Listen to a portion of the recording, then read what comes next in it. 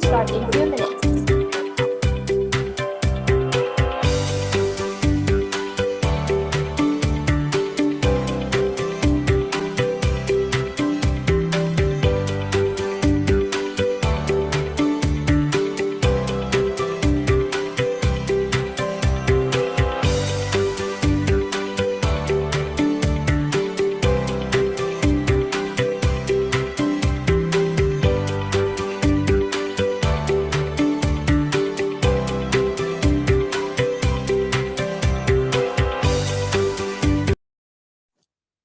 Okay, for our first presenter from the Department of Teacher Education, major in Filipino, let us all welcome the group Z3001.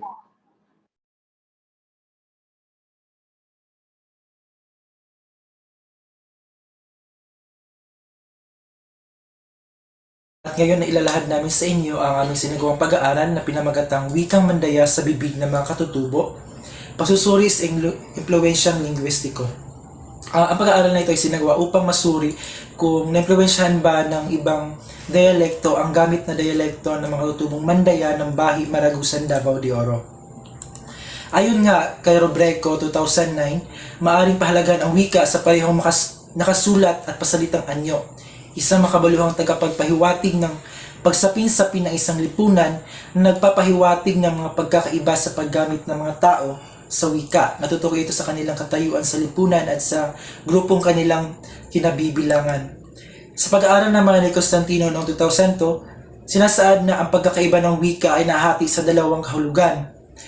Una ay ang heograpiya na tumutukoy sa pagkakaiba ng wika bilang resulta ng iba't ibang lokasyon ng mga nagsasalita ng wika. Pangalawa ay ang sosyolohiya na nakabatay sa pagkakaiba ng wika bilang resulta ng hindi pantay-pantay na estado ng tao sa lipunan. At ayon naman sa pag-aaral ni na Difena, Ikizogla at Wigner noong 2017, ang pag-unlad ng wika ay nakaapekto sa kung paano nakikipag-usap ang mga tao sa lahat ng konteksto ng buhay. Sa pag-aaral naman ni Laranjo 2016, sinasaad na ang pagkatuto ng pangalawang wika ay isang proseso ng malikhaing pagbuo ng sistema kung saan ang mga mag-aaral ay mulat na gumagawa ng hypothesis tungkol sa target na wika batay sa iba't ibang posibleng pinagmulan ng kaalaman nito. At ang kasunod ay ang mga gabay na tanong. Ito ang nakatulong sa amin upang makalap at makagawa ng isang makabuluhang pag-aaral. At ang susunod na detalye ay babahagi sa inyo ni Binibining G. Malinwanes. Ngayon ay dumako muna tayo sa metodolohiya. Mga respondente, sa pag-aaral na ito, kasangkot ang mamamayan ng tribong Mandaya sa Barangay Bahi, Maragusan, Davao de Oro. Instrumentong pampananaliksik. Ang pag-aaral na ito ay sinagawa sa pamamagitan ng researcher-made question. Disenyo at pamamaraan ng pananaliksik. Disenyong kwalitatibo ang gagamitin ng mga mananaliksik sa pag-aaral na ito. Para sa kwalitatibong disenyo, kombinasyon ng pamamaraang deskriptibo at pangkatutubo ang gagamitin sa pag-aaral na kinapapalooban ng pangangalap ng datos sa pamamagitan ng pag-record sa aktwal na usapan ng mga mananaliksik at respondente. Resulta at diskusyon. Sa impluwensyang lingwistiko sa kultura, mga salita sa tribong Mandaya, halimbawa, respeto, kahulugan sa Cebuano, pagtahod, kahulugan sa Filipino, pagrespeto.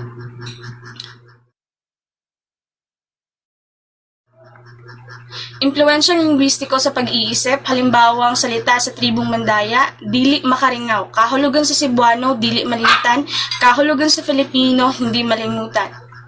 At ang panghuli, impluwensyang lingwistiko sa pakikipag-ugnayan. Mga salita sa tribong Mandaya, katigam, kahulugan sa Cebuano, tunan, kahulugan sa Filipino, pag-aralan. Naman tayo sa mga tema at sa mga suportang idea na nakuha namin sa aming pananaliksik. Una sa mga tema ay ang pagpreserba ng wikang Mandaya. Gusto ng ating mga batay sa aming mga na-interview sa pananaliksik na ito ay ninanais nila na mapreserba ang kanilang wika sapagkat gusto nila na maabutan pa ito ng mga susunod na henerasyon. At ang pangalawa naman ay ang pagbibigay pansin ng mga kinauukulan. Ninanais din ng ating mga kapatid na Mandaya na mabigyan sila ng pansin ng pamahalaan o kaya ng gobyerno na mabigyan ng halaga ang kanilang wika at mapreserba ito.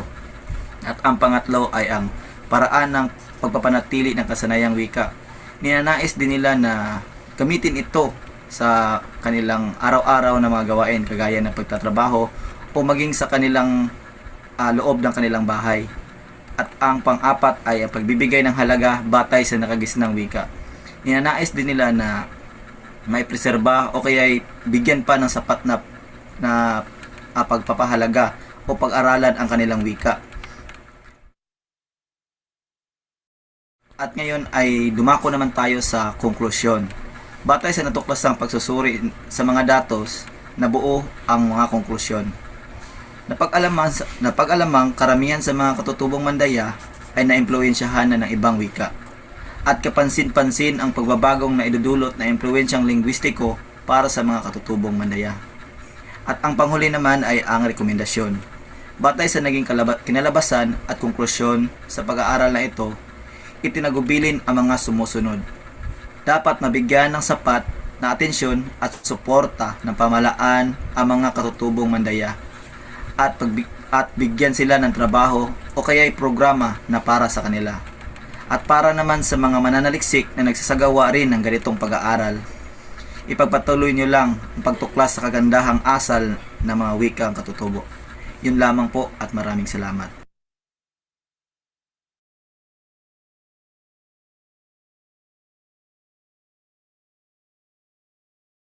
Thank you so much for the presenters. And now let's proceed with the reactors to give their comments or questions about the presentation.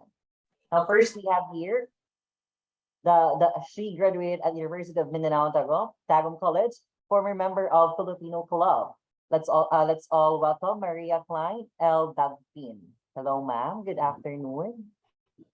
Hello po, good afternoon. Mahusay ang pagpresenta ng inyong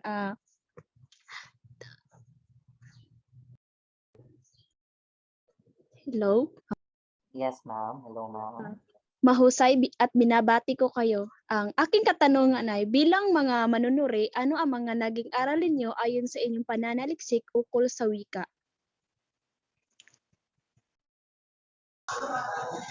Magandang hapon sa inyong lahat.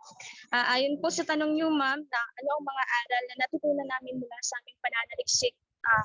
Ang mga aral na nakuha o napulot namin mula sa aming isanaliksik ay ang baga kung gaano kaimportante ang naidudulot ng wika sa bawat individual, lalo na sa amin na mga mag-aaral. Simula nang nagkaroon kami ng interview sa Barangay Bahi Maragusan, na kami mismo ang kumausap sa tribong Mandaya, natuklasan namin na hindi lang ang pera ang maituturing na mahalaga. Hindi lang ang pera ang nagpapasaya sa tao, maging hindi lang ang pera ang huhubog ng ating pagkatao, kundi ang pagkakaisa at ang relasyon na nabubuo ng magkakaibang tao, ng magkakaibang tribo dahil sa wika. Ipinatunayan ng tribong Mandaya ng taga-Bahay Maragusan na marami man silang kakulangan kumpara sa iba, ang kanilang sariling wika, ang kanilang pagiging isang Mandaya ay patuloy na namamayagpag at ipinagmamalaki nila sa ibang tribo. Yun lang at maraming salamat po.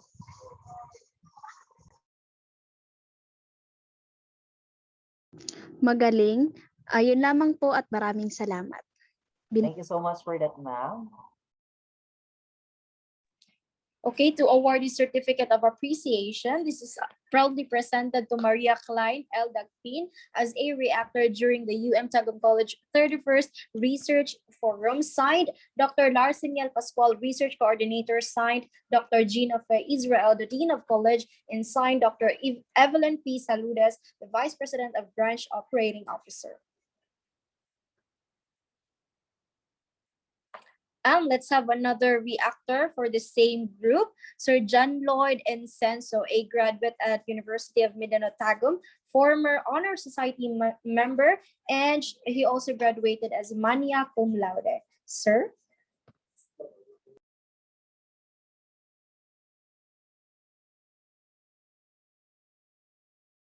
Excuse me, ma'am. Feel na ko, ma'am, si Sir John Lloyd karon ma'am kay nagkuan pa sa kuan, ma'am. na siya gilakaw daw ma'am, pero nag-attend lang siya ma'am, na minaw lang siya ma'am. Okay. So, wala si sir, no?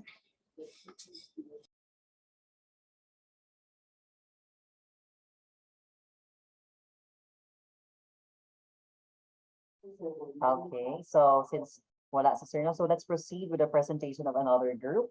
So we have here the presentation of group Z3007.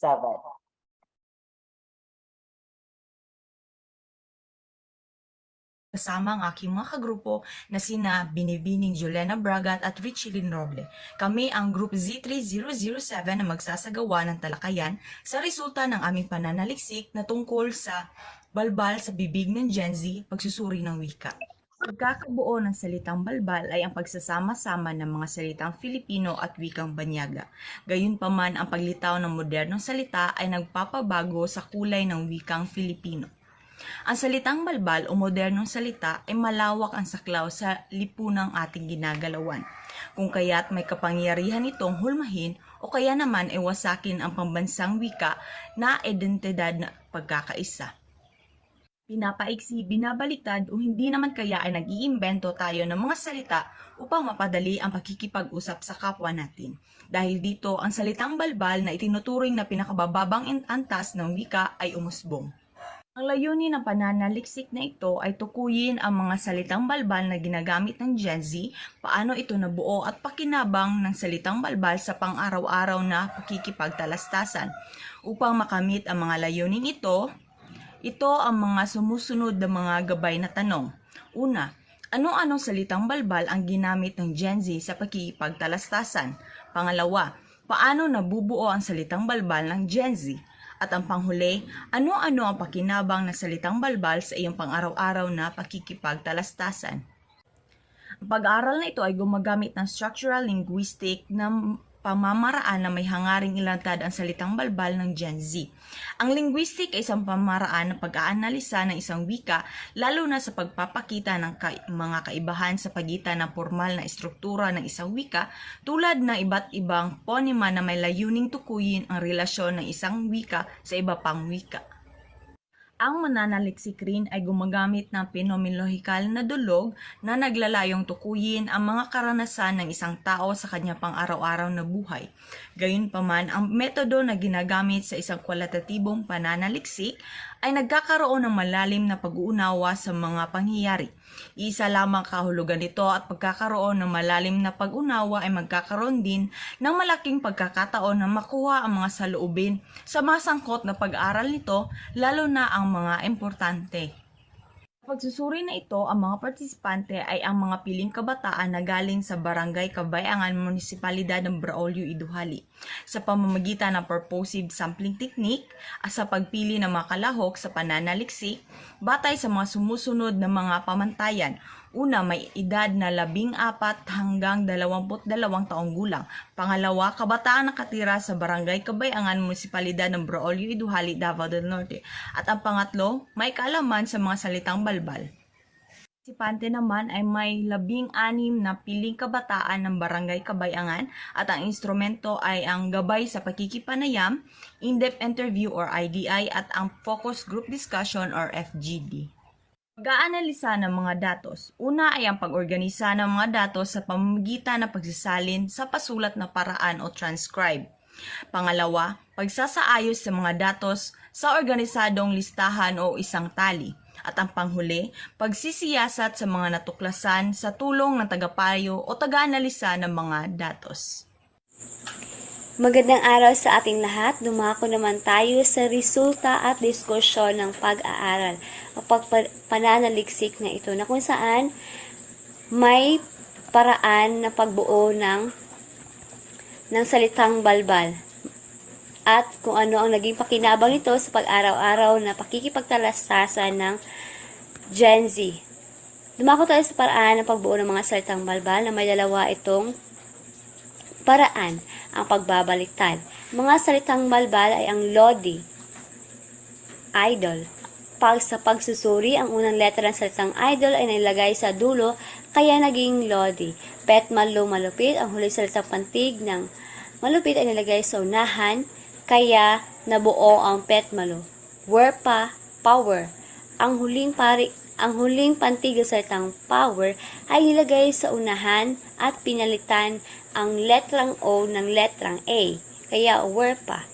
Erpat, na sa Ingles na father, ang huling dalawang letra ng salitang father ay nilagay sa unahan at pinalitan ng letrang F ng letrang P at nawala ang letrang H. Ermat, mother. Ang huling dalawang letra ng salitang mother ay nilagay sa unahan at pinalitan ng letrang O ng letrang A at nawala ang letrang H. Dumako naman tayo sa pangalawang paraan ng pagbuo ng salitang balbal ay ang paggamit ng acronym. Ang paggamit ng acronym, mga salitang nabuo o binuo batay sa inisyal o mga unang letra ng bawat salita. SQL or share ko lang. LOL, laugh out loud o LUL, ASAP, as soon as possible. OTW, on the way. TYL, text you later. Dumako naman tayo sa pakinabang ng salitang balbal sa pang-araw-araw na pakikipagtalastasan. Ang madaling pakikipag-usap, mabilis na komunikasyon, malikhaing paggamit ng salita. Ayon kay Tom Canday, ang mga kabataan ay gumagamit ng mga salitang balbal sa pangungusap na mas maikli at mas mabilis at mas madaling sabihin.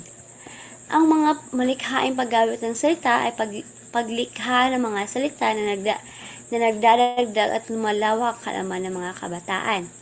At ang panghuli naman ay ang madaling pakikipag-usap. Ituturing na ang mga kabataan ay malaking pakinabang ang paggamit ng salitang balbal dahil nagdudulot sa kanila ito ng madaling pakikipag-usap sa kapwa nila kabataan. Sa kabuang resulta ng pag-aaral na patunayan na ito ay nakabatay sa teorya ni Larry Seilenker 1972 na Interlanguage Theory na ang mga salitang balbal ay hindi sistematikong kamalian lamang. Ito ay isang hiwalay na transitional na sistemang pangwika na nagbabago batay sa proseso at pagkuha at paggamit nito. Ang pagsasama ng wika sa ibang wika, pagbabaliktad ng mga kaantasan ng wika ay may kaugnayan sa katayuang mayroon ang lipunang gumagamit nito. Patunay lamang na ang mga salitang balbal ay ginagamit ng mga kabataan ay naging tanyag dahil sa pagbabaliktad o pagjambol ng mga salitang Pinoy at Ingles. Para naman sa konklusyon at rekomendasyon, batay sa natuklasan namin sa pag-aaral na ito, sa panahon ngayon, isang mahalagang aspekto ng pakikipagsalamuha ang pagsabay sa napapanahong salita o ang tinatawag na trending. Sa ganitong paraan, madaling napapahayag ng taong kanyang sarili sa natatangi at kakaibang pamamaraan. Talagang napakalaking impluensya ng social media, teknolohiya, iniidolong artista at lalo na ang kaibigan sa mga Gen Z sa paggamit ng ganitong uri ng pananalita. Upang maramdaman na sila ay kabilang sa henerasyon, ang panggagaya, pagsunod at pagsabay sa kanilang naririnig o nakikita at iba pang karanasan sa pagsasalita ay naging paraan upang gamitin ang salitang balbal. Mula sa mga natuklasan, inirekomenda ng mga mananaliksik sa mga Gen Z at kabataan na magsagawa pa ng ibahayong pag-aaral sa mga wikang ginamit ng kabataan. Sa mga magulang, hinihikayat ng mga mananaliksik na gabayan ang kanilang mga anak sa mga salitang ginagamit. Sa mga guro, inirekomendasyon ng mga mananaliksik na hikayatin ng mga Gen Z na gamitin ang formal na antas ng wika sa paggamit ng mga salita kahit nasan man at huwag gawing biro ang paggamit ng mga salitang balbal na maaaring makasakit sa damdamin. At sa lipunan, inirekomenda ng mga mananaliksik na unti-unting tanggapin at lawakan ng isip sa paggamit at pag-intindi ng mga salitang balbal. Bagamat panatilihin ang paggamit ng mga formal at angkop na komunikasyon na naayon sa sitwasyon. Para naman sa mga mananaliksik sa hinaharap ay maaaring magsagawa ng ibayong pag-aaral na sa malawak na komunidad upang mas makakalap pa ng maraming impormasyon, kaalaman at kabatiran tungkol sa salitang balbal.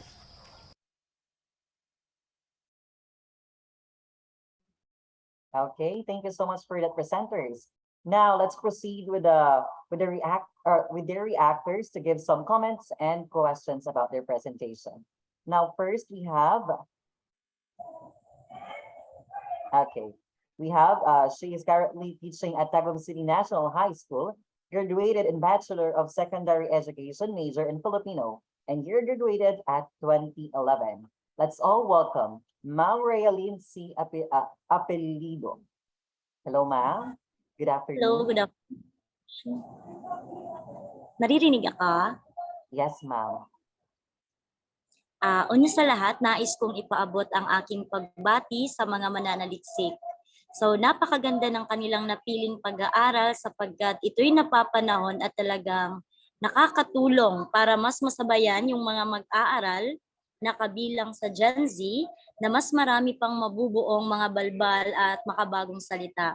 Pero gaya nga ng nabanggit kanina, mas ituro pa rin sa mga mag-aaral yung paggamit ng formal na wika. So sa muli, congratulations. Thank you so much, ma'am. And now to give the certificate of appreciation.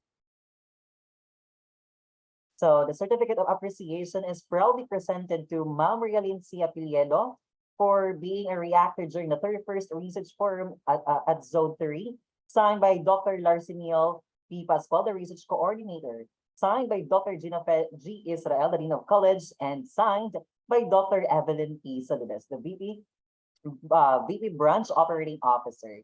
Congratulations to all the presenters and to our reactors. Next. Okay. Now let's proceed with the next presentation from the group Z3003.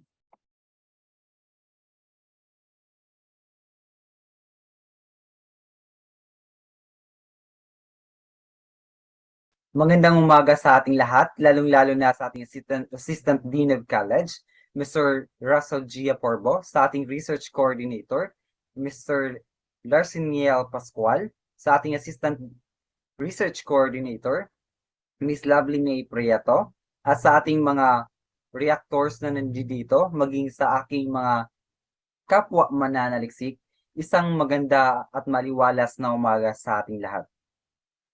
Ang aming pananaliksik ay may pamagat na pagsilip sa panitikang atadi-babawon, mga salaysay tungkol sa kanilang kultura. Ako nga pala si Gistone D. Manliguez at kasama ko si Darnicel Cañas at Christian Nilo. Ang introduction sa pananaliksik na ito ay sa liga ng pagkakakilanlan ng kultura ang panitikan, kaya ang nahabing sanggunian, material at di material na simbolo ng isang lahi ay pinakaiingatan ng bansa upang pangalagaan at mapreserba ang nakatagong yaman na nagpapakita ng makukulay na kasaysayan ng bawat lahi sa lipunan. Kahalagahan ng kultura at panitikan. Inisaad naman ni Bigafreya at Kalibayan 2016 sa pamamagitan ng panitikan ating makikita at masasalamin kung anong karanasan, kaugalian, paniniwala o kaisipan mayroon ng isang tao o lahi na maaaring maihayag sa titik o may sa titik man ito o wala. Ayon naman sa artikulo ng panitikan.ph 2020, ang pag-aaral at pagbabasa ng mga akdang pampanitikan ay mahalaga dahil naglalaman ito ng parehong masagana at masalimuot na kasaysayan ng bansa. Nakasulat rin sa mga akdang pampanitikan ng iba't ibang makukulay na kultura at tradisyon mayroon ang ating bansa dito sa Pilipinas. At tungkol naman sa pagpapanitili sa kanilang kultura at sa pagdaan ng panahon, ayon sa pananaliksik ni Mabaw 2021, ang pagbabago ay katangian ng bawat kultura, material man ito o di material. sa patuloy na daloy ng panahon sa modernong mundo. Layunin ng aming pananaliksik. Mailahad ang mga pagpapahalagang kultural na mga talibabawon sa pamamagitan ng kanilang mga akdang pampanitikan. Alamin ang mga hakbang na kanilang ginagawa upang mapanatili ang kanilang kultura. At manawaan ang iba't ibang aspeto na sinasaklaw ng kanilang kultura sa pamamagitan ng pagtuklas ng kanilang mga karanasan nang sa ganon ay mapalagahan ang kanilang kultura sa pamamagitan ng pagkakaroon ng malalimang pagsisiyasat rito. Mga tanong ng pananaliksik. Una ay ano-ano ang pagpapahalagang kultural ng mga ataribabawon na masasalamin sa kanilang panitikan.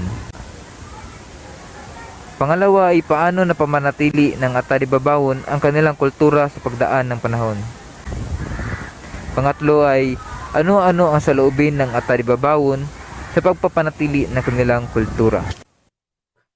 Nakaangkla ang pag-aaral na ito sa dalawang teorya. Una, ang cultural identity theory ni Collier at Thomas, 1989. Ito ay pinagsamang ideya ng etnografiyang pangkomunikasyon at konstruksyong panlipunan na naglalayong mailahad at may balangkas ang katangian ng pagkakakilanlang pangkultural. Bukod dito, ayon sa teoryang ito, ang kultura ang isa sa mga nagagamit ng bawat tao sa pagpapahayag ng kanilang mga saloobin upang magkaroon ng komunikasyon ang bawat individual sa pamayanan. Pangalawa, ang symbolic interactionism ni Mead, 1937. Ayon dito, ang isang pamamaraang ginagamit upang pag-aaralan ang mga pagkikipag-ugnayan ng tao sa pamamagitan ng pagtuon sa kahulugan na itinatalaga ng mga individual sa mga bagay-bagay sa mundo sa kanilang interpretasyon ng mga simbolo. Sa paraang ito, ang simbolo ay tumutukoy sa anumang maaaring bigyan ng kahulugan, kabilang ang wika, panitikan, ang kanilang kilos, mga bagay, imahe, kaganapan, at marami pang bagay na bumubuo sa lipunan. Ang pananaliksik na ito ay may metodolohiyang kwalitatibong pag-aaral, phenomenological na pamamaraan, interview o pakikipanayam na may dalawang bahagi, ang focus group discussion o FGD, in-depth interview IDI, paggawa ng talatanungan na may 14 na partisipante na individual na kasapi ng ataribabawon sa Barangay Gupitan sa lungsod ng Kapalong sa probinsya ng Davao del Norte. Ayon kina Hadi and Claus 2016, ang mga mananaliksik ay magpapakita ng pagpapahalagang aspeto ng kanilang pananaliksik upang maipakita ang integridad ng kanilang mga nakuhang datos nang sa gayon ay magkaroon ng malalim na pag-unawa sa paksa ng kanilang pananaliksik. At ang mga resulta at diskusyon na aming nakuha batay sa aming pananaliksik patungkol sa pagpapahalagang kultural ng mga ataribabawon, mga tema ng aming nakuha na mga datos. Una ay ang pagpapahalagang kultural sa kasaysayan at paniniwala. Pangalawa ay ang pagpapahalaga sa espiritual na paniniwala. Pangatlo ay ang pagpapahalaga sa kabutihang asal na mayroon ang mga ataribabawon. Pang-apat ay ang pagpapahalaga sa musika at kultura ng ataribabawon. At ang panghuli ay ang pagpapanatili ng kanilang ritual. Mga resulta at diskusyon sa pagpapanatili ng kanilang kultura. Mga tema, talahanayan, 2. Una ay pagtuturo ng kultura sa pamamagitan ng inkulturasyon. Pangalawa ay pag-organisa ng mga kultural na gawain. Pangatlo ay isali ang mga kabataan sa gawaing kultural. Panghuli naman ay pag-uugnay ng kultura sa mga gawaing pampolitika. Ang mga tema ng bahaging ito ay sumasaklaw sa ikatlong pangunahing katanungan ng aming pananaliksik na tumatalakay sa mga saloobin ng mga ataribabawon tungkol sa pagpapanatili ng kanilang kultura. Unang tema, nagpapasalamat sa pagsisikap ng mga pinunong tribo. sapagkat sa pagdaan ng maraming taon ay nanatili pa rin silang matatag na nagpapatuloy sa paghubog ng kanilang kultura. Pangalawang tema, pahalagahan ng mga kabataan ng kanilang kultura. Ang pagyakap at pagkalingan ng mga kabataan sa kultura ng tribo ay nagbibigay lakas sa kasalukuyang panahon upang manatiling mayabong at matatag sa paglipas ng panahon. Ikatlong tema, nagpapasalamat sa mga opisyal ng tribo. Ang walang kapantay na pagkalingan ng mga opisyal ng tribo ang siyang nagbibigay lakas sa mga taong manatiling isa puso ang kaugalian ng mga ninuno na nagpapakita ng kagandahan ng kultura ng mga Atadi-Babawon.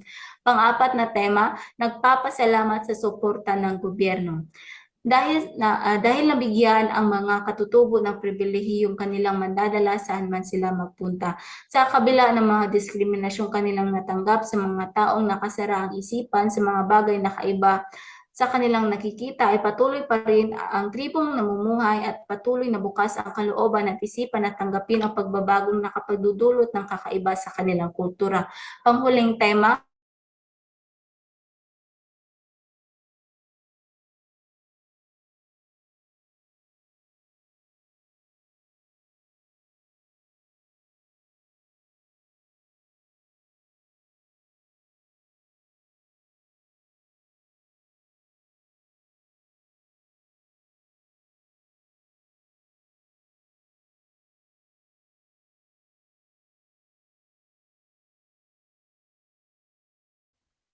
Yun lamang po ang aming presentasyon patungkol sa aming pananaliksik.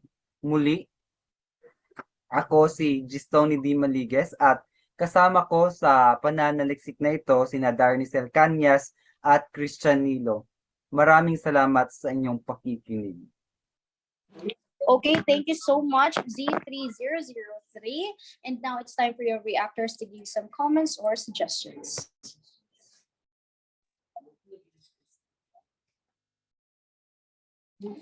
Let's have Sir Ignacio Hubahib, a Bachelor of Secondary Education major in Filipino, Masters of Education in Filipino, and Teacher 3 at Tagum City National High School.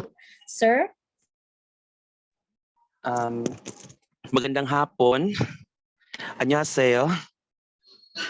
Naririnig ba ako? Yes po, sir. Okay. So, muli ang aking pagbati sa mga mananaliksik na nandito ngayon.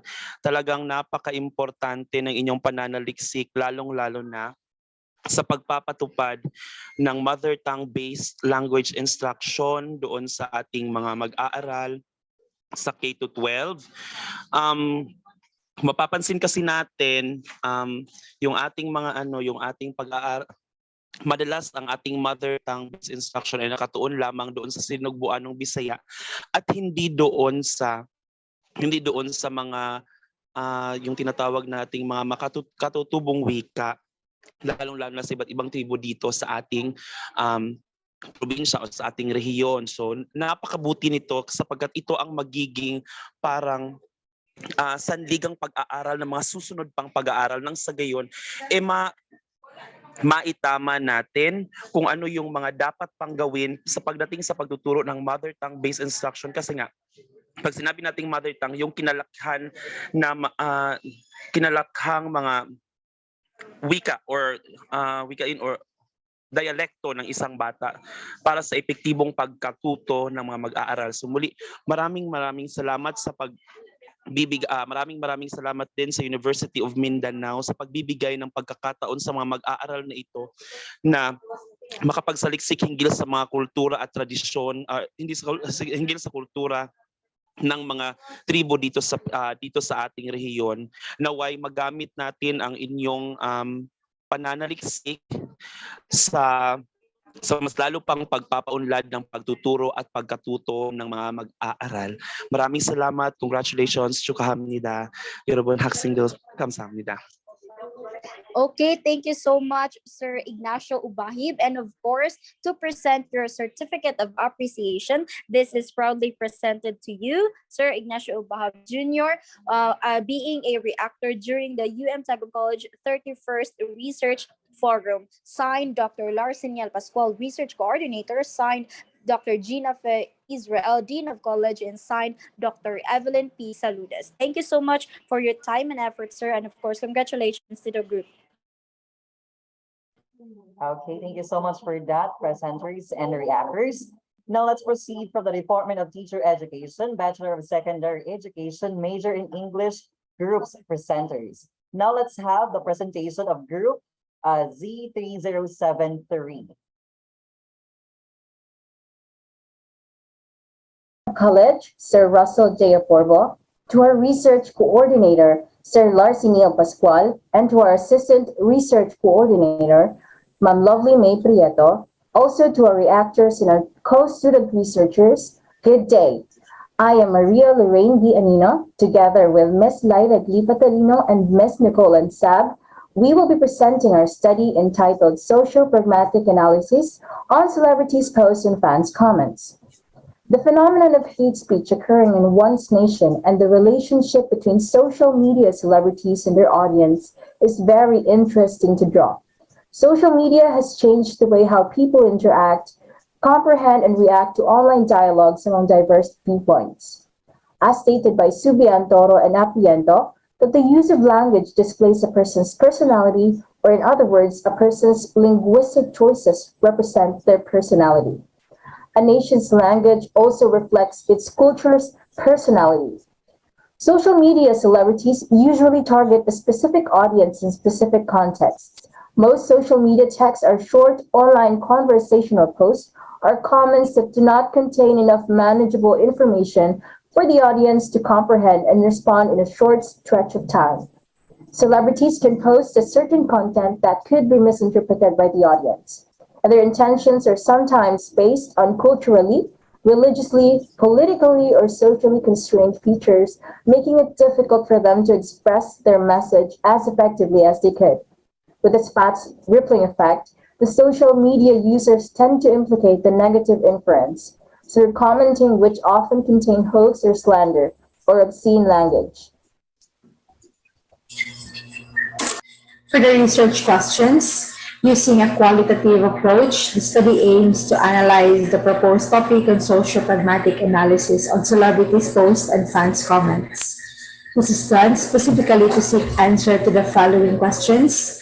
First, what topics are posted by social media celebrities and commented by their fans in their social media accounts? What are the dimensions of online persona manifested in the comments or posts of social media celebrities? Second, what forms of responses are generated from the posts of social media celebrities? Third, what are the strategies utilized by social media celebrities and fans in their social media posts? For the research theories, we have first the 5 dimensions of the online persona.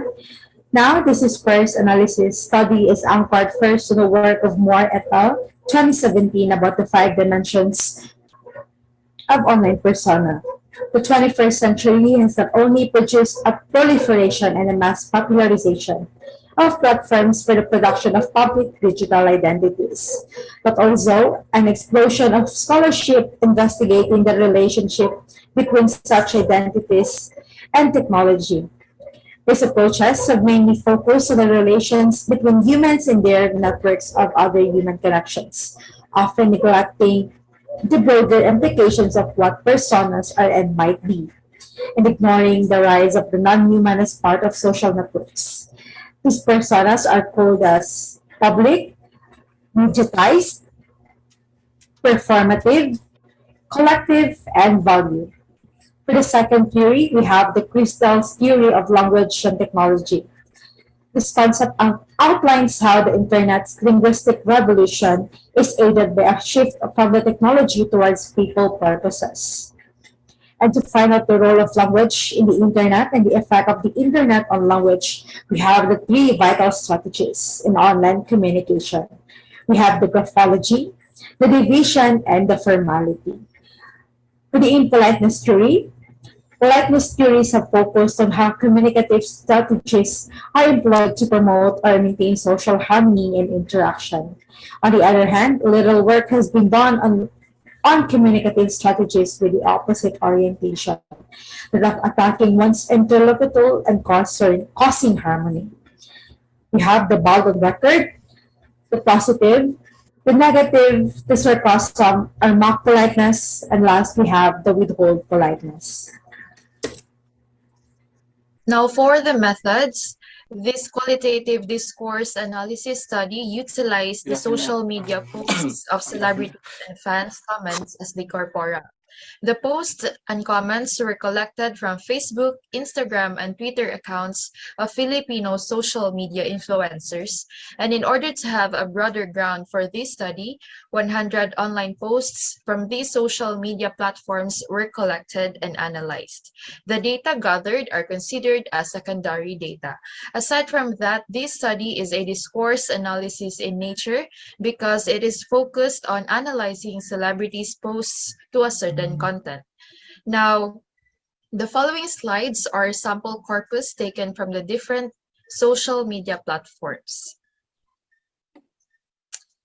First, we have Chris Aquino's Instagram post in her hometown, Tarlac. Second, we have Andrea Brillanta's hashtag Bangon Siargao Advocacy on Instagram. And last, we have Jake Zaira's Facebook post of his image without caption. Results and discussion. The results and discussion answers are research questions. So in research question number 1, what topics are posted by social media celebrities and commented by their fans in their social media accounts? So the current study shows that toxic online discourse amongst the social media celebrities and social media fans groups through frequent use of strong language in social media was pervasive during the entire election period. Gender discrimination and unfavored celebrity relationships are also initiators of negative online discourse in the Philippine context. Next, under research question 1, we have what are the dimensions of online persona manifested in the posts of social media celebrities? The findings show that most of the social media celebrities exploit the public dimension, accounting to 41%, which is characterized by their publicness through expression of personal beliefs and ideological stances. For research question number 2, what forms of responses are generated from the posts of social media celebrities? Most of the subjects used bold on record, accounting to 33%, and sarcasm or mock politeness with similar percentage of 33%, employing a direct and explicit approach. For research question number 3, on the strategies utilized by your social media fans and on the social media celebrities posts, the large percentage of social media fans employ graphology, accounting to 88% as a textual strategy to further express their animosity, and formality as the least used strategy, accounting to 2%. And lastly,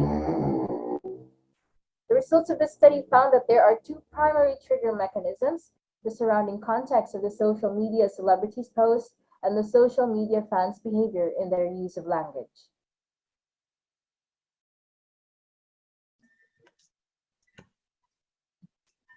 This research offers a wide view of how social media celebrities connect with their fans and how the fans react in return. This also presents the role of language in the internet and the effect of internet on language. There is a problem with social media celebrities' online posts that prompted their fans to disagree and criticize them, such as confronting the fans' clamors, defamatory political posts during elections, negative campaigning, and intimate publicity. Furthermore, the results of the study also found that there are 2 primary trigger mechanisms. First, the surrounding context of social media celebrities' posts and social media fans' behavior in their use of language. Therefore, this study discerns the commenters' behavior in navigating conversations related to entertainment industry by fabricating issues or prejudice, mimicking hate, politically involving oneself when it is unnecessary, gaining social influence, especially through association or conflict with public figures, and lastly, attempting to participate because of the fear of missing out. In these specific cases, we can see how fan behavior played an important role in driving online conversations and criticizing celebrities on specific issues. Once again, this is Group Z3073 and our study entitled Social Pragmatic Analysis on Celebrities' Posts and Fans' Comments.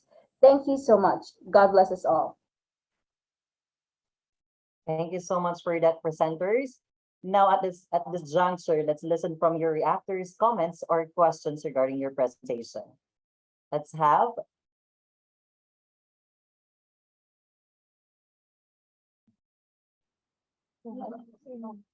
Hello, everyone. okay. Madungo. Yes, sir. So we have here a tertiary Kapalon College of Agriculture, Sciences, and Technology at KCAS, Bachelor of Secondary Education, major in English.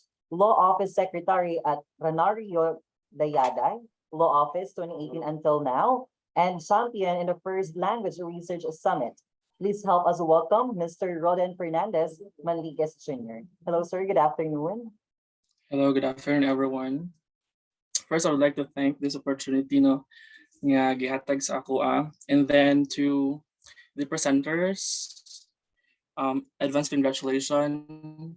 So dili na ko maghatag og ako lang ihatag is a question and anyone sa presenter can answer the question.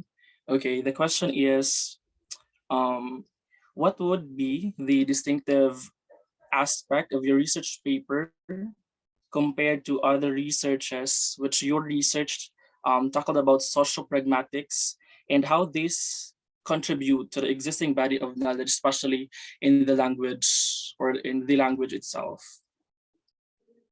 Okay, so good afternoon, sir. Good afternoon. Since to answer your question rather, since social pragmatic is used to understand the language used based on the social context and communication, it is safe to say that it is a broad branch of pragmatics.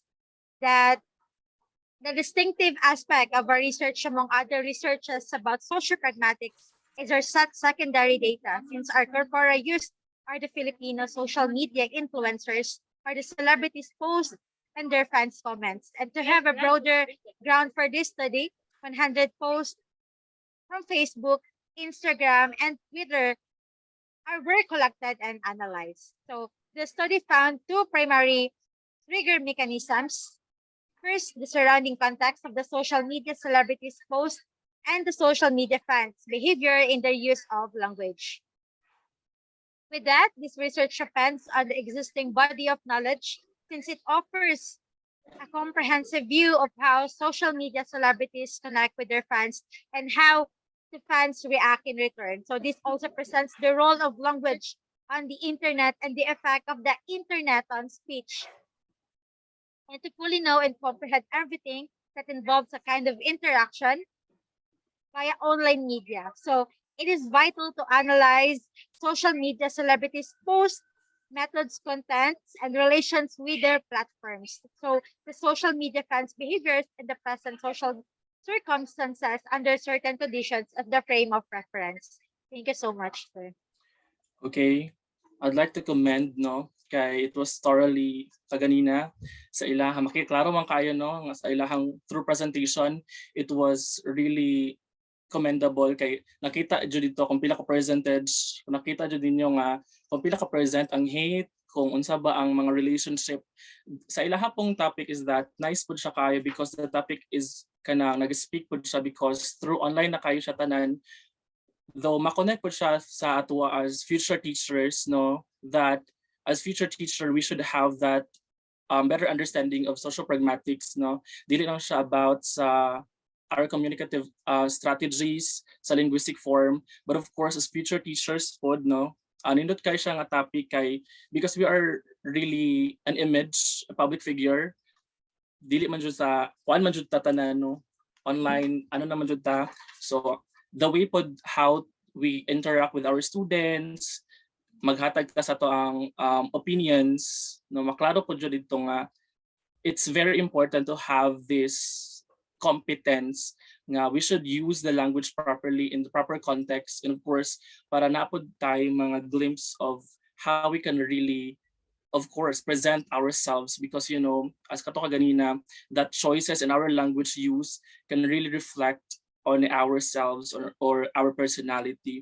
So all in all, sa kaninga group, very good kaayo, and the topic is really great, Jud. So maura to, and thank you everyone for listening, and I hope that your research will makatabang jud siya with the social relevance ng dili lang siya about sa language, but of course to the totality nga ma-impact pod sa inyong student as a future teacher pod.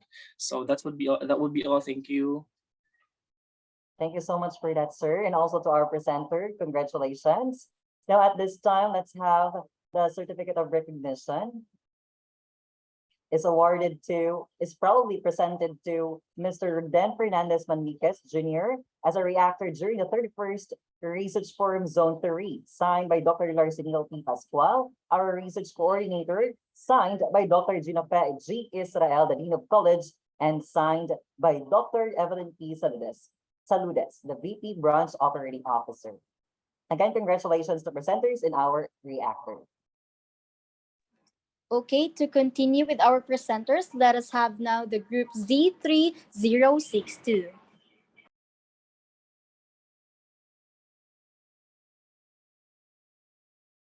Everyone, especially to our guests, our research associate, Ma'am Lovely May Prieto, our reactors, and to my fellow researchers, good morning. I am student researcher Jan Dalen Di Pascual. And I am student researcher Eric C. Linde, and we are the group Z3062. And at this time, it is a privilege to present our study entitled Experiences of Parents in Teaching English Language to Their Children.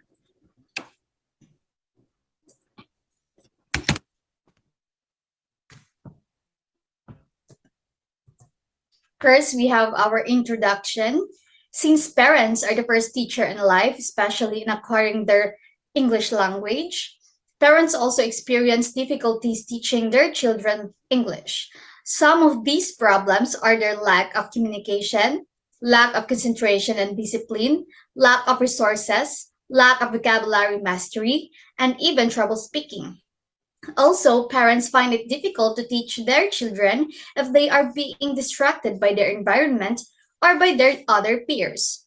Once distracted, they lose interest and learning the language because the environment manipulates their mind. And for our research questions, this study aims to answer the following questions. First, what are the experiences of parents in teaching English language to their children? Second is how do they cope up with the problems encountered in teaching English language? And the third one is what insights can be generated from their responses. Next, we have our research theories. We have parental involvement theory in 1995. Is determined by a parent's attitudes about parental roles and obligations, her perception that she can assist her children in succeeding in school, and the possibilities for involvement supplied by the school or teacher.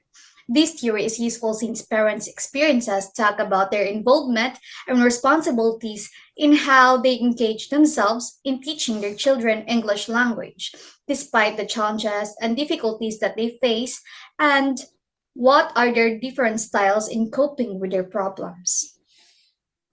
Next one is the Parental Development Theory, or the PDT. It is a valuable theoretical framework for analyzing people's parenting attitudes and activities.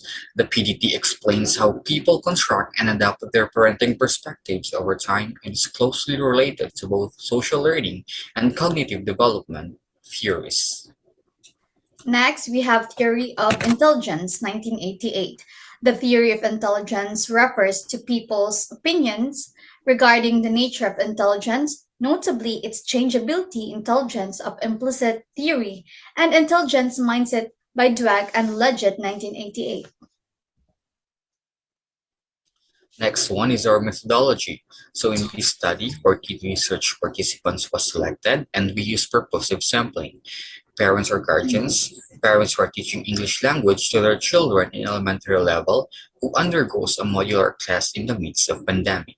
For our research design, we use phenomenological approach, and for our research locale, we have the Tagum City, Davao del Norte, and for our research instrument.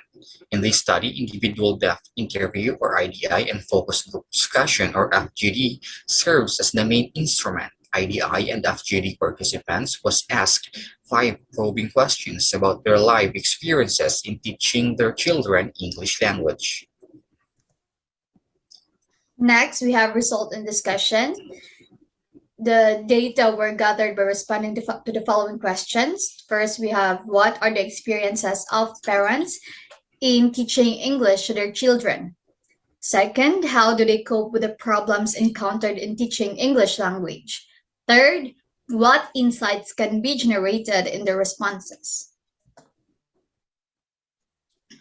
So during the conduct of in-depth interviews and focus group discussions, we, the researchers, recorded the responses through Zoom meeting. Each of the participants eagerly answered the questions.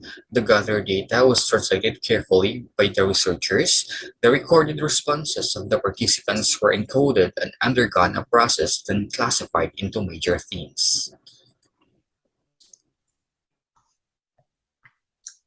Next, we have essential theme and core ideas about experiences of parents in teaching English language to their children, a phenomenological study.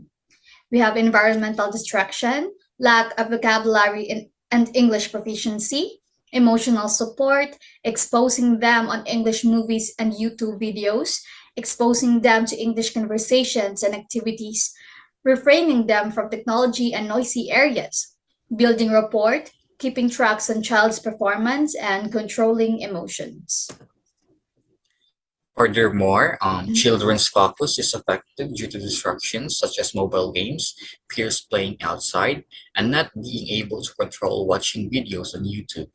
Also, parents find it hard to teach English due to lack of vocabulary, grammatical errors, lack of time, language barrier, and fluency. Parents support their children by motivating, appreciating, giving rewards and praises. Parents expose their children by letting them watch English cartoons, YouTube videos, and movies to improve their English proficiency. Next, we have parents tend to improve their children's English language skills by using English in conversational manner and creating fun activities that uses English language. Next, we have parents keeps their children away from noisy areas and gadgets to avoid distractions. Next, we have parents create strong relationship by motivating and encouraging their child in learning English language. We have also parents keep tracking their child's performance by observing, guiding, and monitoring them. Lastly, we have parents control their frustrations or happiness to avoid children being discouraged or complacent. Now for our conclusion, parents voice out their opinions and experiences, especially those parents who don't have enough vocabulary to express their thoughts using the English language, whereas parents do their best to educate their children. The data shows that parents have a hard time teaching their children the second language because of a lack of time, lack of vocabulary, and grammatical errors, which is parents cannot communicate well with their children and cannot teach the English language properly, resulting as the language barrier and fluency. We have also recommendations. It is suggested that a comparative study be conducted in a broader variety of places with more participants to acquire more meaningful information in the study. And this research may also be conducted in other cities, or the scope of the study might be expanded with the same participants to identify a parallelism with the collected information. And our references. Okay, thank you so much to our And that to group concludes. Z3062. And now it's time for their reactor to give some comments and suggestions. Hello, good afternoon. Madungog ko. Yes, good afternoon, sir. Ladies and gentlemen, we have Sir Elvinson Dalagit, graduated at University of Mindanao Tagum, Police Corporal at Philippine National Police Region 11, Camp Quintin, Merecido, Buhangin, Davao City. Good afternoon, sir. Hello, good afternoon. I would like to commend the researcher for their research we have done. I believe na ang topic ninyo is experiences of parents in teaching English language to their children, right? So, tama ba?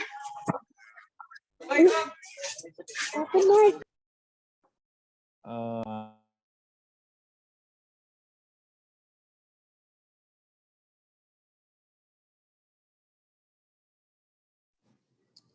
Hello, madungog. Yes po, sir. Okay. So, English is a basic language around the globe. And congratulations sa inyong duha sa mga researchers who naggahin og oras para mag-research about the English language. So, thank you sa inyong research and God bless. Congratulations. Okay, thank you so much, Sir Elvinson Dalagit. And of course, to present to you the certificate of appreciation, we proudly present as being a reactor for our 31st Research Forum, Zone 3 Tagum College, signed Dr. Larseniel Pascual, Research Coordinator, signed Dr. Gina Feji Israel, the Dean of College, and signed Dr. Evelyn P. Saludes, VP Branch Operating Officer.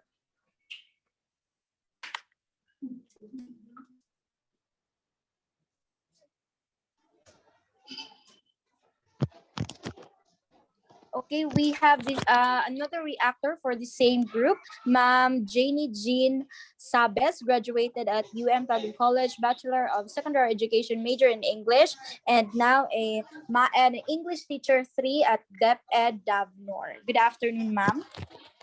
Good afternoon, everyone. Am I audible? Yes, ma'am. Okay, thank you.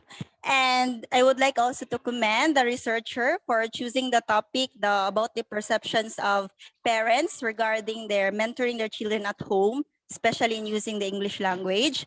And I'd like also to point out that this research is very timely and relevant nowadays, especially during the pandemic, since the shift of responsibility is given to the parents. And this is also timely as well because personally, I'm a parent, and once my child was in a modular session, it was very tiresome in our part. And having this research will give background to the educators for them to craft programs in order to assist the parents, especially nowadays, because not all schools now are embracing the face-to-face. Most of the schools are also engaged in a modular session. And with this research, they have come up with a recommendation, and proper intervention should be given to parents because this will give parents burden or tiresome for their part. So they should also be assisted because teaching an English language is not that easy that you can learn overnight. It tends even for those licensed professionals, we do have series of trainings for this one. And I really hope that the researchers and the administrators could come up with a better plan so that the parents and the students will have a better or education that would merit all of the students. And thank you for this opportunity to share my comments. That's all po. Okay, thank you so much, Ma'am Janie Jean M. Sabes. And of course, to present to you your certificate of appreciation, we proudly present to you this one as a reactor during our UMTC 31st Research Forum. Signed, Dr. Larseniel Pascual, Research Coordinator. Signed, Dr. Gina Fe Israel, Dean of College. And signed, Dr. Evelyn P. Saludes, VP Branch Operating Officer. Thank you so much, ma'am, for your time and effort. And congratulations also to the presenters. Okay, now at this time, let's have another presentation from the group Z3058.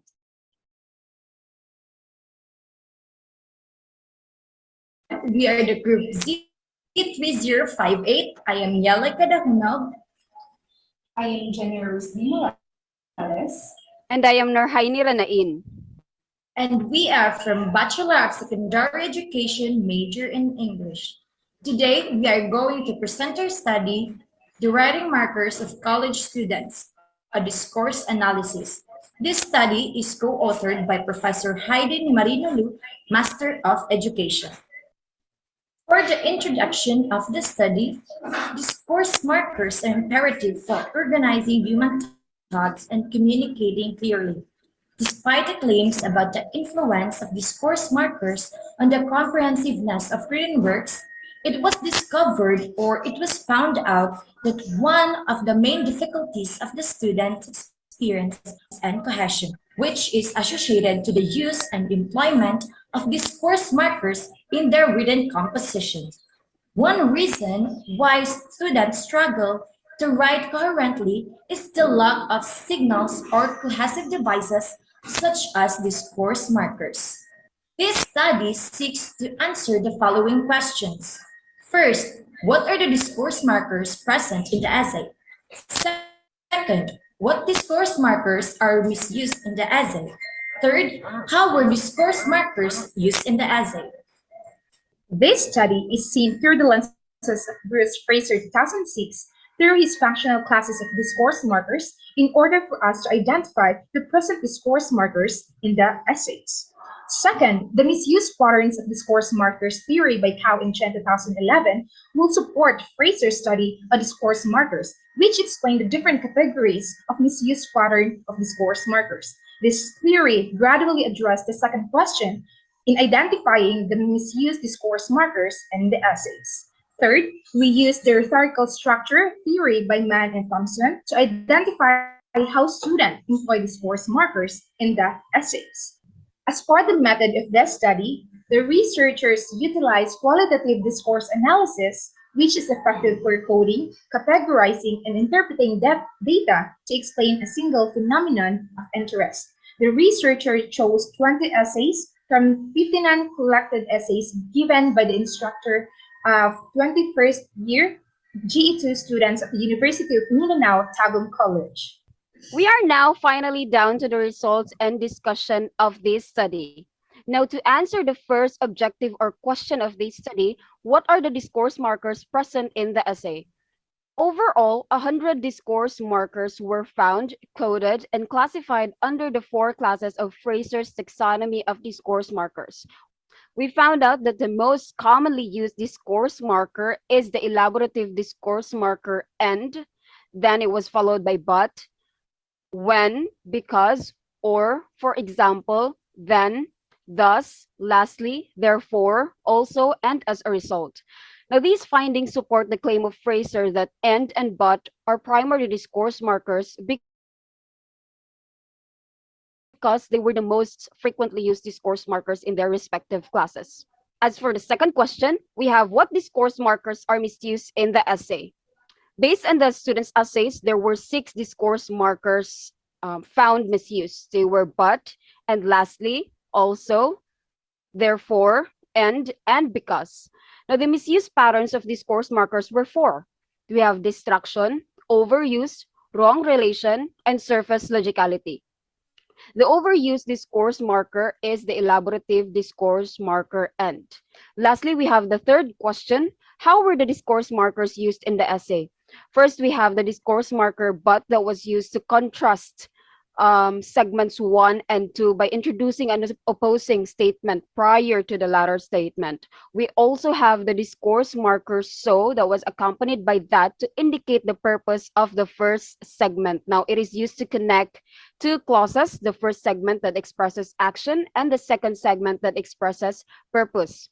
We have the discourse marker so that functions as a connector by introducing and linking the outcome clause in the second segment to the first segment. Next, we have the discourse marker and that was commonly used to add more information about the prior segment. We also have the discourse marker when that was used to indicate time when a specific action occurred. Now, in this case, it expresses things that are happening exactly at the same time. We also have the discourse marker because that was used to indicate the reason for the segment 1.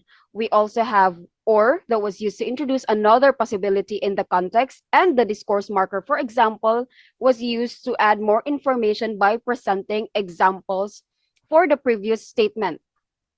Next, we have the discourse marker then that was used to indicate the text's sequence.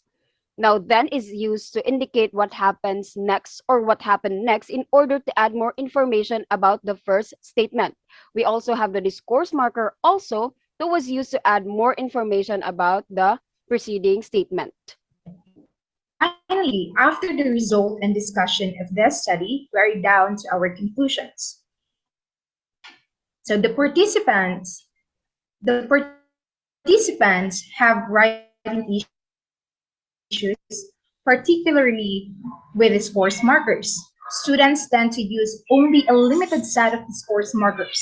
The result revealed that students' writing show many misused discourse markers in their essays. This made understanding their output more difficult because even the few discourse markers they employed were incorrect. While the participants demonstrated awareness of using discourse markers to construct coherent composition, their ability to use them correctly and effectively requires further improvement.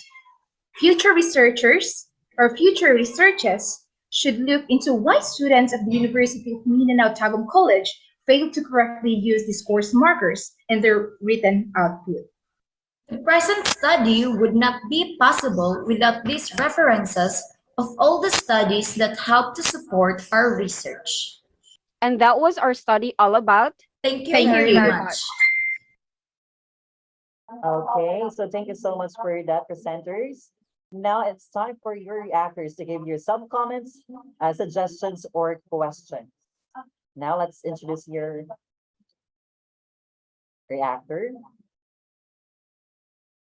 Okay, so we have here, she graduated in Davao del Norte State College, a licensed professional teacher and call center agent. Let's all welcome Miss Hanifa B. Serapio. Hello, ma'am. Good afternoon. Hello, good afternoon. Can you hear me clearly?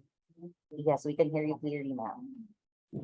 Hi again, once again. Yeah, I just want to ask a question. In your manuscript, you said that it stated there that the respondents was first year. Can I know the reason why did you choose first year as your respondents for your discourse analysis? Hello po, good afternoon. Good afternoon. Good afternoon, everyone. To answer po the question, one of the objective po kasi of our study is to look into how the students actually employ the discourse markers in their essays. And we really want students that don't have any refreshed knowledge about the discourse markers kasi we want lang po is the existing knowledge about how they actually employ the discourse markers in their written outputs. So we choose for the first year students kasi po in the higher year levels, we have the course subject technical writing where the students will be taught on how to use discourse markers again. Thus, they will gain knowledge or they will be refreshed about it. So this might possibly make the results of our study po subjective and obvious na po. So that's it po, and I hope po that answers our question, your question po. Thank you po. Thank you very much. And that, I think, answer my question. Okay, so thank you so much for that, ma'am, and also to our presenters. Now, at this time, let's have the presentation of the certificate. Now, the certificate of appreciation is proudly presented to Ms. Hanifa B. Serapio as a reactor during the 31st Research Forum of Zone 3, signed by Dr. Larceniel P. Pascual, the Research Coordinator, Dr. Ginafe G. Israel, the Dean of College, and signed by Dr. Evelyn P. Saludes, the VP Branch Operating Officer. Thank you so much to our presenters and to our reactor. Okay, to continue, let us proceed to our next group of presenters. Let us all welcome the group Z3065.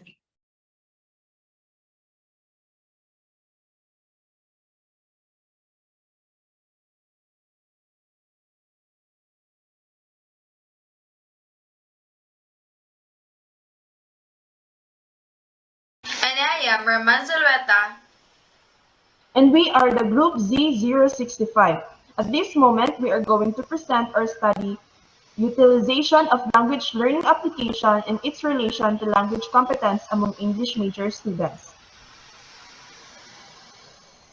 In today's time, due to the pervasiveness of technology and to the impact of global crisis, the shift of learning modality from residential face-to-face to online class, which allows the students, particularly the English major students, to make use of available electronic resources such as Grammarly, Duolingo, AlphaSpeak, and other language learning apps that could increase their language competence. Next is the focus of this study. The focus of this study is to investigate whether the utilization of language learning application could enhance, distort, or strengthen the appreciation of second language.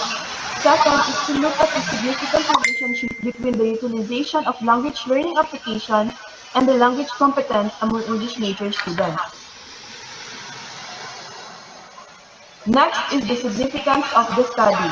This study would be beneficial for future researchers who wish to investigate the intricacies of language acquisition. And also, the ideas presented may be used as reference data in conducting new researches or testing the validity of other related findings and used as a basis for developing a new theory. So these are the objectives of the study. So the first is to identify the level of utilization of language learning apps in terms of features and accessibility.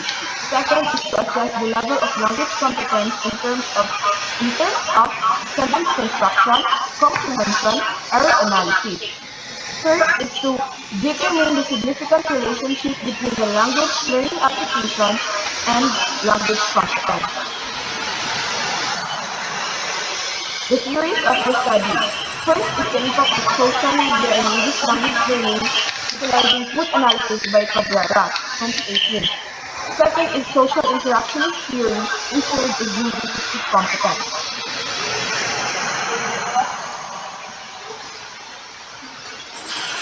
Next is the review of related literature. According to the author of this study, language learning application will assess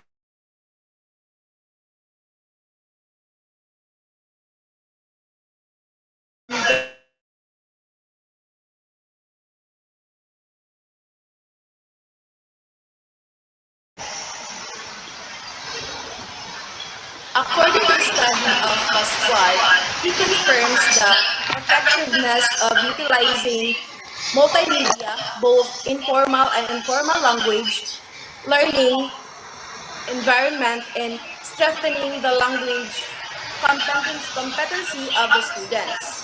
Next. According to the study of Luke, he opined that there is a positive impact of the utilization of language learning applications. For instance, Duolingo application offers ease of access, self-improvements, and time flexibility. Next. The methodology of the study is respondents of the study is where English student under the secondary education program from first year to fourth year students of UM Tagum College enrolled in first semester of school year 2021-2022. This study used a simple random sampling technique in selecting the respondent.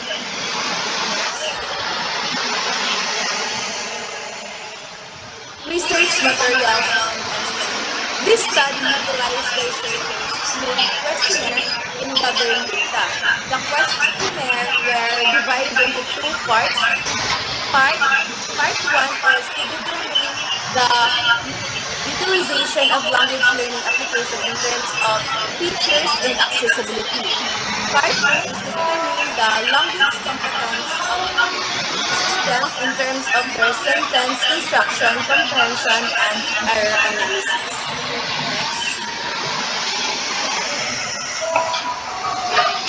Research design procedure.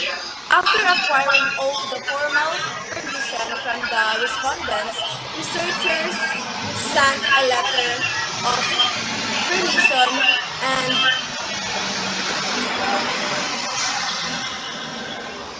and secured approval from the Dean of College since the study was conducted at the University of Mindanao Tagum College. Then the researchers administered the research instrument in form of survey questionnaire using Google Form. And after collecting all the data, the researchers retrieved with the help of the statistician, tabulated until the statistician treatment using the appropriate statistician tool. Next.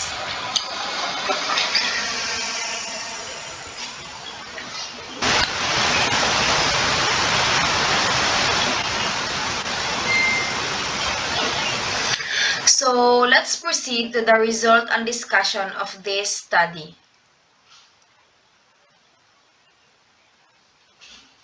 In level of utilization of language learning application, the result can be gleaned that the overall mean score for the utilization of language learning application is described as very high.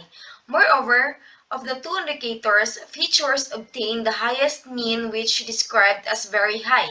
This means that the level of utilization of language learning applications is very much observed. Lastly, accessibility got the lowest mean score. The result corroborates with the findings of that there is a positive impact on the utilization of language learning applications. Next, please. The level of language competence among English major students is the result of this study shows that this indicator is low, which means that their language competence when it comes to constructing sentences is low, which means that utilizing these applications did not increase their competency in reading comprehension.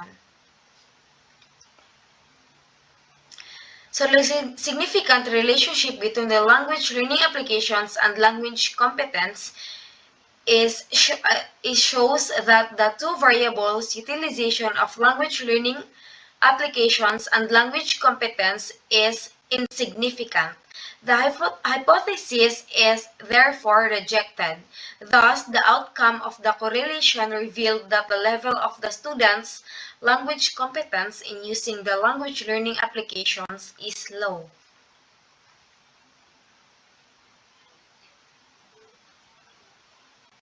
So next is the conclusion or recommendation of this study.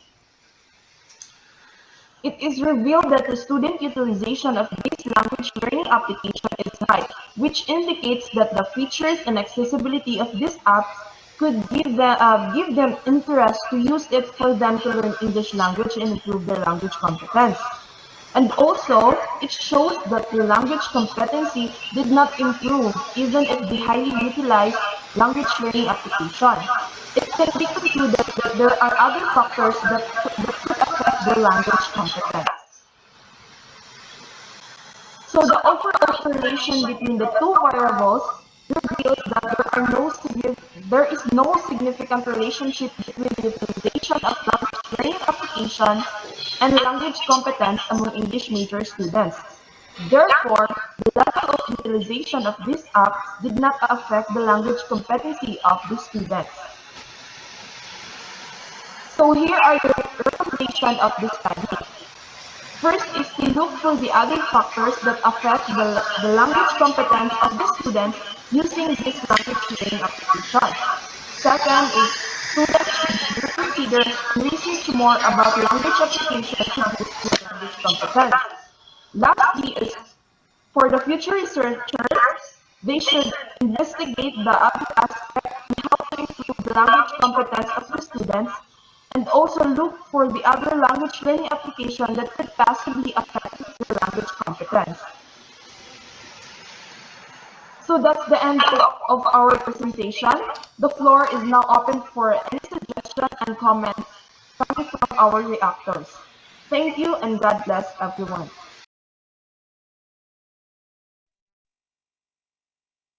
65. And now it's time for the reactor to give his or her comments or suggestions. We have Sir Edward Mahilong from Davao Winchester College, a licensed professional teacher, medical record staff in Massachusetts and a medical clinic and hospital. Sir? Hello, good afternoon. Can you hear me? Sir. Okay, thank you. First of all, I would like to congratulate the researcher for doing their job. Their study is very interesting because utilizing language learning application is very essential, especially now that we are facing pandemic. Also, it is beneficial to students since almost all of them have cell phones. I guess that is all. Thank you and God bless.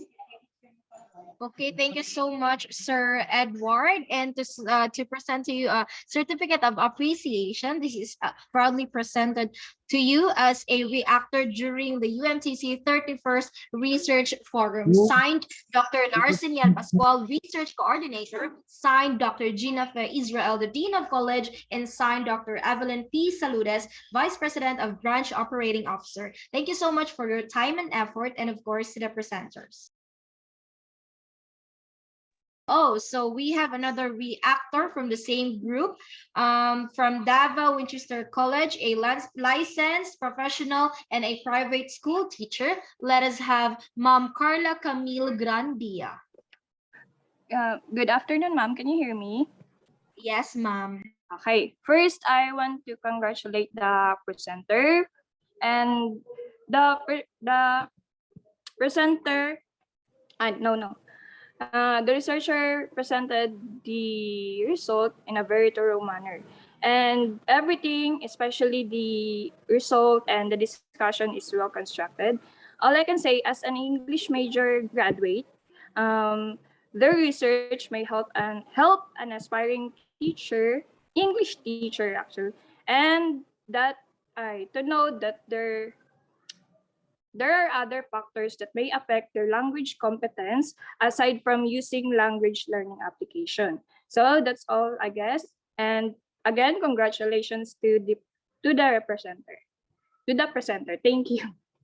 Okay, thank you so much, Ma'am Carla. And of course, to present the certificate of appreciation, this is proudly presented to you as a reactor during the UMTC 31st Research Forum. Signed by our research coordinator, Dr. Larseniel Pascual, signed the Dean of College, Dr. Gina Fe Israel, and signed by the Vice President of Branch Operating Officer, Dr. Evelyn P. Saludes. Thank you so much, Ma'am, for your time and effort.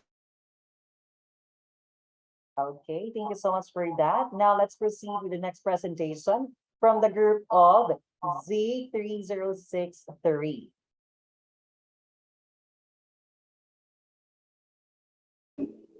And I am Kenchendi Kadornigara.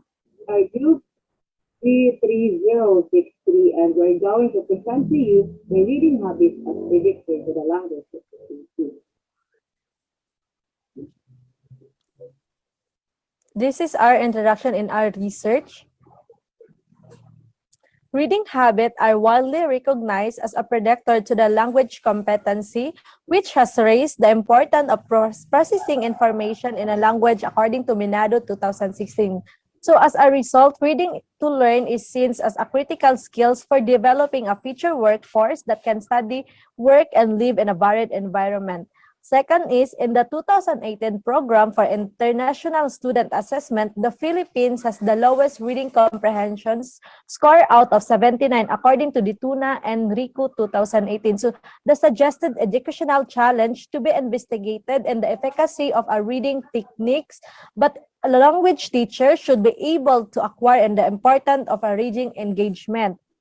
Next is in the Region 11, reading habit as a predictor to the language proficiency together with a language can enhance and collaborate reading activities that are being given to the student with an effective way to participate their social environment, which increasing their comprehensions ability according to Abdul Halim 2017. Engaging reading readers should acquire a component of a discussion based on a reading strategy to lead to effective cognitive stimulation. Research objectives. So the study will be conducted in order to determine the influence of reading habit as a predictor to the language proficiency of the student. So number 1 is to know the level of a reading habit in student in terms of read in step-by-step way. 1.2, process that result in meaning. Number 2, to know the level of the predictor to the language proficiency in terms of 2.1, text and the context. 2.2, interaction process. Number 3, to know if there is a significant relationship among reading habit as a predictor to the language of the student.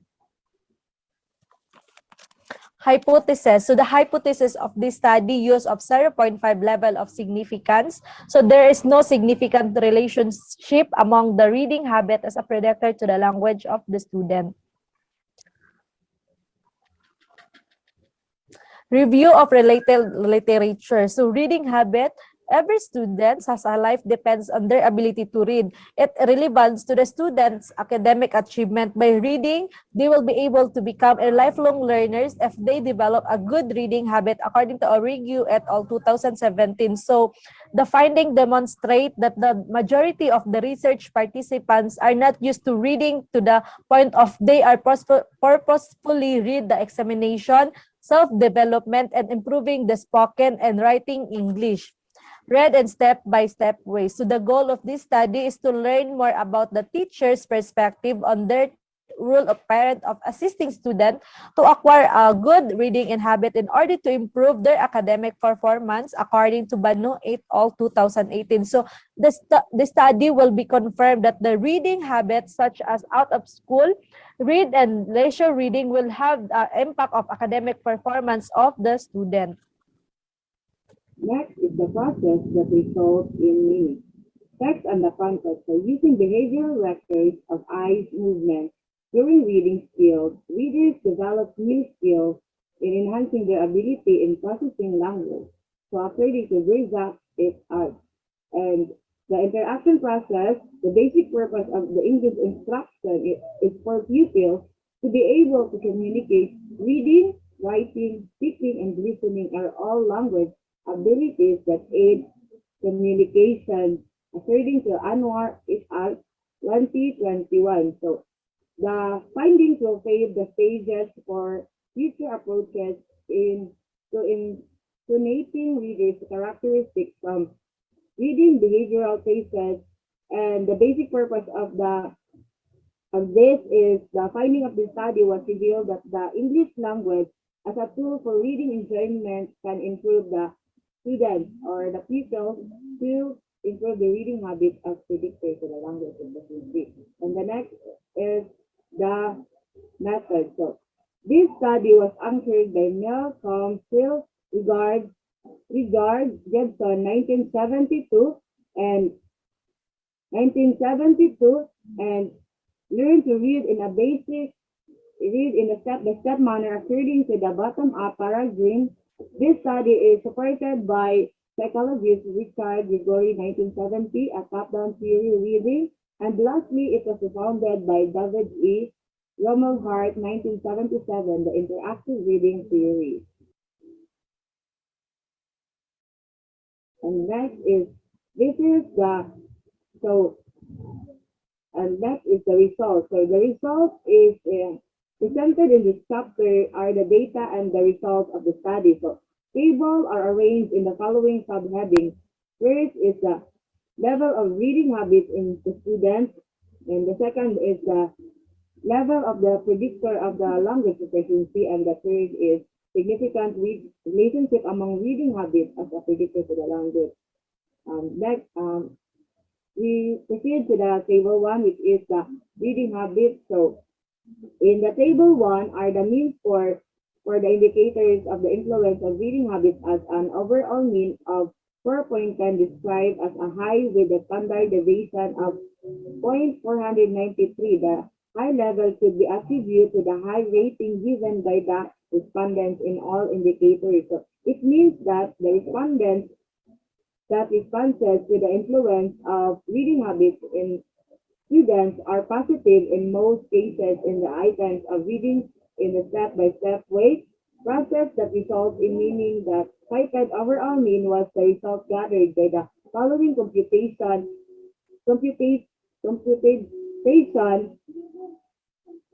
and the mean score is highest to the lowest, so 4.15 or processes that results in meaning with a standard deviation of 0.5, 0.42 and 4.055 read in step-by-step way. And next is the language efficiency, which describe the main indicator of the language efficiency in the interaction process is shows that the highest mean, and the result shows that the reader satisfaction in the text and the text context is satisfaction by meeting the reader's expectation or beyond. So satisfaction because of the interaction process. So this study aims to learn more about teachers' perspectives on the role of the parents in assessing students to acquire a good reading habit to improve their academic performance. And the next is the table 3, the correlation between reading habits and language efficiency. And table 4, the regression analysis of the language efficiency. So the reading habits is a step-by-step way, and the process that results in meaning. So the standardized coefficient is the 1.322, and that's the constant, and the read and step-by-step way is 0.319, and the process that results in meaning is 0.332, and the standard error is 0.224, and then constant, and the read in step-by-step way is 0.064, and the process that results in meaning is 0.064, and the standard coefficient, the beta is the read in step-by-step way is 0.333, and the process that results in meaning is 0.348, and the dependent variables are language efficiency is the R is 0.616, and the F ratio is 72.433, and the p value is 0.000. And the next is the discussion. The discussion is the data on reading habits as predictor to the language efficiency presented in this chapter. The discussion are based on the findings that appeared in the previous chapter. The level of reading habits as predictor to the language efficiency is the respondents' reading habits are high. So this means that the two indicators of the independent variables, which are read step-by-step process that result in meaning, which further means that the reading habits often look for the above indicators in the language efficiency. So the level of predictor to the language efficiency in the respondents on the text and the context using behavioral records of the eye movements during reading skills. Readers develop new skills in enhancing their ability to process the meaning. So the regression analysis determines that the significant influence of reading habits as predictors of the language efficiency in the indicators among the Bachelor of Secondary Education major in English in the Tagum or University of Mindanao Tagum College of Tagum Incorporated. So, and the conclusion is based on the study finding. Conclusions are drawn in this section. The level of reading habits is high for language proficiency, reading in the step-by-step way, a process that results in meaning, and the high for text and the context, interaction process, and the overall level of the high for the level of the reading habit. The overall mean is high for the level of language efficiency. So based on the result, reading in the step-by-step way and the process that results in meaning and the high of cortex and the context interaction process are the domains that influence the language proficiency. And lastly, the reading habits of predictor to the language proficiency is one of the most essential to the students nowadays. It is required to learn to be successful. It is not just an essential professional skill, but it is also a way to enjoy creative, informative, and inspiring works that enrich our life experience. So, reading is a backbone of education, but sadly, most of today's students prefer to play a video game instead of reading a book. And recommendation in the light of the foreign findings and the conclusion, the following recommendations are offered. Teachers should encourage students to visit the school library and read any academic material that will help them in their reading habits as predictors of the language proficiency and not limited to teaching notes. And thank you and God bless us all. And once again, I'm Kimberly H. Butihin. And I am Kenchendi Cadornigara. And we are Group Z 3063. Okay, thank you so much for the presenters. Now at this time, let's have your reactor to give some comments and suggestions or questions.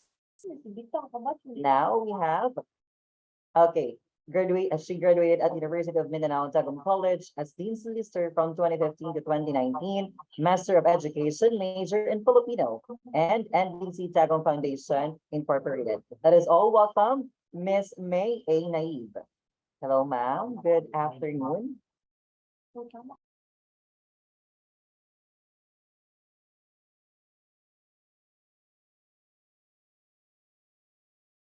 Hello, Ma'am May. Are you there?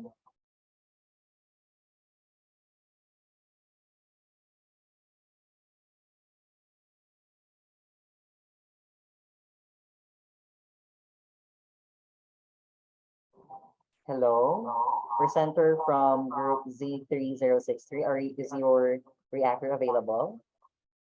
Mads, good afternoon. Dili na siya Mads. Itong isa po. Wala pa siya Okay. siyang klase. Okay, so let's proceed with your second reactor. Now we have, okay, she graduated at the University of Mindanao Tagum College, youth servant leader from 2016 to present, and discipleship instructor 2019 to present. And that is all. Welcome, Miss Josephine H. Bitang. Hello, ma'am. Good afternoon. Good afternoon. Am I audible? Yes, ma'am. Loud and clear. Okay, good afternoon, everyone. I would like to congratulate the researchers for completing their study.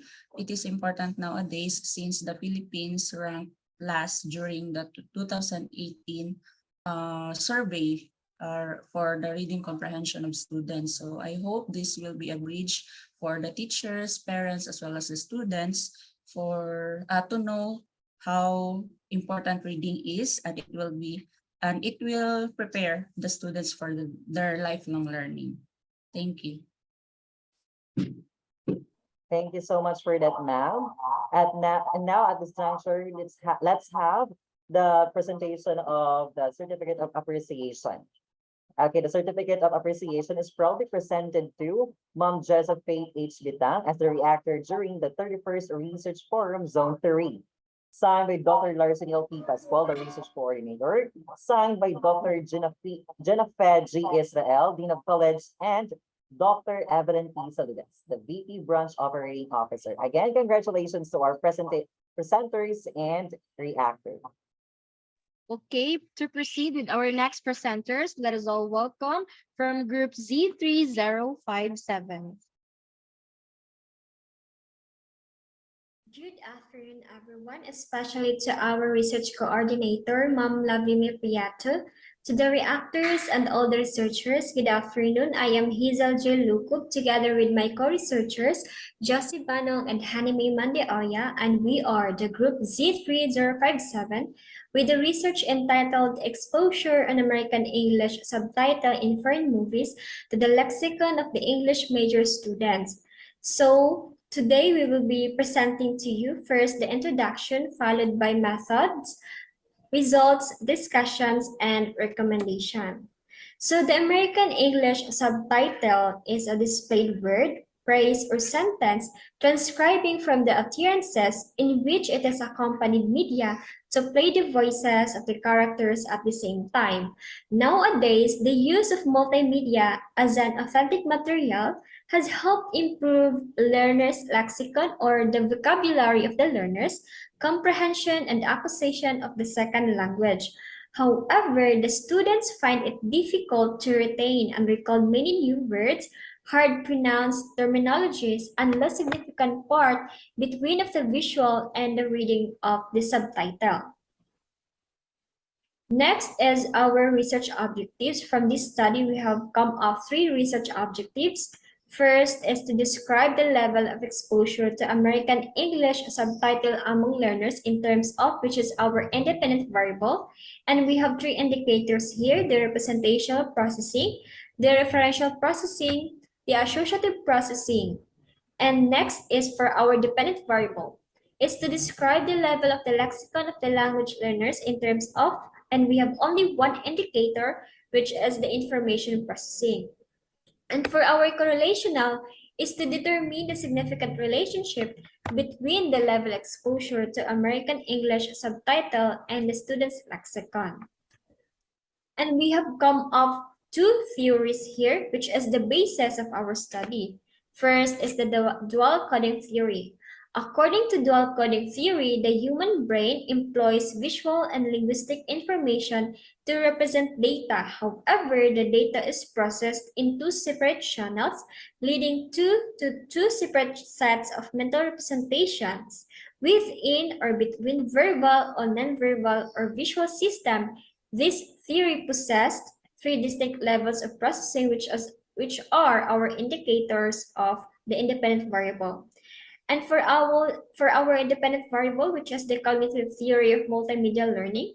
So according to this theory, the multimedia learning, the words and images we employ in teaching are critical and influential. Selecting a cartoon that has nothing to do with the subject matter will likely have the opposite effect of what is intended, and it is also essential to know which principles are most effective when creating the educational multimedia and how different multimedia principles affect a learner's capacity to generate meaningful learning.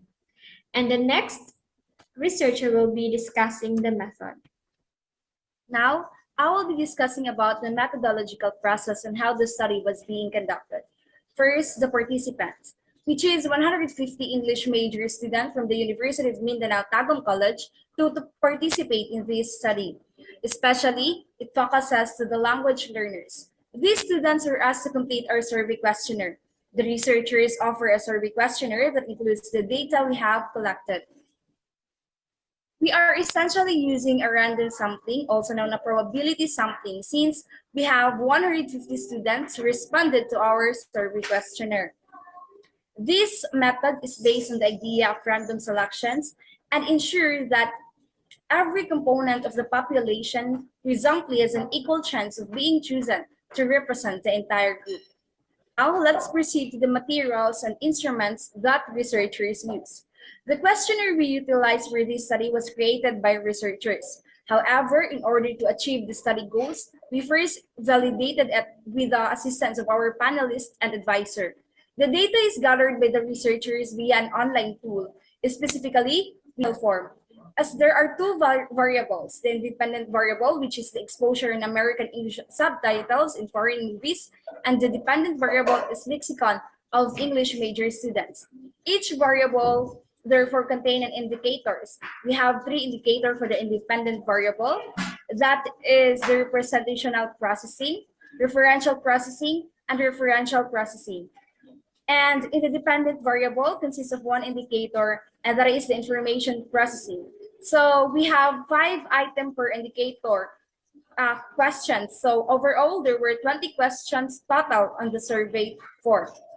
The researcher also used a Likert scale to rate and determine the result, which will be answered by the respondents. The option will serve as a quantification of the respondents' agreement or disagreement towards the given questionnaire.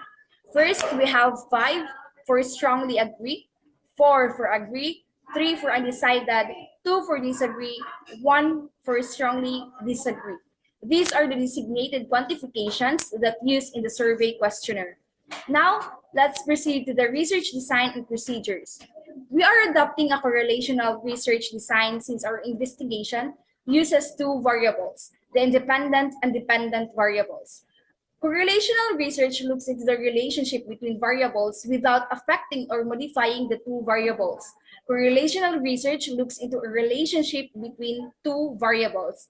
Additionally, the data collection process was carried out and compiled in accordance with the prescribed procedures. First, we obtain approval from the Dean of College. Second, the panel members validated the questionnaire. Third, we asked for a consent to our respondents. And finally, the questionnaire was distributed and retrieved. Moreover, this study aims to aid students in understanding how lexicon development and acquisition function as part of the research methodology. Thank you. Now, let me present to you the results and discussion of the study conducted and participated by randomly selected English major students of the University of Mindanao. For the independent variable, exposure and American English subtitle, which has an overall mean of 4.52 with a standard deviation of 0.47 described as very high. The three indicators obtained positive results signifies that students have strongly agreed that exposure and American English subtitle helps develop and improve lexicon knowledge. For the dependent variable, lexicon of the language learners, which has an overall mean of 4.49 and 0.526 standard deviation, described also as strongly agree based on the scale used in the study. Now, in this slide, the table 3 shows the correlational relationship between the IV and the DV with their corresponding R value and P value. The data shows that the outcome of R value is 0.845, indicating a strong relationship of the variables, and p-value of 0, which is lesser than 0.05 level of significance. This implies the rejection of null hypothesis. In other words, there is significant relationship between the independent variable and the dependent variable. So, for the conclusion or implication, the results show that watching movies with American English subtitles clearly improves vocabulary acquisition, which is crucial for sentence construction in both writing and speaking. It can be said that the use of subtitles in multimedia such as videos or movies is comprehensible input in teaching English a second language, beneficial for language acquisition and development as a whole.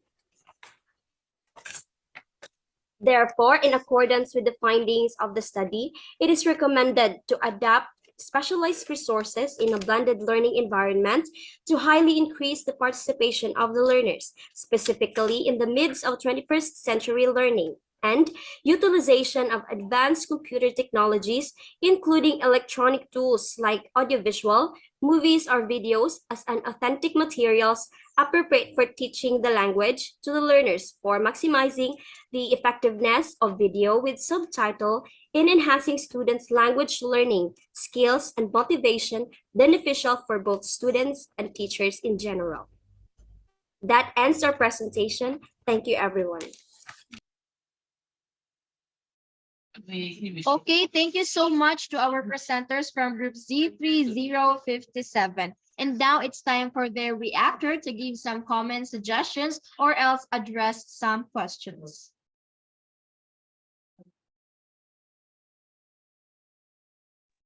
Let's have Sir Mayboy or My Boy Sinke, graduated in Davao Winchester College, an events singer and host, and an online English teacher to Chinese students. Sir? Hello, good afternoon. Hello, am I audible? Yes, sir, loud and clear. Okay. Hello, good afternoon to each and everyone, especially to the researchers. So, but actually, if you are very confused with my name, that is my real name, my boy. Okay, I just want to make it clear. So again, I just want to congratulate first to the researchers Okay, congratulations. So, okay, one thing that I can say is that thank you so much for doing this kind of study because it is really beneficial, not just only to the future educators and especially to us as an ESL teacher, because actually we are always recommending we're always recommending to our Chinese students, especially professional students, to watch English movies like there's subtitle like that. So I just want to get this opportunity to use you guys as an author. So you prove us now that watching English movies and there English movies that have English subtitles are beneficial or it improves vocabulary. Thank you so much for that. So actually, I am very concerned with as I read the manuscript. I am very concerned with the spelling, specifically in the title. So I don't know if you checked it already or you edited it already. So the word exposure, like you have to put X for the exposure. Okay, I hope you are aware of that. And also in an abstract part, there is a department student, like departments students. Okay, much better if you have to remove the word S, department students. Okay, is it clear, researchers? Well taken, sir. Okay, and additionally to the method also, since it is already the final defense and you already conducted the research and you already used the methods on how to get the data and how you concluded or how you concluded your study. So in participant part method, so the researcher will provide so much better if you have to make it past tense, am I right? The researcher will provide or the researchers provided like that.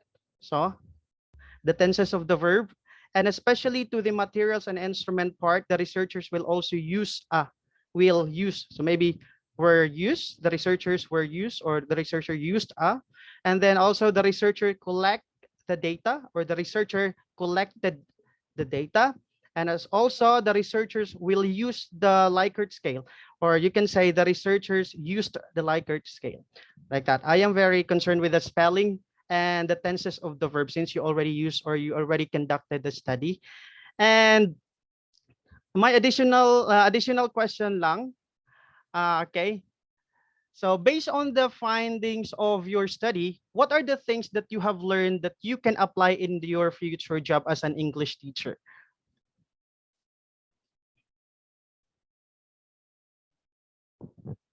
Hello, can you hear me?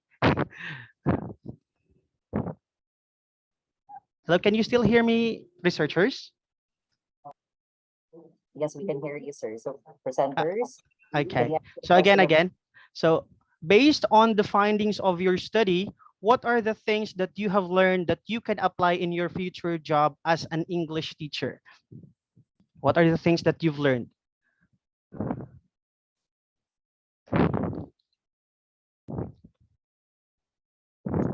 Thank you so much, sir, for your question. I believe that being an English educator is really a challenge.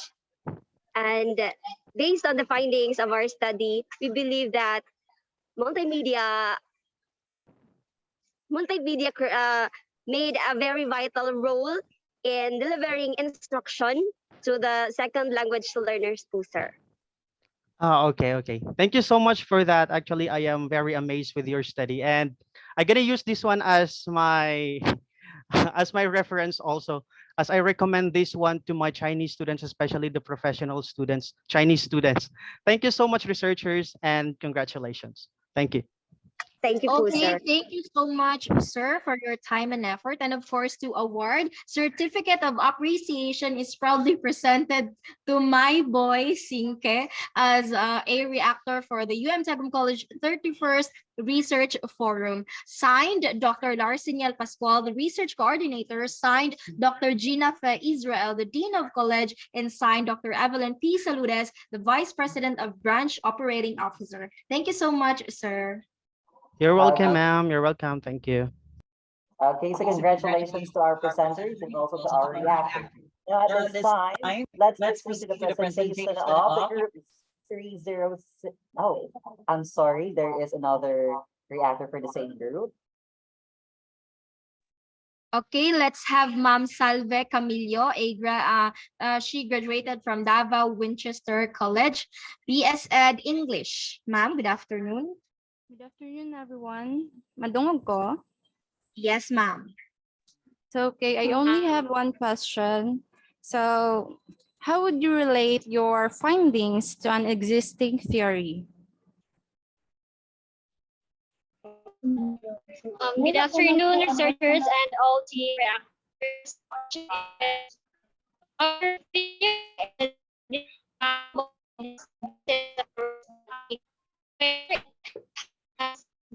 is to formulate research objectives, questions, data interpretation. The study from which could determine if the findings shows connection from the existing knowledge present in the so, the formula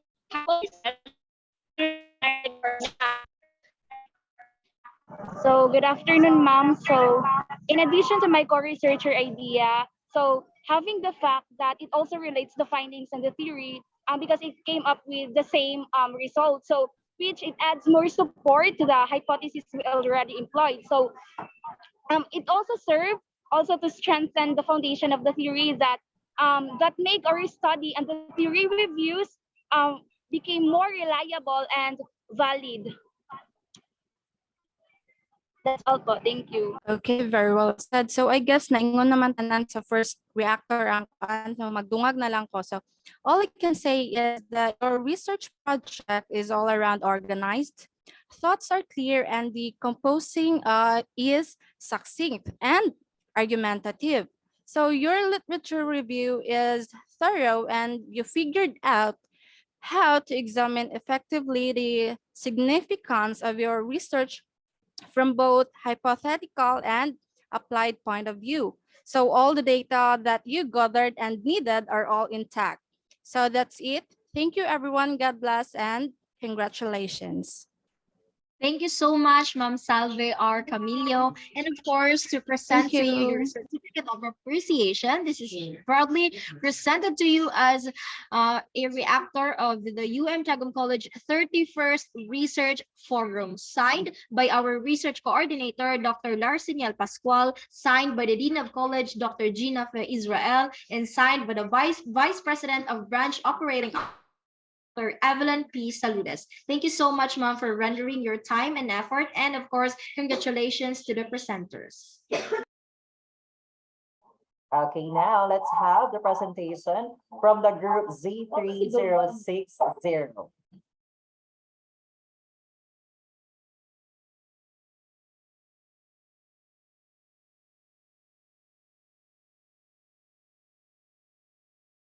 Experiences of Filipino neophyte ESL teachers amidst the COVID-19 pandemic. I am Trisha Nicole Turpan, together with my co-researchers Kimberly Claro Campo and Terence Torres. Today, we are going to dwell more on how the neophyte ESL teachers deal with the challenges in teaching the English language to foreign students amidst the COVID-19 pandemic. To start our presentation, I will present the rationale.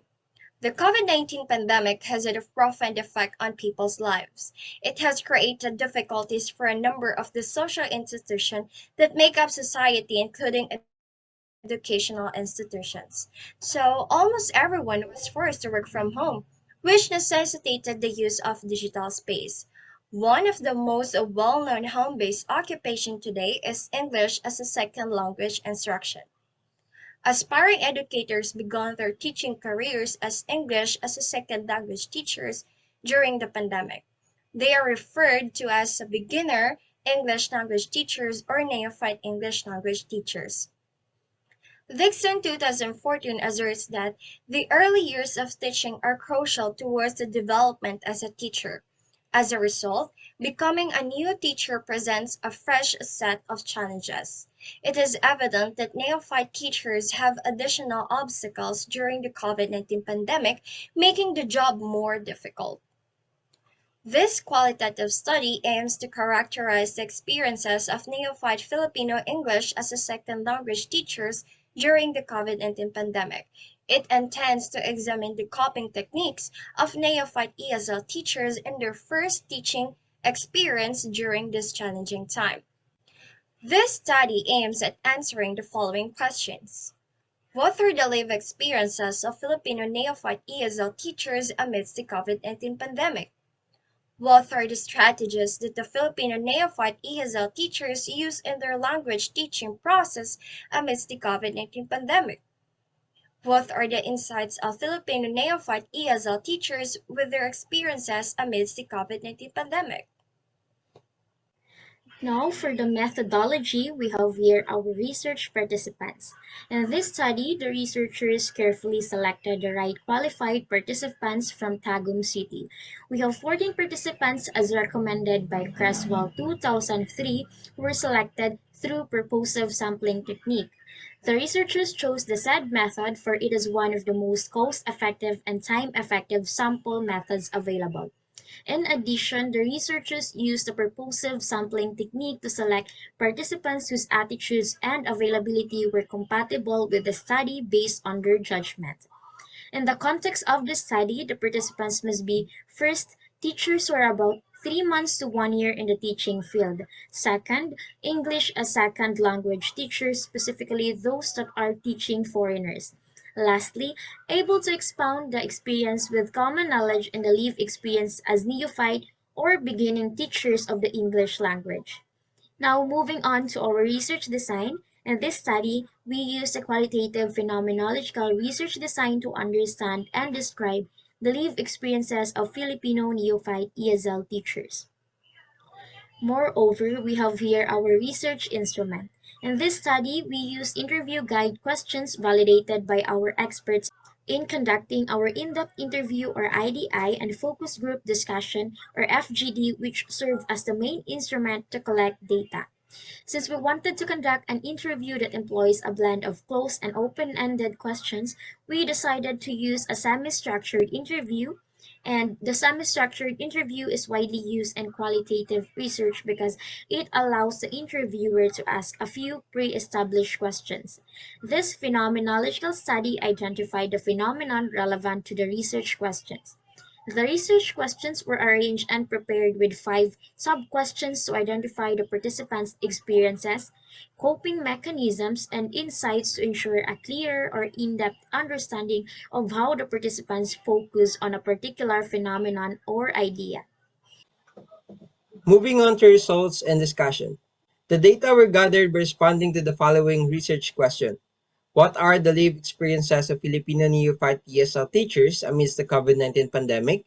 Strategies that Filipino neophyte ESL teachers use in their language teaching process amidst the COVID-19 pandemic? And lastly, what are the insights of Filipino neophyte ESL teachers with their experiences amidst the COVID-19 pandemic? During the conduct of the in-depth interview and focus group discussion, the researchers recorded the response through an audio recorder, and each of the participants are eagerly answered the questions. The gathered data was transcribed and translated carefully by the researchers, and the recorded responses of the participants were encoded and undergone a process, then classified it into major themes. The presentation of the results and the data resulting from the interviews were analyzed and again organized based on the sequence of research questions. With the following research questions, data products from the participants were directed. Essential theme and core ideas about the lived experiences of Filipino neophyte ESL teachers amidst the COVID-19 pandemic. In the first research question, we have 7 themes with corresponding core ideas. The first one is teachers' initial reactions to a new environment, fear of teachers committing grammatical and pronunciation errors, difficulty in motivating students, lack of prior knowledge in the target language. ESL teaching improves English skills, evaluating students the 4 macro skills, and lastly, watching the English movies improves the English skills. In general, this section proves that being an ESL teacher is not an easy job, especially during the first days of teaching. It is normal to have different feelings or reactions since being a beginning teacher is the most challenging experience. But they did not forget to do their best to become an effective teacher in the teaching the language because it is the primary reason their students choose them as their ESL teachers. The strategies that ESL teachers use amidst the COVID-19 pandemic. We have six essential themes and corresponding core ideas. The first one is a need of using reinforcement, use of language teaching methods, utilize interactive materials, building rapport, keep on track of the students' performance, and lastly, scaffolding. We generally focus on the strategies of the ESL teachers to improve the students. Teachers believe that when the students are highly motivated, they will enjoy the lesson and understand better. Giving them a sense of achievement for what they have done well is necessary and increasing their confidence in honing their English skills. It also highlights various teaching methods and learning objectives to be more effective and engaging teachers who suit the students' learning capabilities, pace, and needs in learning the English language. One of it is TPR, which is Total Physical Response, which is a vital tool to help students understand the meaning of new vocabulary words, and teachers use body movements to show the meaning of the word. Moving on to the next slide, we have essential theme and core ideas on the insights of Filipino neophyte ESL teachers with their experiences amidst the COVID-19 pandemic. In this, we have five themes with corresponding core ideas. The first one is being an ESL teacher is an advantage, a need of being patient, a need of evaluating teaching performance, eliminate barriers in teaching, and lastly, the importance of managing students' behavior. The pandemic altered and drove dramatic changes in our lives, especially in various ways. It opens opportunities for them to hone their language competence, making it an advantage in this challenging time. Now, at this juncture, we are down to our recommendation. This study was limited to the experiences of 14 neophyte ESL teachers who have been teaching for at least 3 months to 1 year in different ESL companies in Tagum City. However, the result of this study is essential as a basis for further research. In addition, conducting a similar study in a broader range of locations with a more significant number of participants is recommended to gather more factual information about this study. Furthermore, research may be done by conducting a study involving these neophyte ESL teachers from other institutions or widening the scope of the study with the same participants to find parallelism with extracted information. It is also suggested to conduct further research about ESL teaching in the context of the COVID-19 pandemic. It should also be given a full attention to add a more better understanding of how Filipino neophyte ESL teachers instruct the English language to non-native speakers amidst the COVID-19 pandemic where most students are unmotivated. And now, we will present to you how our study concluded. Beginning a career as an ESL teacher amidst the pandemic was never easy for ESL teachers. They encountered difficulties implementing strategies for a successful teaching learning process in a time that almost all of us are seen unmotivated because of the current situation, especially because there are still neophyte teachers. After conducting this study, we have realized that beginning a career as an ESL teacher is very challenging. How much more with our participants who started their career as an ESL teacher in the midst of the COVID-19 pandemic, where most of us are seen to be unmotivated.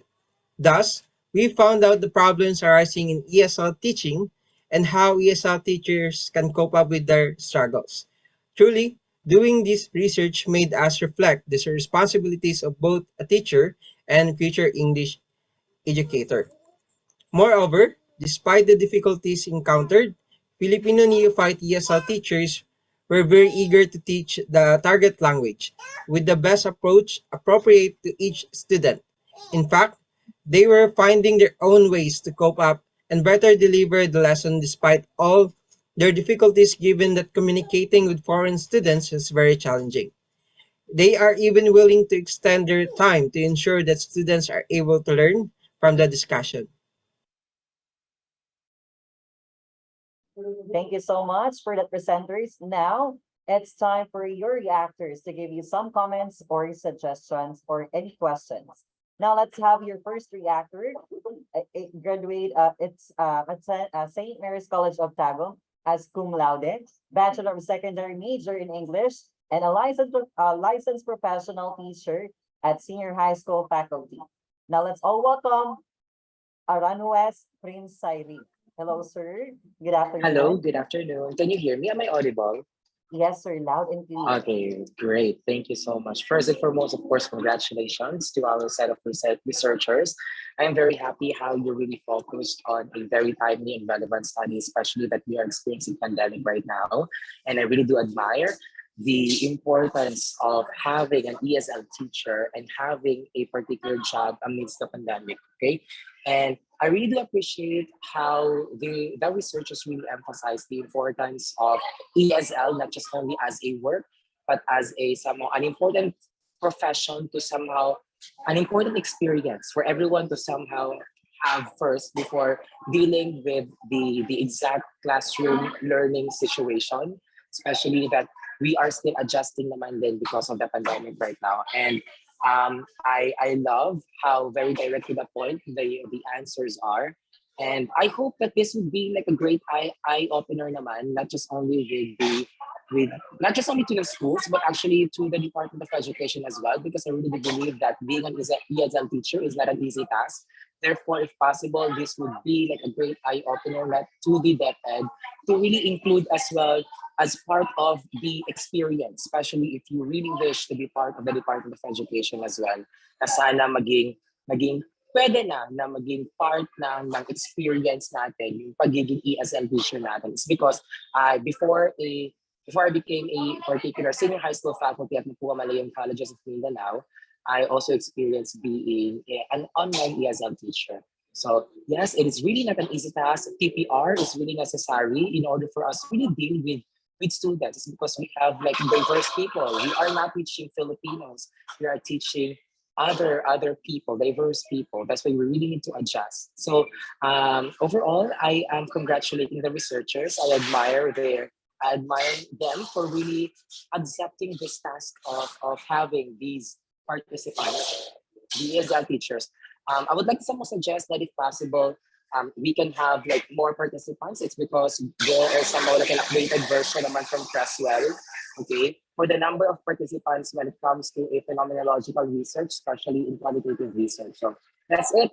I hope that this would be like a stepping stone for everyone to really succeed, especially not just only in the ESL field, but when it comes to the teaching industry itself. Okay, once again, congratulations everyone and good afternoon. Thank you so much, Joy. Thank you so much, sir, for that wonderful advice to our presenters. Now, here is the certificate of appreciation is awarded to you, sir, Prime Cyril Aranues, as a reactor during the 31st Research Forum Zone 3, signed by Dr. Lorciniel P. Pascual, the research coordinator, signed by Dr. Gina G. Israel, the Dean of College, and signed by Dr. Evelyn P. Salves, the VP Branch Operating Officer. Again, congratulations, and thank you so much, sir. Now, next we have another reactor for this group. Okay, now let's proceed with another group. Okay, let's continue with the next presenters. Let us all listen to group Z3066.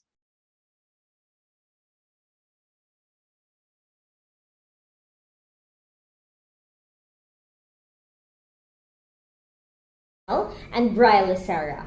We are the group Z3066 and we are here to present to you our study titled Stanzas on late Senator Miriam Defensor Santiago's speeches, a discourse analysis. The link between stance taking, politics, and speech is intriguing. This study aims to discover stance kinds, how they project, and what stand is present in Miriam Defensor Santiago's speeches. 20 speeches of Miriam Defensor Santiago were analyzed qualitatively to address 3 research questions. According to Parini, society pressures politicians to develop weak emotional characters, mediatized and unmediated. Politicians appear as public servants and address societal issues. Many researchers have studied stance taking in recent years. social linguistics, and dialogic position studies. This study analyzes language and politics.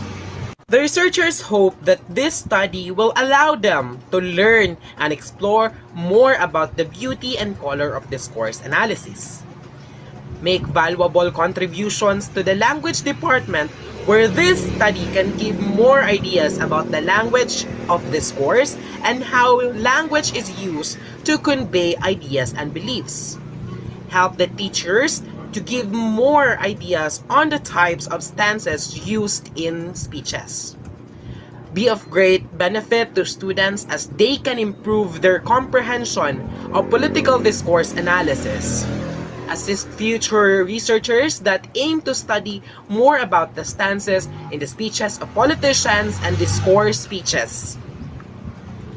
The purpose of this discourse analysis examines Senator Miriam Defensor Santiago's speech's remarks, especially her speech's positions. Good day everyone, this is Quesaval Joyce. I'll be Colonel and I'll be the one who's going to discuss the methods that are used in our study, which is the stances of late Senator Miriam Defensor Santiago and discourse analysis. So here with the researchers utilized 20 speeches of the late Senator Miriam Defensor Santiago, as well as arranged it chronologically from December of 2009 to May of 2016. The speeches are political, motivational, and academic. Some of the speeches are delivered in universities and Senate Congress, and it is limited to only 1 to 5 pages. The likeness and emotion that is evident in the speech will be observed, and the utterance that is present in the speech will be the subject of the analysis. As we can see here in Table 1, or the corpora of the study, we have here the corpora, the title of speeches, the type of speeches, the date and venue of speech delivery, date and location of publication, as well as the number of pages. For the research design and procedures, discourse analysis was a chosen medium.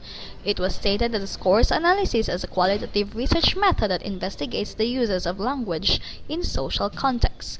And as researchers, we cling to our data material. The quality of the findings or results of this research is based on the researcher's ability to present valid argumentations for findings or results to readers while giving a fair presentation of data, which is also stated by Ton Keys. To secure legitimacy, the researchers will obtain transcripts of speeches from online sites, and from here on, we will analyze its segments through the lenses of discourse analysis. Now, let us proceed to the results and discussions of the study. As previously stated, the goal of this qualitative study is to examine the 20 speeches of the late Senator Miriam Defensor Santiago through the lens of discourse. For question number 1, what are the stances present in the speeches of the late Senator Miriam Defensor Santiago? Through the study of Biber and Myers, the research resulted in 3 types of stance, namely the epistemic stance, the attitudinal stance, and the stylistic stance, as illustrated in Table 2. And these stances were seen in the 20 speeches of late Senator Miriam Defensor Santiago. Epistemic stance, according to Biber and Myers, deals with stating of facts, knowledge, or beliefs towards certain stance object.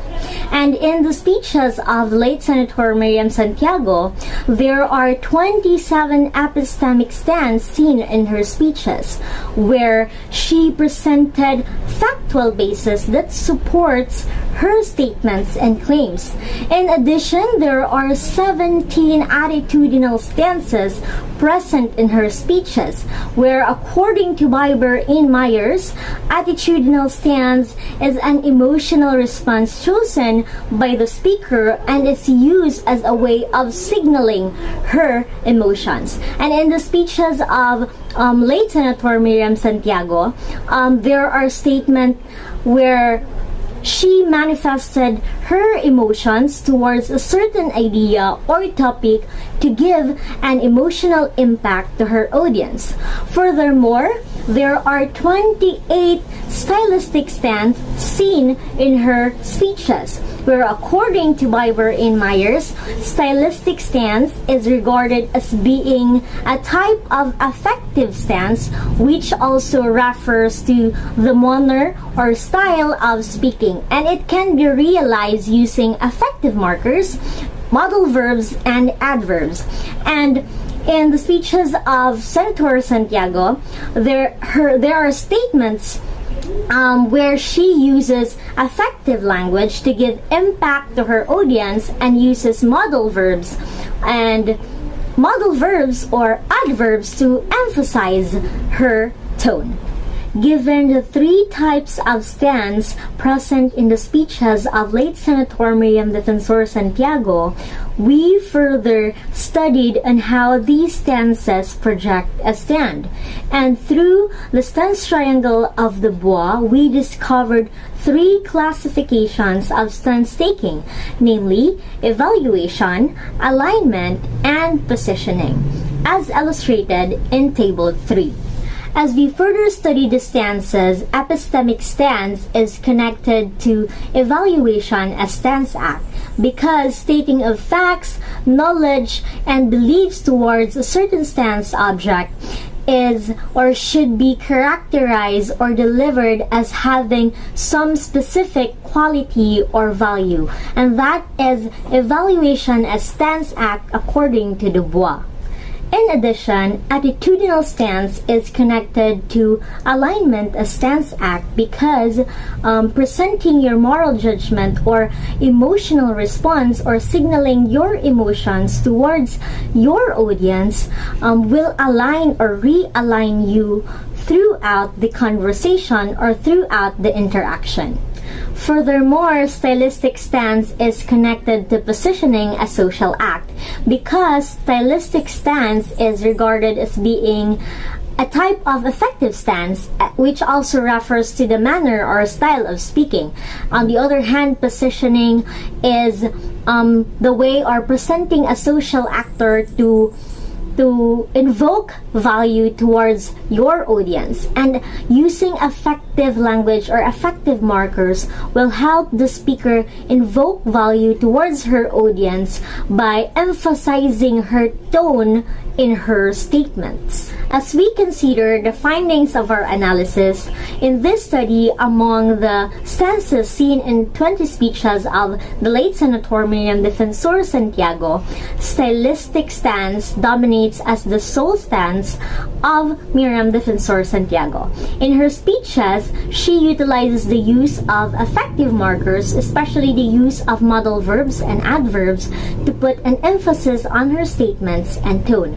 Furthermore, positioning as a stance act or social act also dominates in her speeches because it is seen that by using affective markers in her speeches, she is positioning herself to put emphasis to the ideas and message she wants her audience to understand and to invoke value through her statements. Conducting the study, we also came up to the conclusion that speeches delivered by public servants is more than just a speech.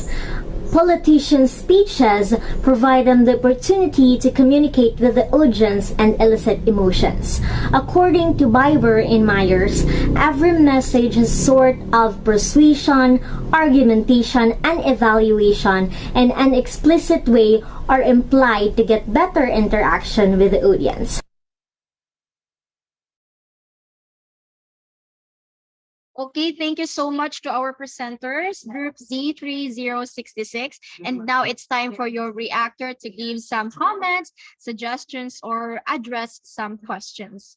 Let us have Sir Glitzer Yes, a licensed professional teacher, Master of Arts in Education major in Teaching English, a former faculty of Panabo College, and currently an administrative aid one, Employer Engagement Focal Job Start Philippines Program or PASO at LGU Panabo. Sir, good afternoon. Hello, good afternoon. Am I loud and clear? Hello, good afternoon. Again, hello po, sir. Hey, sir.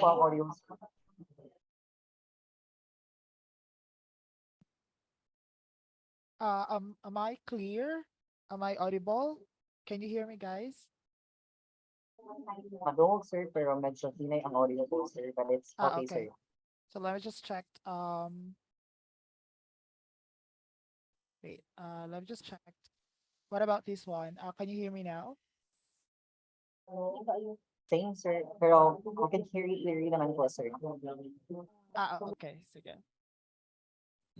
Let me just check the system if it's still working or not. What about this one? Okay. Thank you, Gabon, sir. But I'm still I mean you can hear me clearly, right? Yes, sir. Okay, that's nice. Well, anyway, good afternoon to everyone, and I would like to extend my congratulations to all the researchers for a job well done, especially to the presenters that I will be reacting this afternoon. So I really appreciate the effort of making emphasis on the speeches of late Miriam Defensor Santiago. This study seems to be old because Miriam Defensor Santiago is actually not present up until this time, but all of her speeches remains because Miriam Defensor Santiago gave a only for herself, but for every Filipino, especially that Miriam Defensor Santiago is a well-known individual here in the maybe here in the Philippines and maybe international. So in terms of stances, on the study of stances of and the speeches of Miriam Defensor Santiago, I really appreciate the effort of taking time into analyzing the speeches because somehow people, especially in this generation, would um, reject or will not give importance on the speeches, especially on our politicians. They will just focusing, especially that we just had our election for the year. So basically, a lot of reactors all over the world are present, especially during the election, but they forgot what really the effort, the effort and of our politicians made during the campaigns and all the efforts they had for them to be part of this what we call public service. People always react according to their opinion without considering the stance, without considering the opinion of the speaker or the politician. So as being mentioned in the study of um, this group, they were able to identify things that would somehow reflect to us reactors on how we will going to react on a certain speakers, especially on the three things like epistemic, attitudinal, and stylistics. So me as an English teacher, and also a public servant working in the government, I need also to consider these three things before I will react on the statement of a politician, or not only in politicians, but anybody who are a public speakers. I need to consider things that would somehow beneficial not only to me as a listener, but to everybody who are um, addressed on the speech. So somehow I gathered benefits that will this research provide can provide not only to me but to everybody. As being mentioned by the researchers, politicians are public servants. So as public servants, we need to be a good public speakers. So that's very important that we need also to engage ourselves into the different types of analysis for us to be able to give a very good public speeches. And the second one is to our public speakers. We need these researchers will provide a very good impact to our public speakers that we need also not only give information, not we are not just only focusing on, I will just give speech, but we need to focus on the factual things. We need to how these factual things will be delivered to our listeners. So it's on the emotional stand, how this speech, how these information that I will give as a public speaker will affect to my listeners, and also the stylistic one on the manner of my speaking, because we all know that Miriam Defensor Santiago is a very good speaker, though somehow she had she has this what we call original accent, but the way or the manner how Miriam Defensor Santiago talk, this is actually a very good thing that we also public speakers should appreciate, and as well as to our students and teachers as considered public speakers as well, especially to our researchers who are soon to be publics, who are considered as public speakers as well. This is a good thing, and a life lesson that we need also to be a Miriam Defensor Santiago be like speaker, that we need to be if there are instances that we are talking in front or publicly, we need to be factual. That's very important. We need to have an emotional stand that would affect or get the attention of our listeners, and we need also to consider how we speak. In layman's term, dili lang siya basta kay mag-speech lang. Okay, we need to have that charisma on speaking for us to be able to get the the attention of our listeners. So all in all, it's a very good excellent study. And again, congratulations to everybody. Okay, thank you so much to our reactor, Sir Glizer Venus. And of course, to present the certificate of appreciation, we proudly present this one to you as our reactor of the UMTC 31st Research Forum, signed by the Research Coordinator, Dr. Larceniel Pascual, signed by the Dean of College, Dr. Gina Fe Israel, and signed by the Vice President of Branch Operating Officer, Dr. Evelyn P. Saludes. Thank you so much, sir, for rendering your time and effort. And we have another reactor from the same group also, Janica Lee Balagot. She is currently studying Master of Arts in Education, major in Educational Management at UM, and a secretariat at the Local Youth Development Office, LGU Panabo. Good afternoon, ma'am. Hello, can you guys hear me? Yes, ma'am, loud and clear. All right. So, hello, good afternoon, everyone. So I think Sir Glazer have laid down everything now. So I just wanna make it very, very short. So I just wanna congratulate all the researchers for this excellent study that you have conducted. This is actually a brave thing to do because for some reason, majority of the students are actually hesitant to conduct qualitative research. So congratulations for that. And I just hope that whatever that you have taken or gained in this experience in conducting this study, I hope that you can apply that in your future undertakings. And actually, if you wanted to enroll into master's degree after you graduate, you can actually continue your research because this is actually a good one. So that's all, and good afternoon. Okay, thank you so much, Ma'am Janica Lee Balagot. And of course, to present to you your certificate of appreciation, we proudly present to you as one of the reactors of the UM Tagum College 31st Research Forum, signed by Dr. Larceniel Pascual, the research coordinator, signed Dr. Gina Fe Israel, Dean of College, and signed by Dr. Evelyn P. Saludes, the Vice President, Branch of Operating Officer. Thank you so much, ma'am, for your time and effort, and congratulations to the presenters. Okay, now let's proceed to the next presentation from the group Z3052.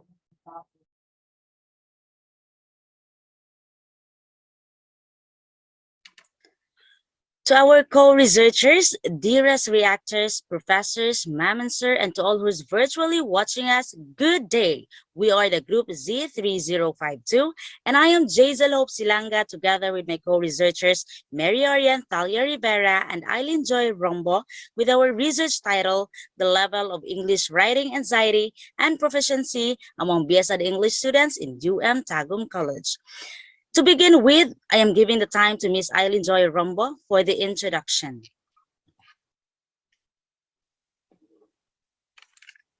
Currently, English is by far the most widely used language around the world.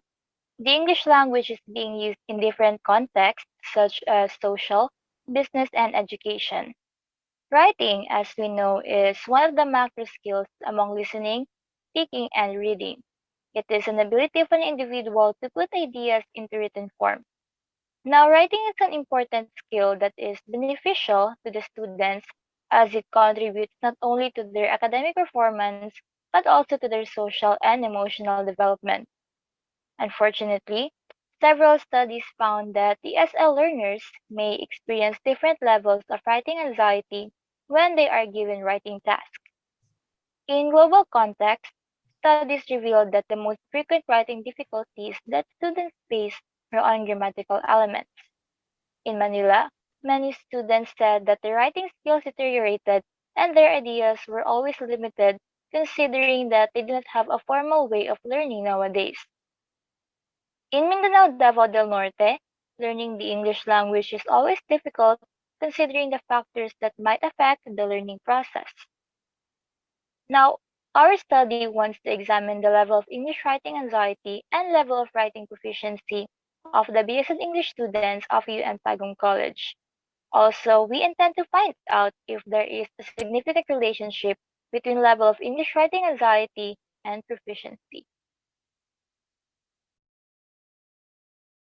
For the research questions, this study aimed to determine the level of English writing anxiety and proficiency among BSed English students in UM Tagum College. Specifically, it sought an answer from the research objectives. Number 1, to know the level of English writing anxiety among BSed English students in UM Tagum College in terms of communication apprehension, test anxiety, and fear of negative evaluation. Second, to know the level of English writing proficiency among BSed English students in UM Tagum College in terms of planning, translating, and reviewing. And number 3, to know if there is a significant relationship between the level of English writing anxiety and level of proficiency of the students.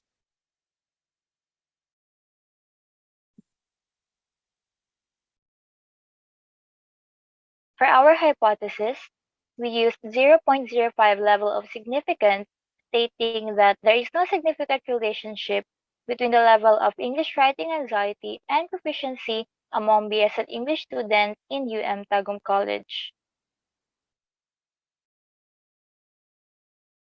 For the theoretical framework, this study is anchored in the theory of language anxiety by Horwitz and Cope 1986.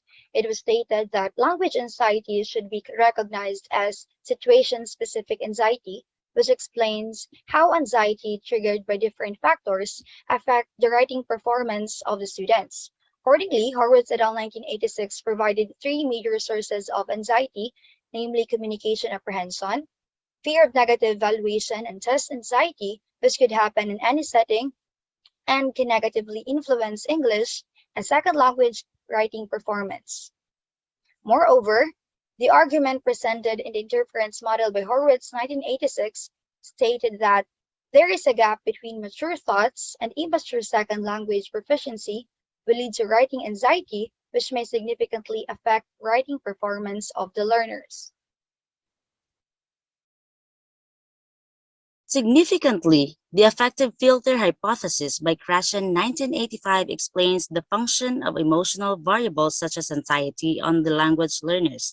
According to Krashen's theory, affect pertains to non-linguistic variables such as anxiety, self-confidence, and motivation. Hence, affective filter is already present on the learners which contains feelings towards language learning. On the other hand, in terms of writing proficiency, Flower and Hayes 1981 introduced a theory of the cognitive processes that are involved in writing since it needs planning, knowledge, processing, and editing. They emphasized that in writing, it is not just all about connecting words and sentences, but rather it needs to know how to organize the thoughts and ideas they wanted to express. Flower stated three cognitive processes, which are planning, translating, and reviewing.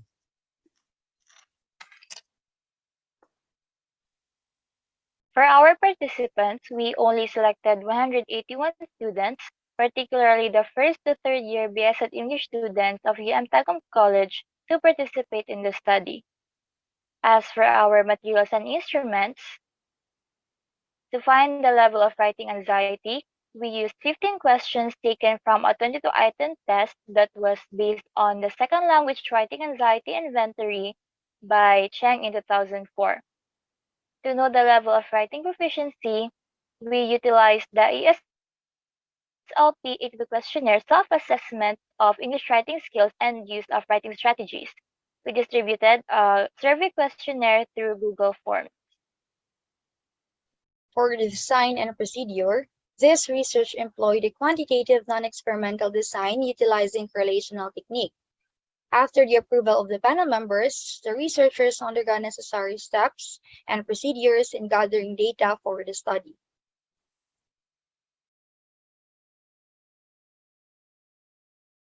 And for the statistical tools used for data analysis and interpretations were the following. We have the mean. This statistical tool was used to determine the level of English writing anxiety and proficiency among BS English students in UM Tagum College. And person R, the statistical tool was employed to determine the significance of the relationship between English writing and Tagum College. For the results and discussions, the data in this study discussed in this chapter, the following subtopics are organized in a table: level of English writing anxiety, level of English proficiency, and significance on the relationship between levels of writing anxiety and proficiency among BSED English students in UM Tagum College with their following indicators. This is the table 1, level of English writing anxiety. The primary indicator that was much noticed by the respondents was the fear of negative feedback. They showed a beneficial responses because they are afraid of getting dismissive responses from other people. The second highest indicator is the test anxiety. In this portion, respondents fear in making failures during academic tasks, such as having jumbled thoughts that will lead to having poor grades. Lastly, the communication apprehension, which happened to be the lowest among the three. This indicator showed where students were afraid to communicate toward others despite having relevant ideas because of their poor communication skills. For the table 2, which is the level of English writing proficiency, it displays the mean scores for the indicators of the level of writing proficiency that has an overall mean score of 4.21, described as high with a standard deviation of 0.48.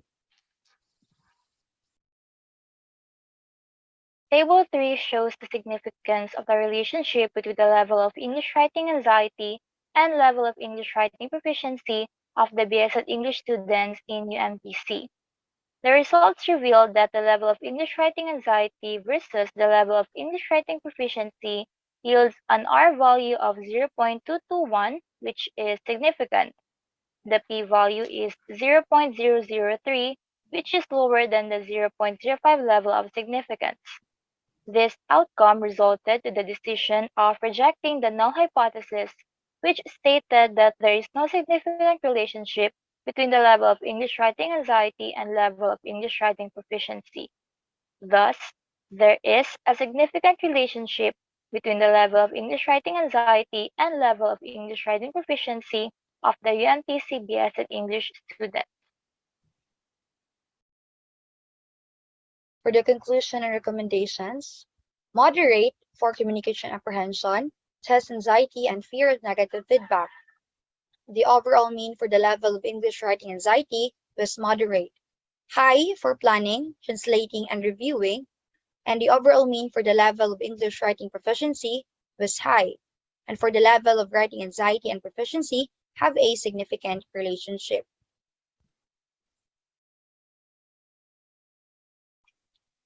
We recommend that the school administrators provide and implement school policies and standards to make an improvement.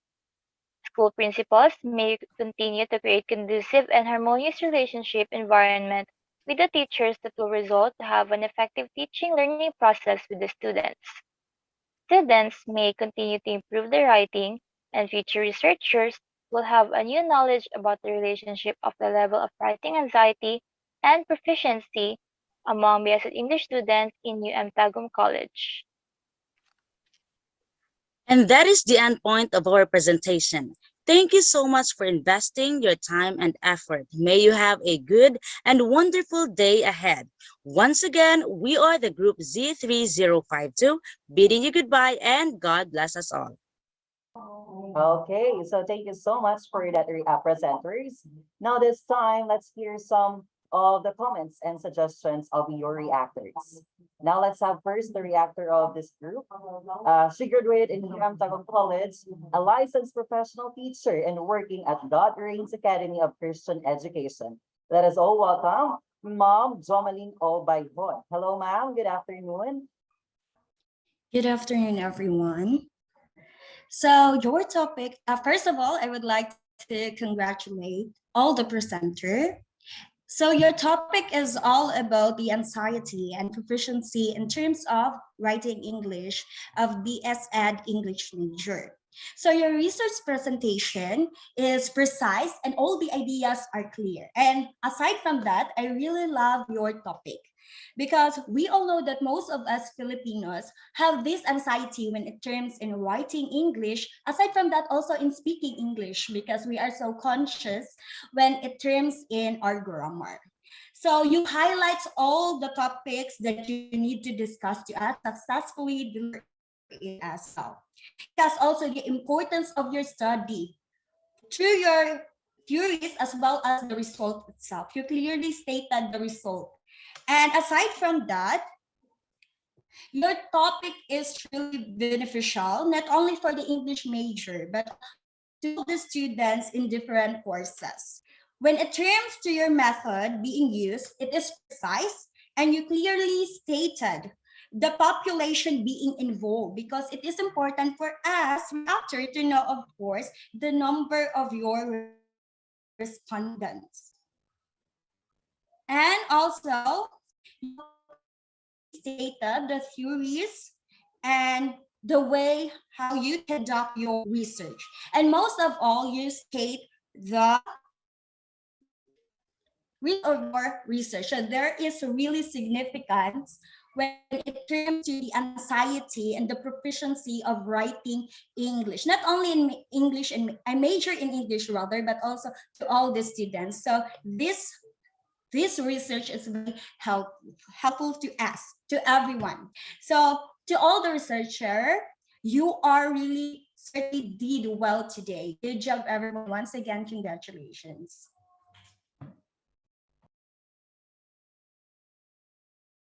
Okay, thank you so much for that, reactor. Now, for the presentation and giving of certificate, the certificate of appreciation is proudly presented to Ma'am Jomalyn Obayhon as one of the reactors during the 31st Research Forum at Zone 3. Okay, signed by Dr. Darcenil P. Pascual, the research coordinator, and Dr. Ginafe G. Israel, the Dean of College, and signed by Dr. Evelyn P. Saludes, the VP Branch Operating Officer. Once again, congratulations to our presenters and our reactor. Next. Okay. Okay, proceeding to the next group. Let's all watch the group Z3072.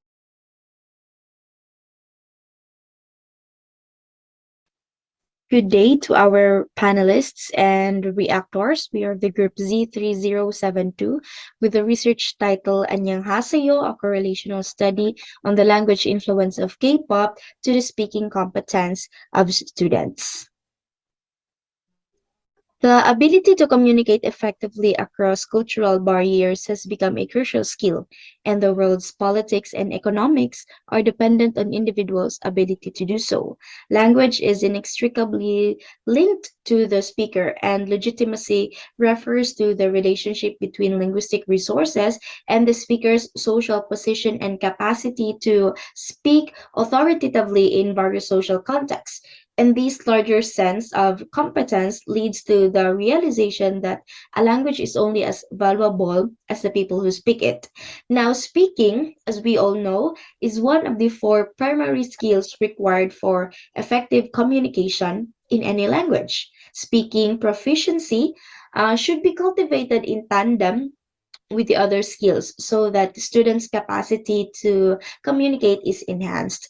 Now, K-pop has built relationships through bridging global and local K-pop fans as part of global cultural content. And through the internet and mobile technology, K-pop fandoms have created a transnational cultural community. The Hallyu wave has been part of the influence to some in learning and speaking another language. So, in short, our study aims to determine whether there is really a significant relationship of the language influence of K pop to the speaking competence of students.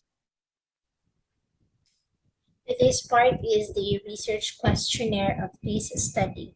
So this study have two variables. The first one is the language influence, which emphasizes the three indicators, namely learner's native language, learner's motivation, and an enjoyable learning process. So the way in which the student will answer the questionnaire is they're going to check the column provided beside each number. So the range means for 5 is that the Korean language is very influential to the speaking competence. For 4, it means that the language is influential to the speaking competence of the students. For 3, it means that the Korean language may be influential to the speaking competence of the students. And 2, for 2, which means that the Korean language is not influential, and 1 is that it means Korean language is not influential at all to the speaking competence of the students. Now, the second part, or the second variable of these studies is speaking competence. It also have 5 indicators, namely grammar, vocabulary, pronunciation, fluency, and comprehension. For the range means of 5, it means that the speaking competence greatly influence. For number 4, it means that the Korean speaking competence is influenced by the language itself. Number 3, or the range means of 3, is that the Korean speaking competence may be influenced or not by the language itself. For 2, it means that the speaking competence is not influenced by the language itself. And for 1, it means that the speaking competence is not totally influenced by the language itself. So that's all for the research questionnaire of the study. So, for the research theories, our study is anchored with the theory of Edward Sapir and Benjamin Lee Werf's or Sapir-Whorf hypothesis, and it states that language affects perception and language affects thought patterns. Thus, language is an important tool to unravel our social life. When the language used in the context of communication, it blends with its culture, and it is believed that there is a natural connection between the language spoken by someone from a social group and a social identity. Speaking competence can be achieved and greatly influenced with the language a learner may hear and a learner may encounter, and enable for the learner to be competent in speaking. Factors such as motivation, learner's native language, and enjoyable learning process must be considered. Our study is also supported with the theory of David Harris, the five components of speaking skills. And it states that to be able to speak another language, you must have linguistic competence, a large vocabulary, and a solid grasp of syntax. Harris defines five components of speaking skills, namely comprehension, grammar, vocabulary, pronunciation, and fluency. However, linguistic proficiency is insufficient for competent communication in another language. It is critical for the speaker to have not only language skills but also social linguistic and conversational abilities which allow him or her to know what to say to whom and where. And furthermore, Johnson also asserts that in order to participate in and benefit from the classroom experience, second language students require communication ability. And now for the method of this study, this quantitative non-experimental research design utilizing correlational technique investigates the relationship between two variables, the independent and the dependent variable, without any research bias or manipulating any of them. We, the researcher of this quantitative study, randomly collected a total of 200 responses from those qualified students only who are really into K-pop. Qualified participants use Google Form to cast their answer with their optional names or nicknames. Now, for results and the discussion.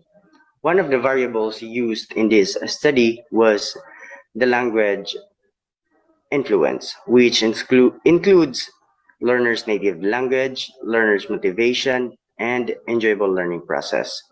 As you can see to the table, it shows the summary of the language influence of the respondents. It appears that the respondents' responses generated an overall means of 3.72, which is high or much manifested and observed among the random students participants. Moreover, those mentioned above overall means score was calculated by adding the means scores of the following indicators in ascending order. 3.84 mean or high for enjoyable learning process with a standard deviation of 0.81 and 3.79 or high for learners motivation with a standard deviation of 0.76 and 3.55 or high for learners native language with a standard deviation of 0.92. Now presenting to you the result and discussion of the level of speaking competence among students. So the student speaking competence in Korean language was evaluated on these parameters. We have grammar, vocabulary, pronunciation, fluency, and comprehension. So in the table 2, is the summary of the level of the speaking competence of the students. So it can be gleaned from the table that the student speaking competence has an overall mean score of 4 and a standard deviation of 0.66, which means that it is highly manifested and observed among students in their speaking competence. So this value was derived based on the scores in ascending order. So for pronunciation, we have 4.18 and a standard deviation of 0.65. Next is the vocabulary with a mean of 4.11 and a standard deviation of 0.74. Next is grammar with a mean of 3.95 and a standard deviation of 0.74. Next is the fluency with a mean of 3.90 and standard deviation of 0.78. And last is the comprehension with a mean of 3.85 and a standard deviation of 0.77. So these results indicates that the students' speaking competence is highly influenced by learning Korean language. Okay, now let's see if there is really a significant relationship between the language influence of K-pop to the speaking competence of students through the results or the responses answered by our participants. Now, as you can see, the table 3 shows the relationship of language influence of K-pop to the speaking competence of students. So, the overall R value of the independent variable is 0.76. So this means that the language influence of K-pop has a strong correlation to the speaking competence of students. The p-value there is 0.001, which is less than the level of significance at 0.05. Now, this lead to the decision that the null hypothesis, which stated that there is no significant relationship between the language influence of K-pop to the speaking competence of students, is now rejected. Thus, it implies that there is a really significant relationship, or the speaking competence of the students is greatly influenced by the language of K-pop. So, for the conclusion of our study, there is a high positive significant relationship of the influence of K-pop in the speaking competence of students. Over the past years, Korean popular culture has grown significantly and penetrated neighboring Asian nations. From 2000 to 2002, one source claims that the Korean wave moved forward to diverse parts of Asia, including Southeast and Central Asia, and that wave therefore reached an active penetration stage. The K-pop scene offers to its fans not only music, but also the opportunity to learn and experience a new culture. As is the case with every aspect of globalization, interest in K-pop and the Korean wave is not evenly spread in every part of the Western world. Nevertheless, the hypothesis can be made that maybe through K-pop, some people has found a way to integrate its culture on a global level, which might become even more pronounced in the coming years. The Korean wave has now become a product of transnational culture, crossing borders and gaining fans all over the world.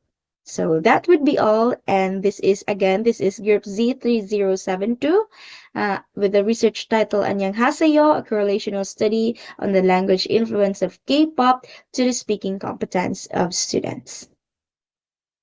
Okay, thank you so much to our presenters from Group Z3072. And now it's time for their reactors to give some comments, suggestions, or even address questions. Okay, hello. Can you hear me, guys? Yes, good afternoon, sir. Let's have Sir Vince Angelo Mabida, a postgraduate of St. Mary's College of Tagum thesis writing program and graduate of USAP, Bachelor of Secondary Education, major in English cum laude, and a Prime Project Region 11 module writer and presenter and external reviewer of the International Journals of Educational Management and Development Studies. Sir? Okay, so good afternoon. So first of all, I want to congratulate the researchers on a job well done on conducting this study. So I really like the focus of your research. It gives us the idea or the knowledge of how these so-called Generation Z of students are acquiring foreign languages. So it shows how young Filipinos are adapting to the positive and negative effects of globalization. So I just want to ask, so as we all know that in language acquisition, there is an instance where we tend to abandon our own language, including our culture.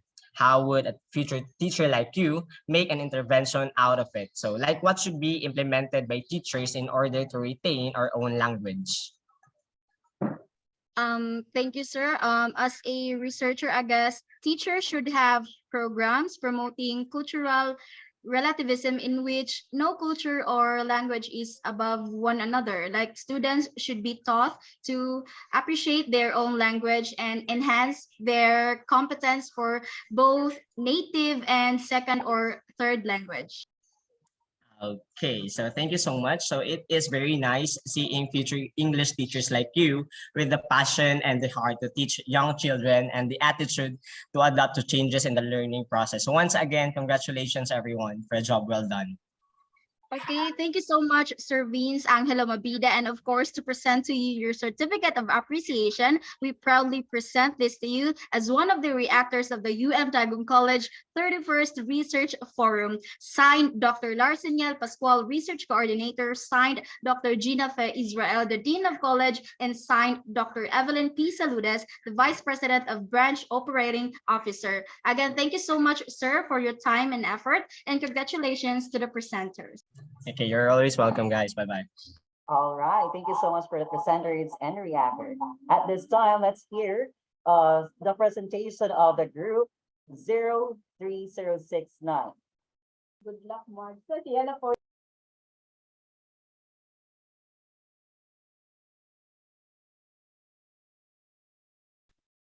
to our dear participants, presenters, panelists, reactors, and spectators, good day.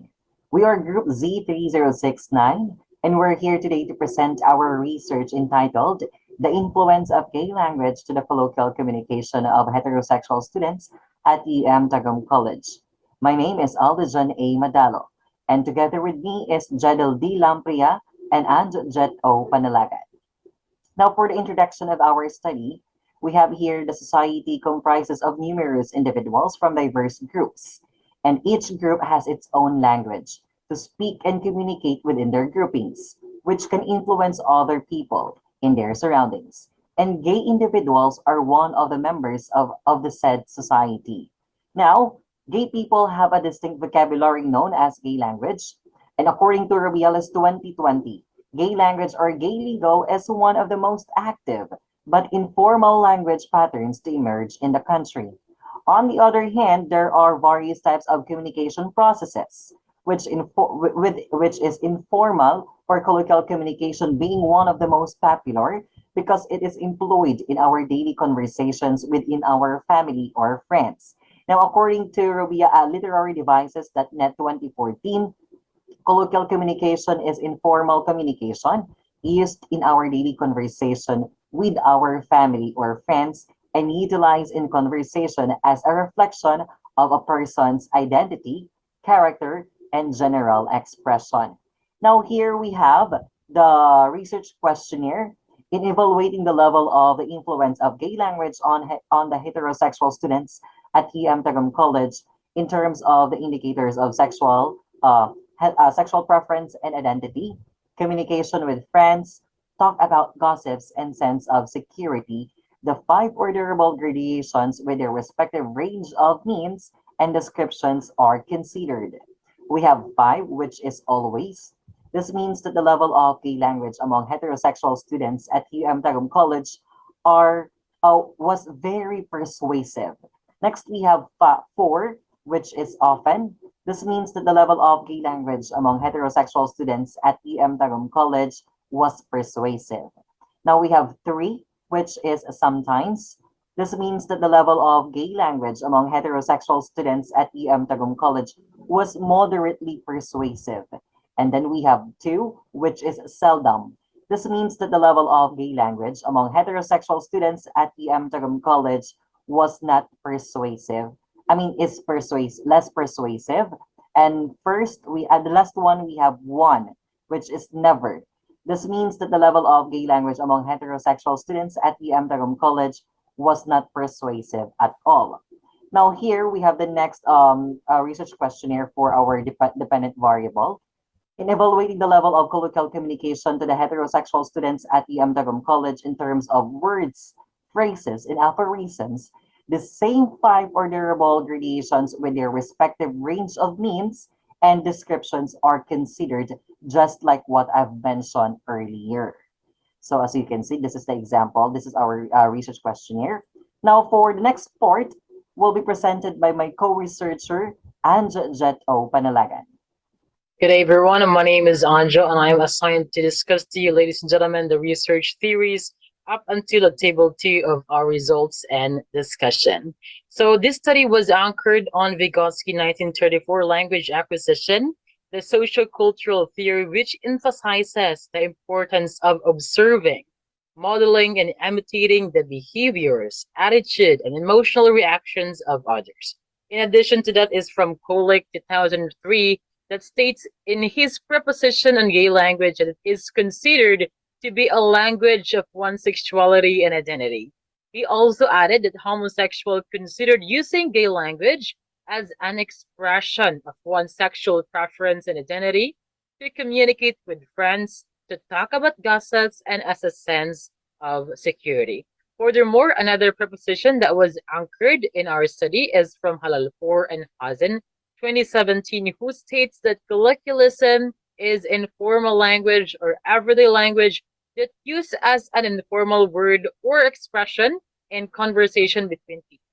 They also added that there are three different types of colloquialism, namely words, phrases, and aphorisms. Now let us proceed to our methods. So this study, we utilized the quantitative non-experimental research design, utilizing the correlational technique to investigate the relationship between our two variables, the independent variable, which is gay language, and our dependent variable, which is colloquial communication. Without any researchers' bias or manipulating any of the results, the researchers of this quantitative study purposely selected a total of 200 responses from those qualified students who are heterosexual. Qualified participants uses the survey questionnaire by Google Link forms to assess and answer them at their convenience. Now, let us proceed to our results and discussion of our study. Shown in the table 1 are the mean scores for indicators of the Giga language among heterosexual students at Tagum College with an overall mean of 2.88, described as moderate with a standard deviation of 1. This added overall mean score was the result gathered from the following computed mean scores from highest to lowest. 3.20 or moderate for sexual preference and identity with a standard deviation of 0.922. 2.79 or moderate for communication with friends with standard deviation of 1.11. 2.76 or moderate for talk about gossips with standard deviation of 1.12. And 2.75 or moderate for sense of security with a standard deviation of 1.15. This means that the respondents' responses to gay language is moderately positive in most cases in the items of sexual preference and identity, communication with friends, talk about gossips, and sense of security. Now, shown in the table 2 are the mean scores for the indicators of our dependent variable, which is colloquial communication, among heterosexual students at Tagum College with an overall mean of 2.58, described as low, with a standard deviation of 1.6. The cited overall mean score was the result gathered from the following computed mean scores from highest to lowest: 2.60 or low for words with a standard deviation of 1.9, 2.55 or low for phrases with a standard deviation of 1.10, and 2.59 or low as well for aphorisms with a standard deviation of 1.9. This means that the respondents' responses to the colloquial communication are less positive in most cases in the items of words, phrases, and aphorisms. That is for my part.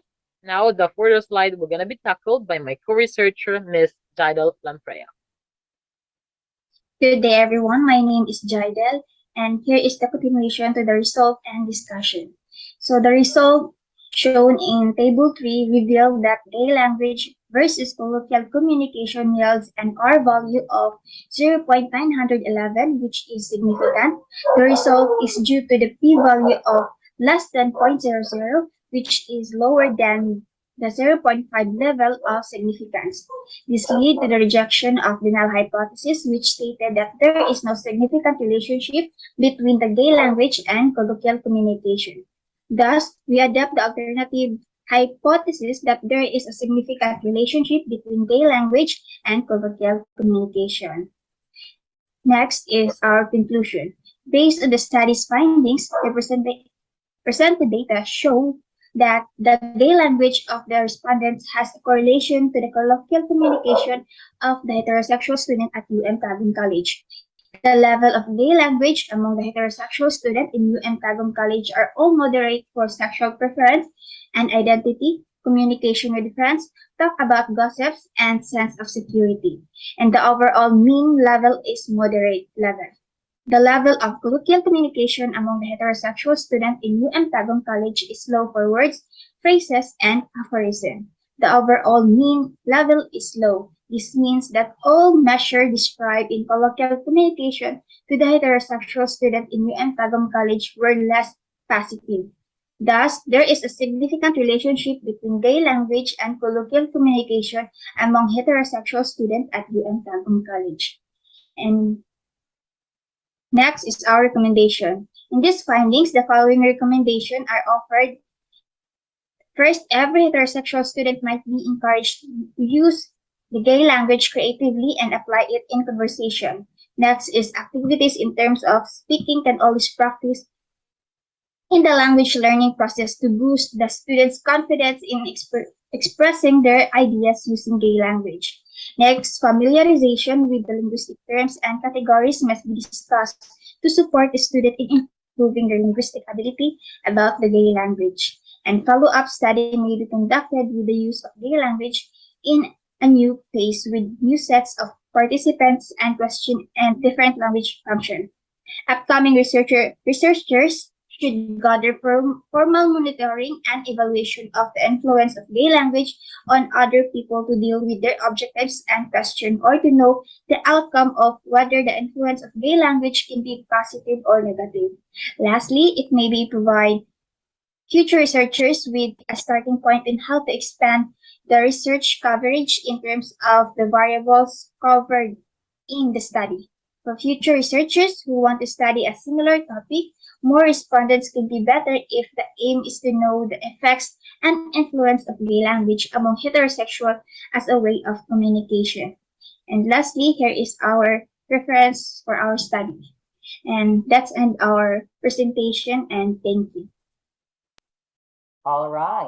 So thank you so much for the presenters. Now this time, let's hear some of the questions or comments of your reactors. Now, she is a Bachelor of Secondary Education, major in English at University of Mindanao Tagum Campus, a facilitator at Limaste International Congress, senior high and junior high teacher at Brokenshire College since 2018, and Com Arts, senior high school and junior high school club moderator, and teaching English-related subjects, particularly literature, communication, reading, and research. Let's all welcome Flor de Liza de Canchico LPT. Hello, ma'am. Good afternoon. Good afternoon, presenters. Good afternoon, MC. Thank you for having me here.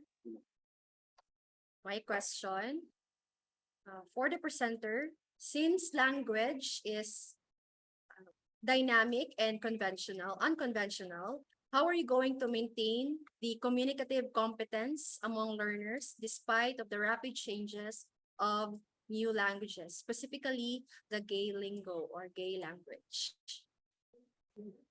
Thank you so much for that question, Flora. Good afternoon po. Am I audible, guys? Yes, you're audible.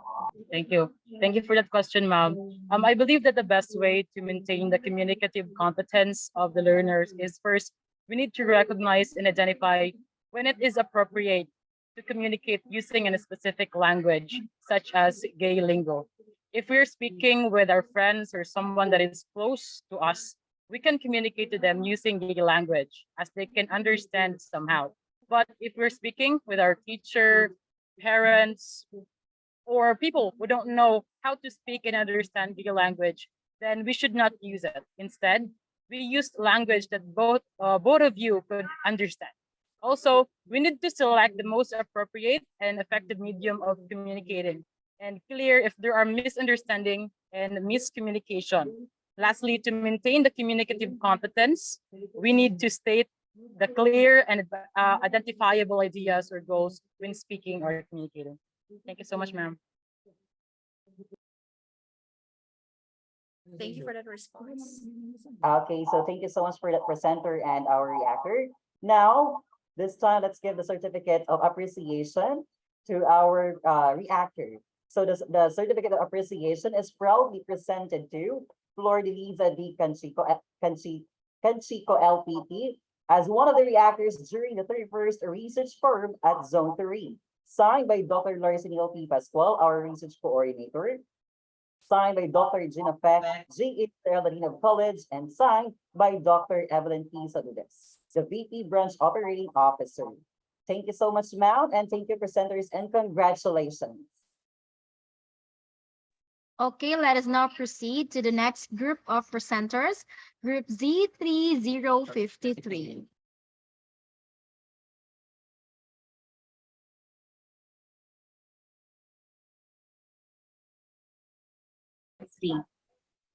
Assessing lexicon problems and interpreting English poems using explanatory sequential approach. I am Eugene C. Malabarbas, and together with me are my group mates, Ms. Jenna Rose Pahayahay and Mr. Idelito Viaje.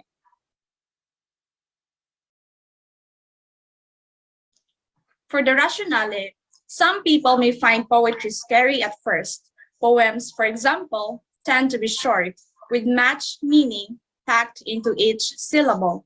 Figurative language, such as metaphors, is one way poets that packed meaning into their poetry, encouraging readers' inventiveness and imagination. Furthermore, according to Magolod, he claimed that literature is a necessary topic in the Philippines senior high school general education curriculum and at universities and colleges. In addition, a study of Suryawanita in Indonesia claimed that the possible problems in interpreting a poem, especially to a literary interpreter, are linguistic, literary, or aesthetic problems and social cultural problems. Reading and understanding poetry can be difficult for both students and teachers. And poetry is widely used to teach English, yet understanding poetry can be difficult. So the purpose and objectives of the quantitative data is to assess the level of lexicon problems of second-year English students in interpreting English poems in terms of accuracy, clarity, and naturalness. And for the purpose and objectives of qualitative data, seek to find the answer to the following questions. First, what are the problems encountered by students and lexicon when interpreting English poems? Second, how do they address lexicon problems in interpreting English poems? So further discussion will be discussed by the next presenter.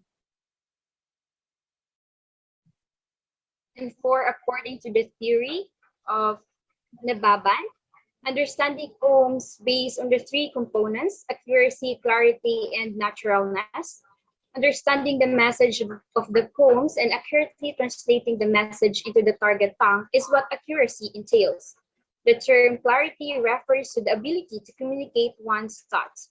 Naturalness suggests that understanding unknown words in poems is successful and can be used to increase a person's vocabulary. The interpretation should be followed in the dictionary for better reference in deciphering foreign words.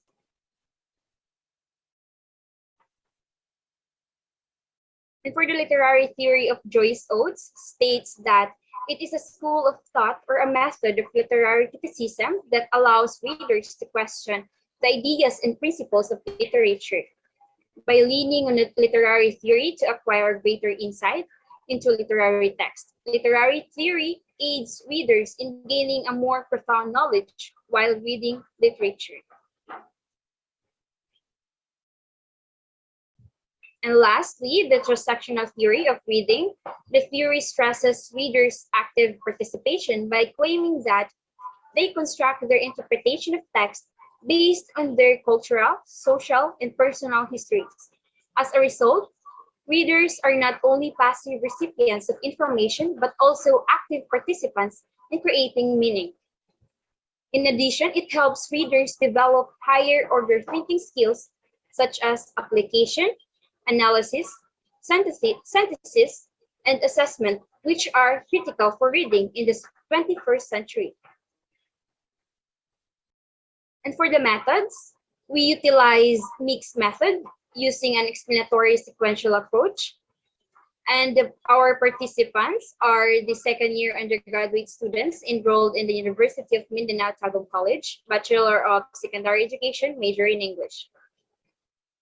And the survey questionnaires have 15 items based on the three indicators were created and administered using the Google Docs platform, and 10 interview guide questionnaires using Zoom links through focus group discussion. So for the results and discussion based on the three indicators of our quantitative data, the table 1 shown that the mean score for the level of lexicon problems in interpreting English poems in terms of accuracy. The overall mean is 3.85, or a high level with a standard deviation of 0.545.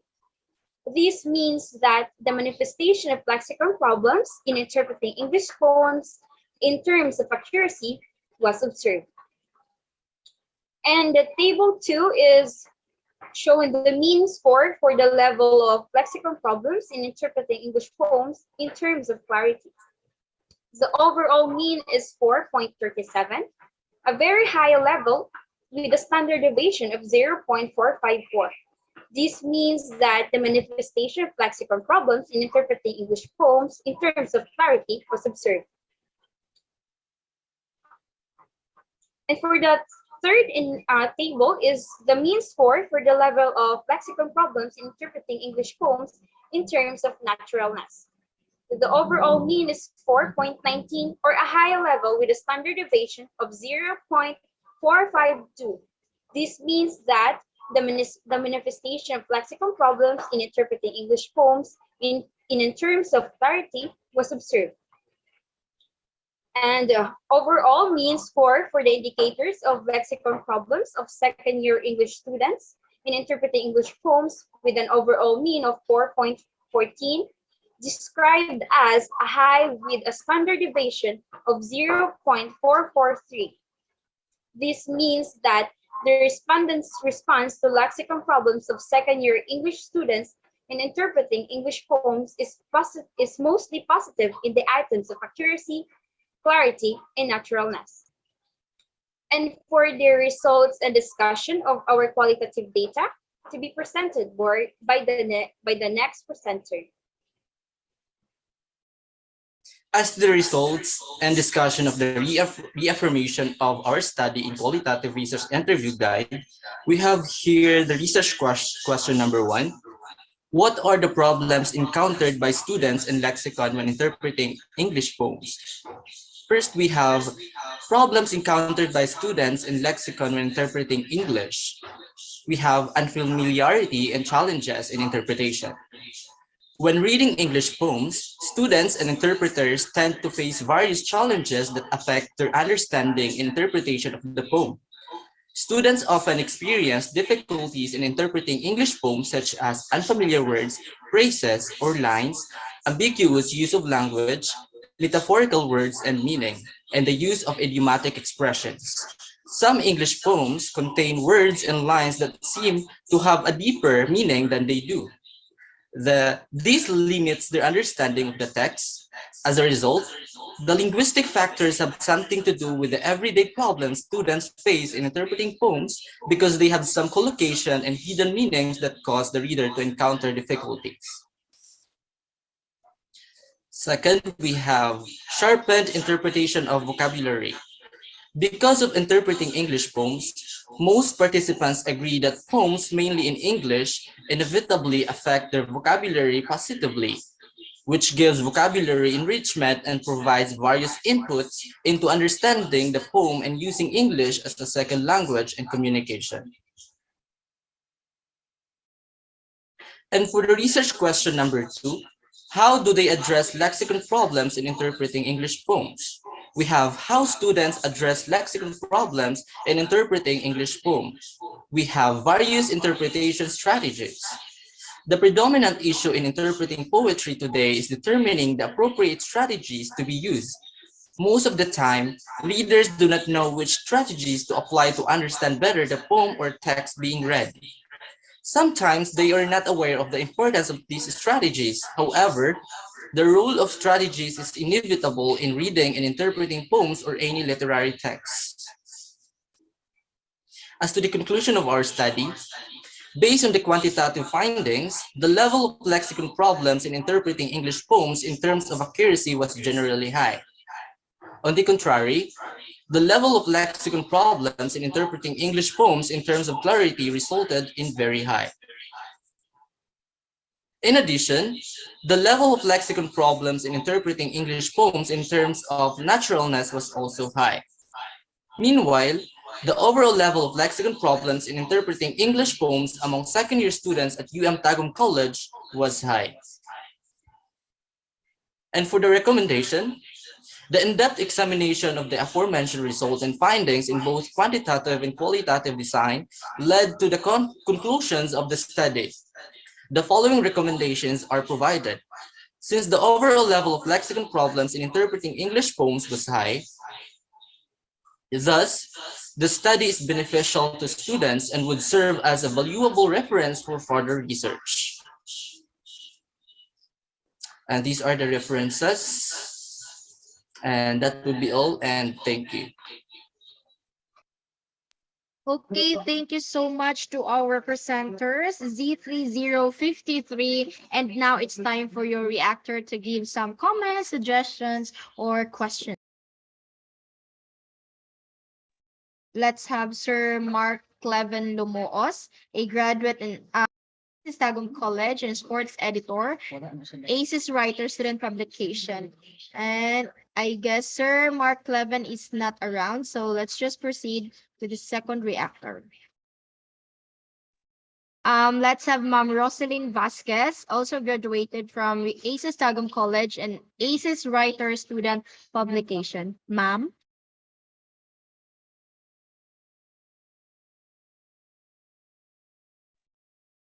Hello, Ma'am Rosalyn. Good afternoon.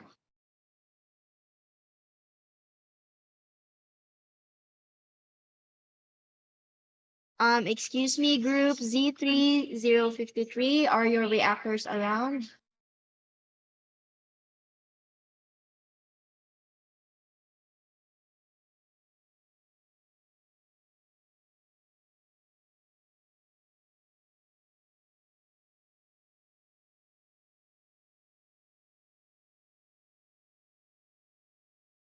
Excuse me, presenter Z3053. Hello po. Sorry for the sudden interruption. Our reactor as of this moment is having her technicalities because she can't open her audio as of the moment po.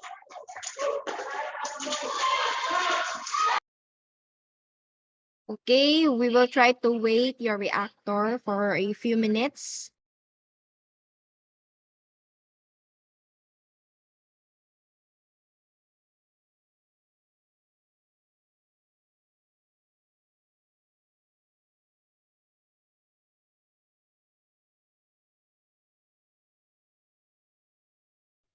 While waiting for the reactor to fix their audio, we will now proceed with the next presentation from the next group, which is Group Z3068. Ma'am, sir, to our actors and of course researchers today. We are grateful and happy to be part of Fora 31. By the way, I am Patricia Altonjoy together with my co-researchers, Ms. Abogada Relene Joy and Ms. Custudio Crystal May. We are Group Z3068 with a research titled Experiences of Asaka Students in Acquiring the English Language. So, without much further ado, let me call on my co-researcher, Ms. Abogada, to present the introduction of our study. Good day, researchers, reactors, ma'am and sir. I am Relene Joy Abogada, and I will be presenting to you our introduction. Acquiring the English language is never easy, according to AMA 9-13. Indeed, acquiring the English language is not easy, especially since the Mansaka students are not native speakers of the foreign language, which became the major reason why they had a hard time acquiring the English language sufficiently. In addition, due to a lack of motivation, confidence, and materials, Mansaka students experience difficulties in acquiring the English language. They're not rich of these resources. That is why they are really having hard time learning the English language. This study will generally perceive and assess the overall experiences encountered by Mansaka students that influence their acquisition of the English language. All of this became major reasons why Mansaka students experience and encountered difficulties in acquiring the English language. Now for the methods, let me give the floor to my co-researcher, Ms. Aljan Joy Patricio. Thank you so much. Good day once again. I am Patricia Aldenjoy, and at this moment, I'll be discussing the methods of our study. So, for the participants, in the selection of our participants, we had set our criteria. Of course, they must be a member of Mansaka tribe, enrolled in senior high school, and studying at Teresa National High School. Overall, we have 14 participants, so regardless of their gender. 7 participants for the in-depth interview and 7 participants for the focus group discussion, as recommended by Chrisma. So for the instruments, so the semi-structured interview guide validated by the panel members was used to gather the needed data and information. The in-depth interview and focus group discussion was conducted via face-to-face, and of course, we have followed the protocols due to the pandemic. So from the participants' interviews, the data are stored in video recording tape and written records were kept. So for the design and procedure of the study, this is a qualitative study with a phenomenological approach. Before we conducted the study, the participants were given informed consent containing the rules and conditions of the study, acknowledges the rights of the participants. Their identities were protected during the data collection, and they have the right to decline or continue the procedure of gathering the data. During the collection of the data, the researchers traveled to Teresa National High School and conducted an in-depth interview and focus group discussion face-to-face. Following the interview, we used Creswell's data reduction process. So the rule of the researcher. So in this study, we acquired rules of designing, interviewing, transcribing, verifying, reporting, thematizing, and analyzing the data. So the data collection, so the in-depth interview and focus group discussion were the major tools in gathering the data from our participants. So data analysis. In analyzing the data, we first transcribe the data taken from the in-depth interview and focus group discussion. After transcribing them, we code them. After coding the data, thematic analysis is applied. Lastly, to ensure the validity and accuracy of the findings, data were given and checked by the data analyst. So the trustworthiness of the study. So Lincoln and Guba, as cited by Shenton, stated that trustworthiness of research study is important to evaluate in its work. Trustworthiness involves establishing credibility, transferability, dependability, and confirmability. So for the last part of the method, we have ethical considerations. So the researchers developed an informed letter of consent for the participants to sign before engaging in the research. As the confidentiality of participants, the researchers assigned pseudonyms or pin names to protect the privacy of participants who have voluntarily agreed to participate in the study. I guess that's all for the methods of our study. Thank you so much for listening. So I give the floor to my co-researcher. Thank you so much. Good day once again. I will discuss with you the results, discussions, conclusions, and recommendation of our study. So to start with, we have our 14 participants and were interviewed based on our 3 research questions. And from that, we have the data collected and themes were developed. So the first one is the experiences of Mansaka students in acquiring the English language.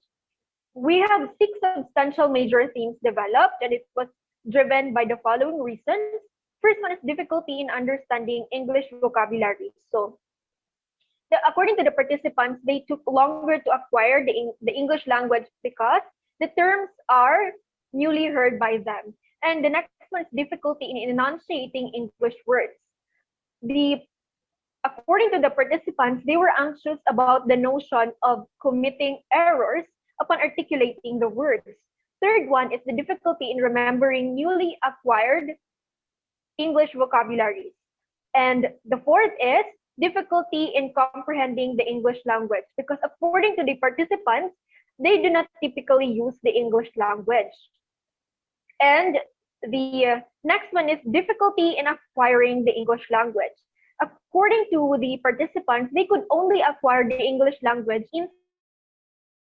They do not have the opportunity to use the English language outside the school premise. And for the last experiences of Mansaka students is the lack of confidence. So it, particularly for the participants on their speaking and writing skills.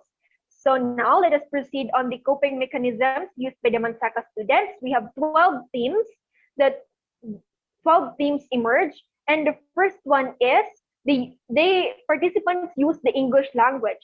So according to the participants, they use English in conversation to acquire further language skills.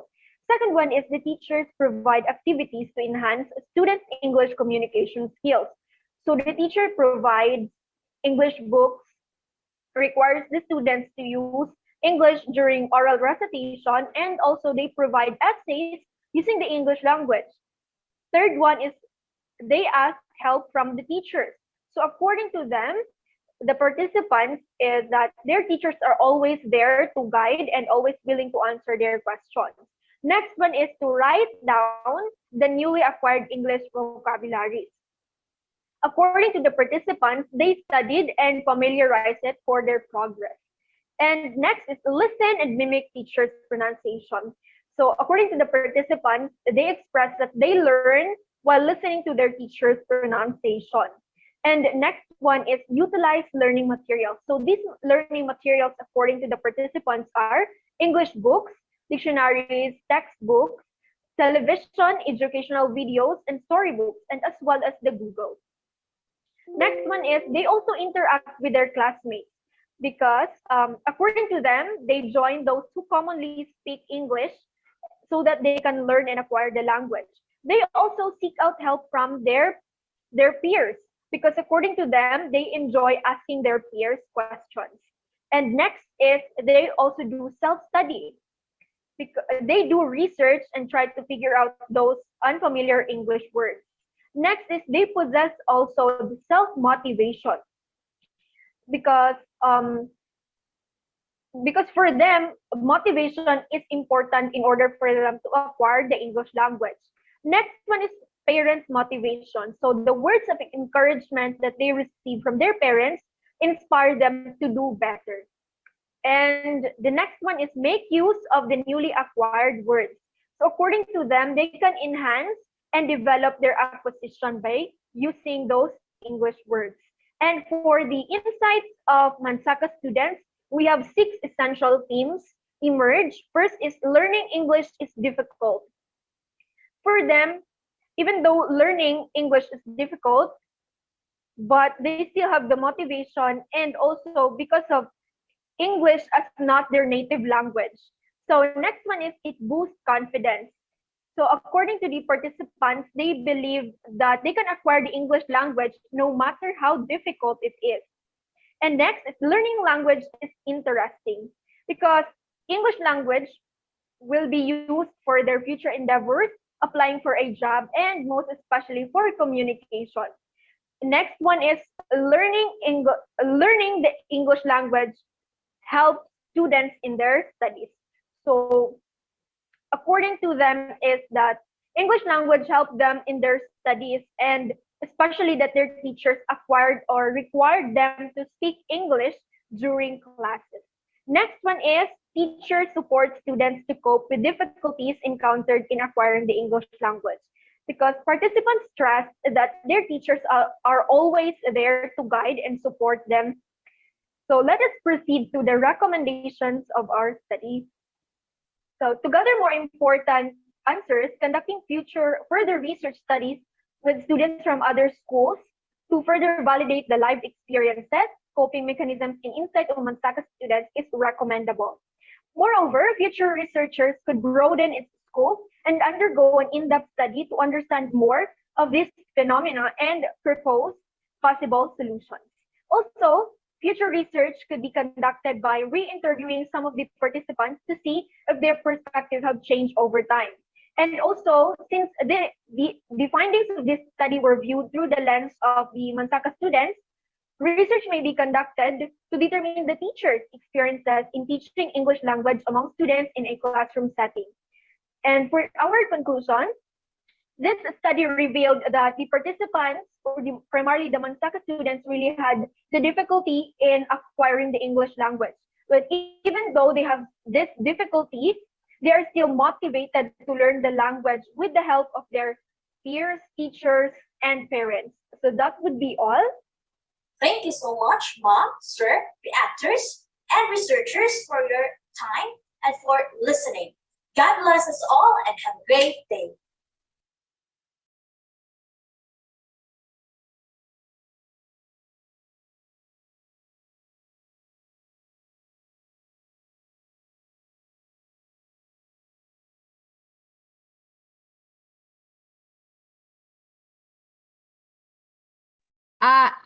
Thank you so much, Group Z3068. But before we proceed to your reactor, let's just go back to the reactor of the previous group. Ma'am Vasquez, are you around? Hello, good afternoon. In behalf of Yes, ma'am, you're Vasquez, audible now. I am Mark Levin Mark Levin Lomoas, and all I can say is I don't think I have a question because the presenter itself did a great job and they explained it well. And all I can say is that congratulations and for the job well done. Thank you so much for inviting us as your reactor. Okay, thank you so much, Sir Mark Cleven Lumoos. And of course, to present to you your certificate of appreciation. This is proudly presented to you as one of the reactors of the Tagum College 31st Research Forum. Signed, Dr. Larceniel Pascual, Research Coordinator. Signed, Dr. Gina Fe Israel, Dean of College. Signed, Dr. Evelyn P. Saludes, VP Branch Operating Officer. Thank you so much, sir. And of course, to the group Z3053. All right, now to proceed with the some of the comments and questions of the reactor for group 3068. Let's have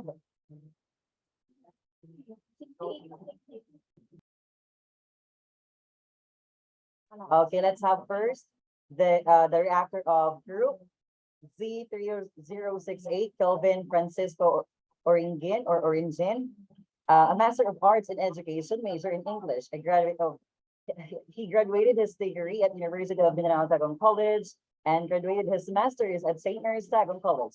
Teacher 3 and currently teaching at the Resa National High School. However, since your reactor wasn't able to join us at this moment because of an emergency, we have his question. Now, so in behalf of your reactor, I will ask you his question. The question is, again, the presenter, the question is, how vital is your study? Again, how vital is your study? Good afternoon, everyone. This study is very essential because this would be very helpful for the teachers, especially if they will be handling an indigenous students who are struggling in acquiring the English language. The teacher can easily manage those students and provide necessary accommodation that facilitate their needs as an indigenous students. That would be all. Thank you. All right, thank you so much for the presenters and also in behalf of your reactor, thank you and congratulations. Now to present the certificate of appreciation. The certificate of appreciation is proudly presented to Mr.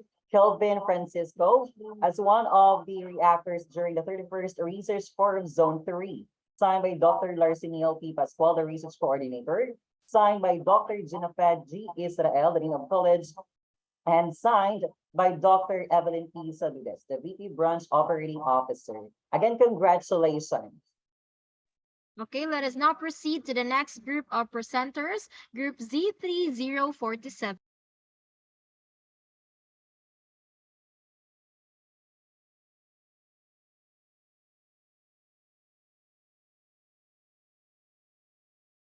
Jose Elmer Official and Sir Earl Jones Moeco, to our esteemed reactor, Ma'am Annalyn Mones, To my co-researchers, to everyone, good day. I am K.A. Baite presenting to you the rationale of our thesis titled The Language of Online Sellers, a Semantic Analysis. Without further ado, let me present to you the problematic situation of this study. So the 21st century is the time where the headway in correspondence, business, and media innovation emerges, wherein the advancement of virtual innovation is indeed progressively constant, and this affects the everyday living of individuals. That also triggers the phonetic transformation.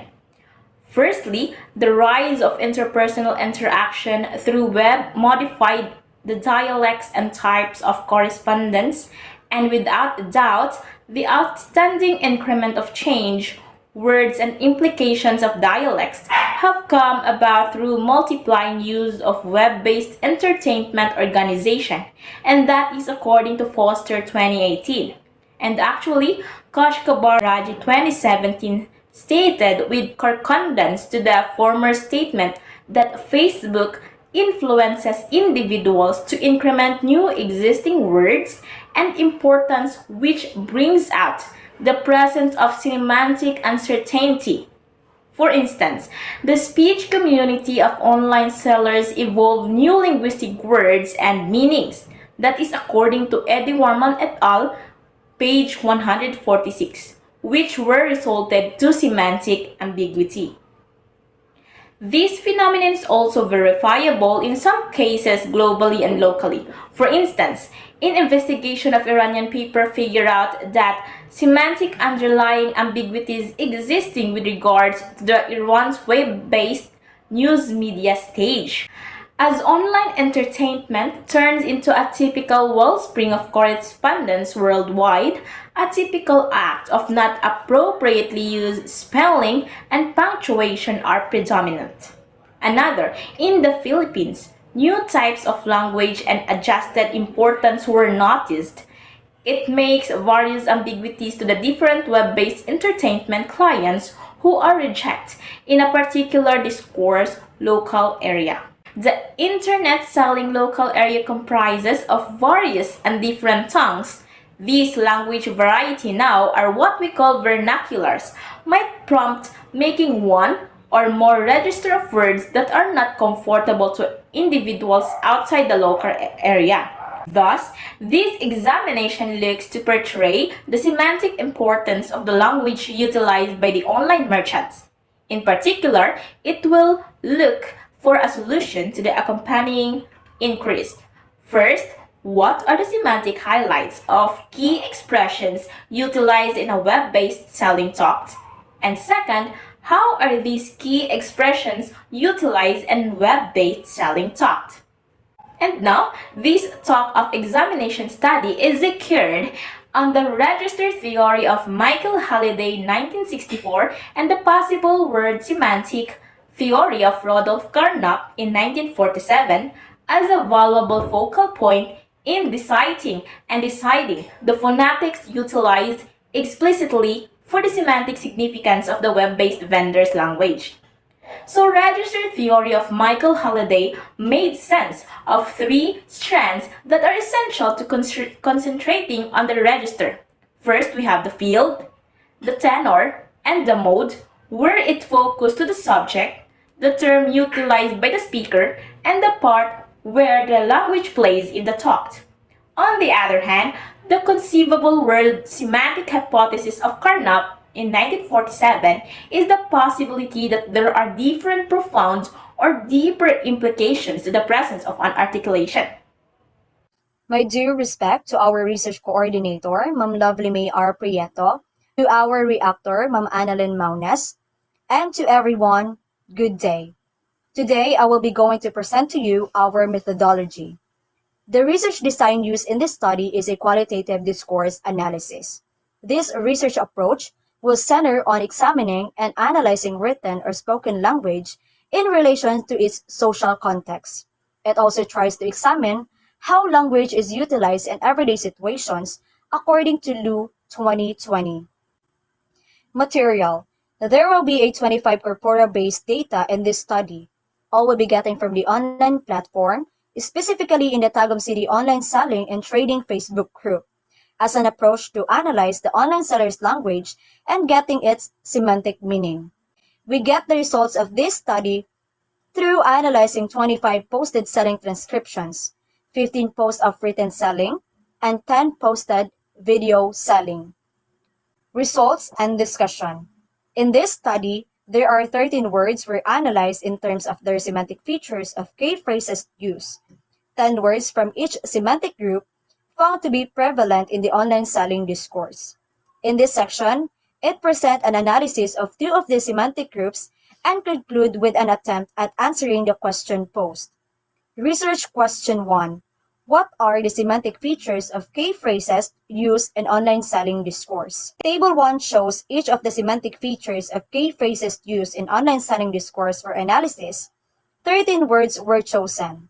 In this case, they were open for bulk order or shipment, strictly noted, PM's the key, happy thrifting, read before mine, pre-love, bogus buyer will be posted, and flex.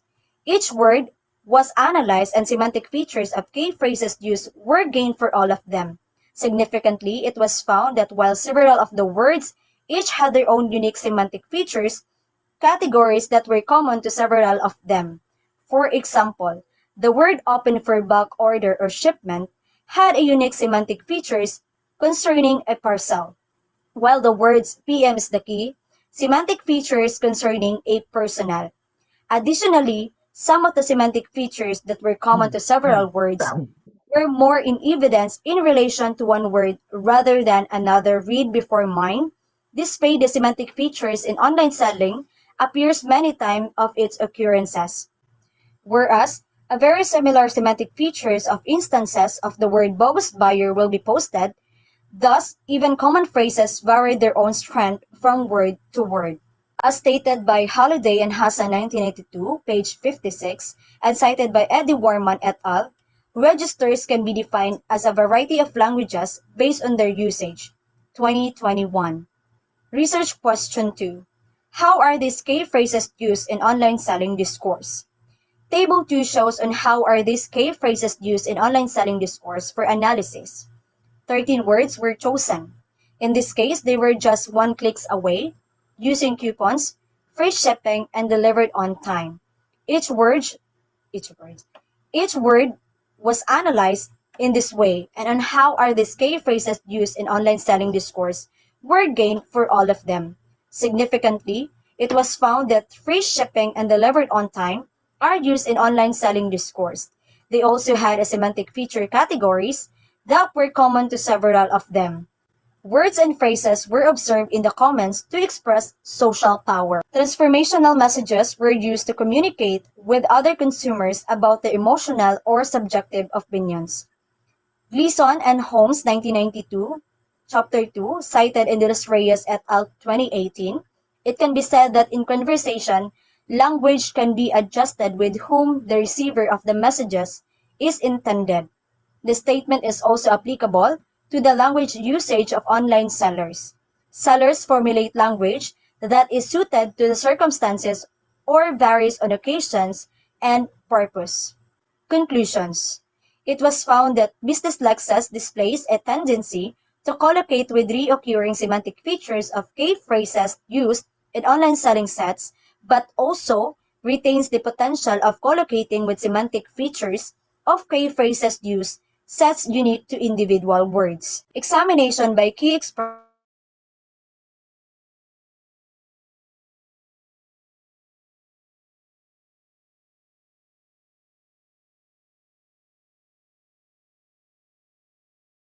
completed into highlights of key expressions utilized in business English can now be moved in the web-based selling talk, as it very well may be of extraordinary worth to both internet-based vendor and client the same. Thus, it proposed the word certain genres may establish local semantic prosodies which only occur in these genres or analogs these genres according to Tribble 1998, page 11. And that is all about our research study titled The Language of Online Sellers, a Semantic Analysis. Thank you and good day, everyone. Okay, thank you so much, Group Z3047. And now let's proceed to your reactor.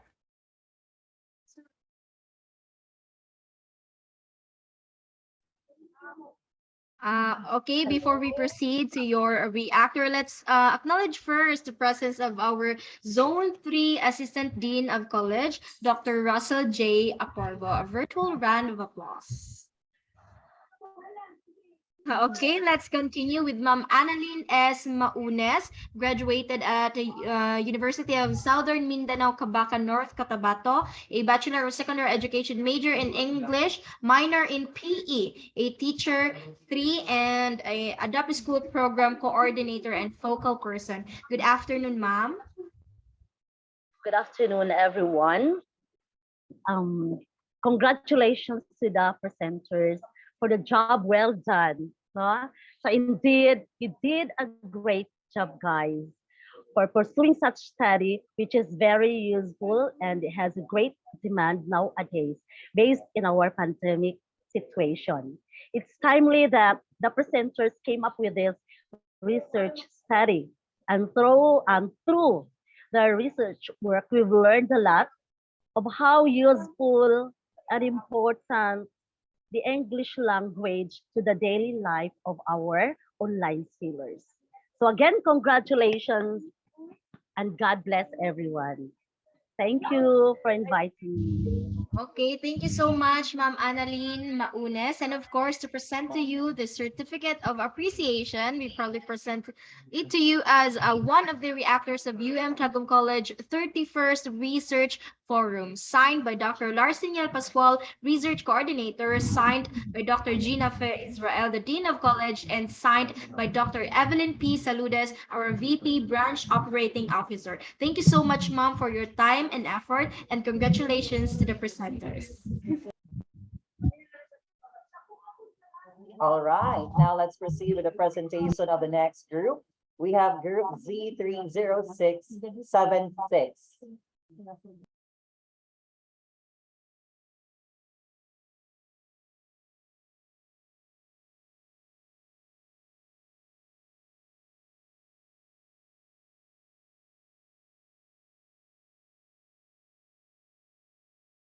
Prestige towards the self-concept of Muslim students as linguistic minorities in Mabini, Davao de Oro. So without further ado, let's begin our presentation. We, the researchers, have observed that there is still a non-stop discrimination of people against accented speakers, specifically to the linguistic minorities, that impacts their self-perception in this world where accent is a factor for social status and classification. So this discrimination happens as a result of putting status or hierarchy in accent. Thus putting the accented speakers, and that is usually our dear linguistic minorities, for they possess together with their culture, their natural accent, on lower rank. And mostly people are not aware or subconscious that they are already making such discrimination on a daily basis. So this research will show to everyone the level of impact of accent prestige on linguistic minority self-concept, and using Muslim students as a representative to the linguistic minorities that experiencing such biases. Our independent variable, accent prestige, claims that people use a speaker's accent as a basis to make specific judgment about the speaker's traits, which often leads to accent discrimination. Specifically, that the society that we are living today highly values standard accents, where people with socially constructed standard speaking accents are seen through the linguistic lens positively, while stigmatizing accented speakers. Our dependent variable, self-concept. Our self-concept is our entire perception of who we are. According to Rogers 1959, self-concept has three components: self-image, self-esteem, and the ideal self. Self-concept is active, dynamic, and malleable. It can be influenced by social situations such as a global scale phenomenon, where when someone is ostracized for their accent, many people develop inferiority complexes and begin to feel that they are less intelligent. So accent discrimination brought by accent prestige also affects them psychologically. Literature review. Discrimination based on accent is not one of those widely given importance discrimination, even with the fact that it is a commonly experienced present discrimination, especially by linguistic minorities living in a society with set standard accent. Accent discrimination is a kind of discrimination gaining less weight of attention and importance in our society, despite the fact that it gives dilemma to those who belong in the linguistic minorities, as they are being belittled and prejudged by the society for having an accent which is different from the set standard accent. Up to this day, it still exists, and yet only few actions were taken to address it. Linguistic racism can result in deprivation in school, work, health, and many more. People with certain accents may be harassed at work, such as a Puerto Rican call center employee who was insulted by a customer. Your stupid accent makes me sick. Just for having an accented speech, people belonging to the linguistic minorities are being deprived from different opportunities, which is obviously a violation of their civic rights. Moreover, it also exists in the Philippines. Everyone is aware of the negative stereotypes and prejudices directed at Bisaya people. When telling a joke or trying to make someone laugh by imitating the original accent, the Bisaya language or accent is frequently utilized. If you are a fan of watching Filipino sitcoms, there are scenes that characters mimic Bisaya accent to make the viewers laugh, without considering that it is already a form of accent discrimination. For our theories, these studies align with the accent prestige theory of Howard Hillis 1970. It focuses more on the first category of status dimension, which contains characteristics that are used to classify a person concerning perceived status, such as intelligence, education, social class, and success, where people use someone's accent as a clue to make conclusions about the speaker's traits.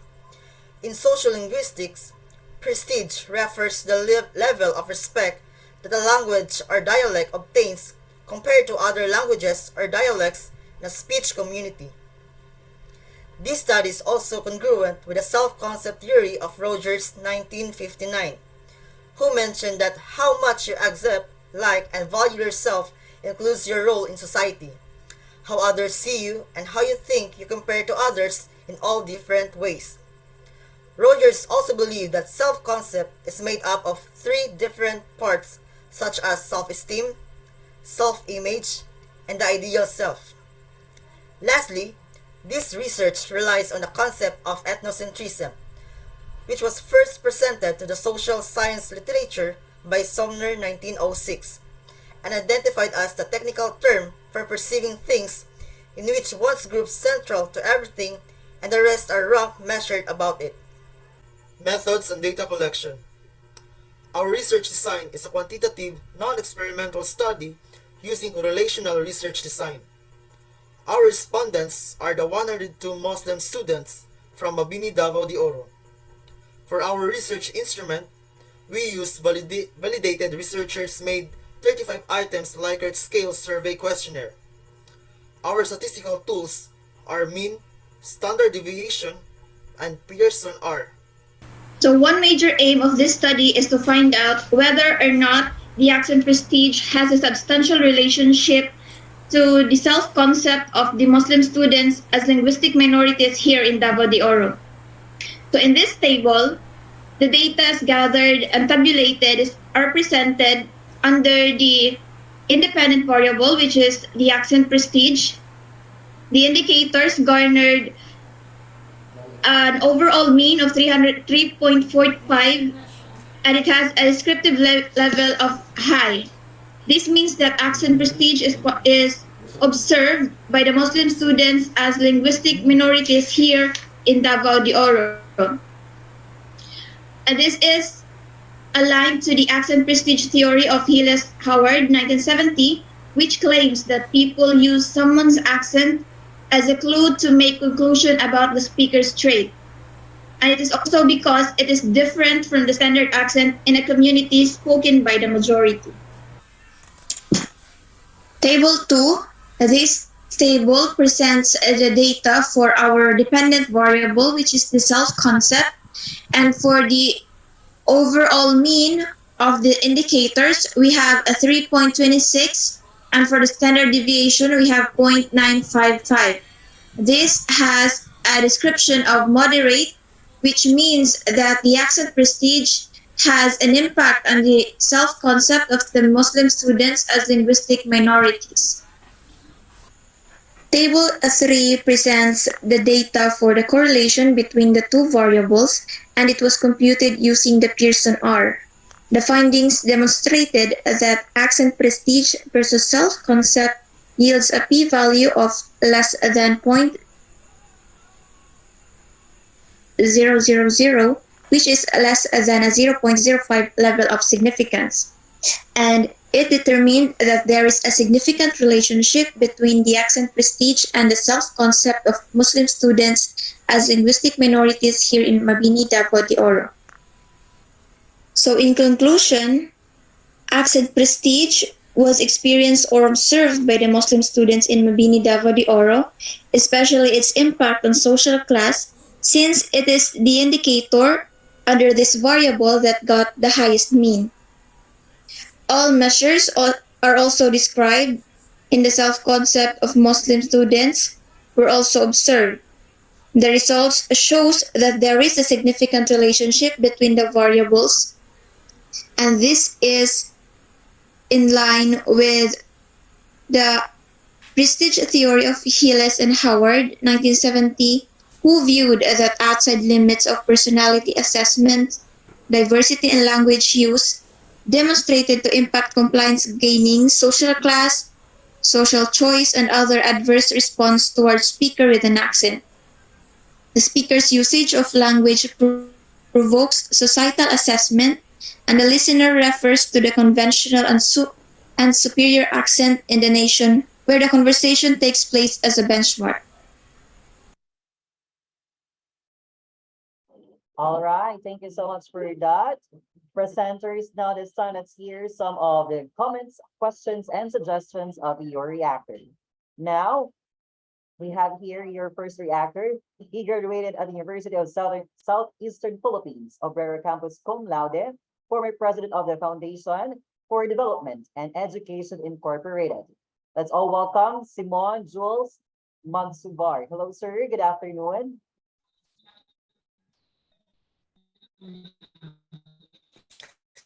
Hello, good afternoon. Am I audible po? Yes, sir. Loud and clear. Hello, good afternoon. Ay, hina yung tingog sa. Okay.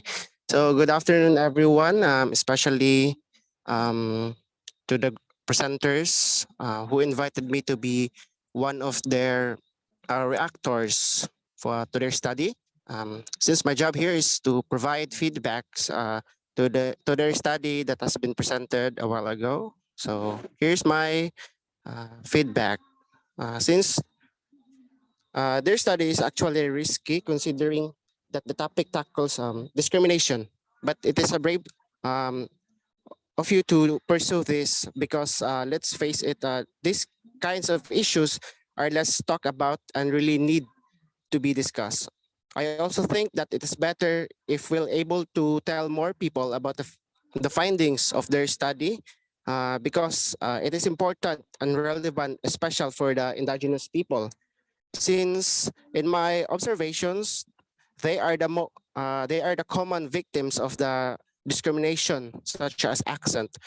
Overall, I would like to commend their study. I really like it because we rarely hear topics like this, spreading awareness over this ongoing but less addressed phenomenon.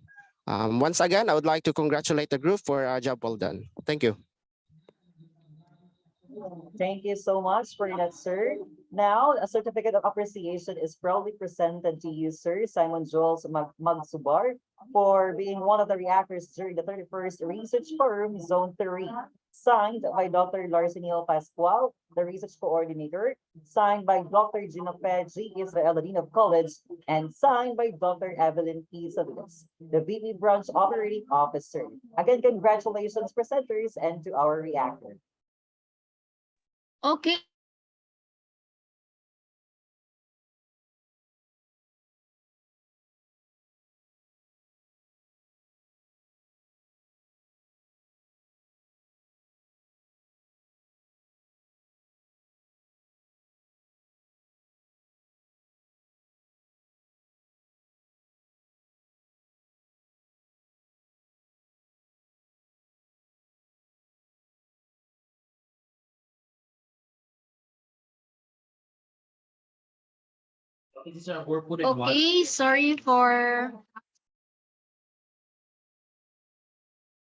Okay, sorry for the technicalities, no.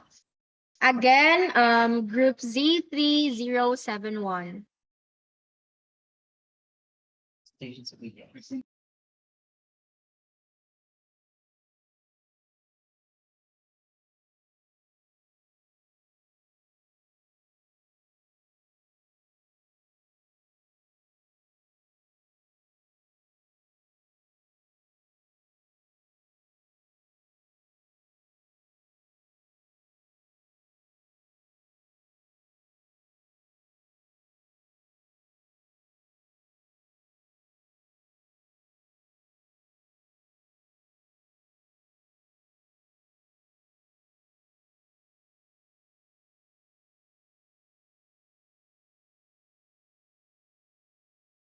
So since we are waiting for our technical team to continue and arrange our presentation of the video.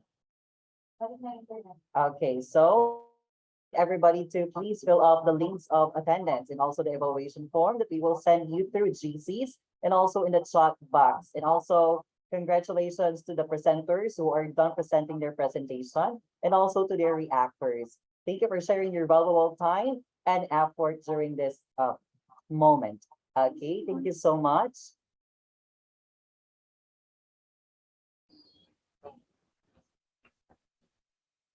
To our research coordinator, Mr. Larseniel Pascual, to our assistant research coordinator, Ms. Lovely May Prieto, dearest reactors and co-researchers, everyone, good day. We are the group Z3071 with a quantitative non-experimental research titled The Language Paradigm of Social Prejudice as a Factor to Social Exclusion of LGBTQI Member of Tagum College. I am Jazian F. Palapas, a Bachelor of Secondary Education, major in English, and one of the researchers. In this present time, where homosexuality is gradually being recognized, the discrimination towards them is getting attention and becoming common as well. One form of this discrimination is through verbal communication, whereas they use words of prejudice towards the LGBTQI community. The member of LGBTQI community continue to experience prejudice and marginalization in all aspects of life. In addition to denying equitable access to important social necessities like work, healthcare, education, and housing. Such practices marginalize them in society and place them in danger of exclusion. In this study, we focus on the language paradigm of social prejudice as a factor to social exclusion of LGBTQI member of Tagum College, whereas we showed that this problem existed too towards the sexual minority of the society, which has not been discussed enough. It has to be addressed as well because we believe that this is an urgent and serious issue to be discussed too. In today's time, where homophobia is one of the center debates in the society, there are a lot of studies emerging and conducted about many things about them. However, most of these studies merely focus on the health issues they had experienced or only tackle gender expressions they prefer. Next, we have the research questions. We have the independent variable, the language paradigm of social prejudice, and under the independent variable are the indicators such as verbal bullying, gendered language, and homophobic language. Next is the dependent variable, which is the social exclusion of LGBTQI member of Tagum College with the indicator religion, normativity, and social stigma. Good day, I am Cristel Paldilan Domingano from Group Z3071. In continuation to Ms. Palapa's presentation, let me proceed with the research theories. This study is anchored by Queer Theory by Italian-American feminist theorist Teresa de Laurentiis in 1991. Queer theory is a new term that has a rough specific explanation because it came from different influences such as lesbian feminism, gay liberation, and homophile movement. But it can be summarized as a body of criticism that focuses on the issue of gender, sexuality, and subjectivity of social sexual preference of a person in different fields such as literary, political, social, and even in history. The next theory that we have is Mayer's minority stress model in 2003. This model highlights stress processes such as prejudice experiences, rejection expectancies, hiding, concealing, internalized homophobia, and rehabilitative coping methods. Environmental stressors such as homophobia of sexual stigma compel an individual to adopt but can produce substantial stress affecting physical and mental health results. Next we have is our research methods. The research design that we used in this study is quantitative non-experimental research design. The research material or instrument that we use in this study is Google Forms or survey questionnaires that we disseminated with the students via a messenger app. That the data collection, as per collecting the data needed, we got the panel members' approval, letter of endorsement, permission letter of Dean of College, and the students' permission and sending the Google Forms to them.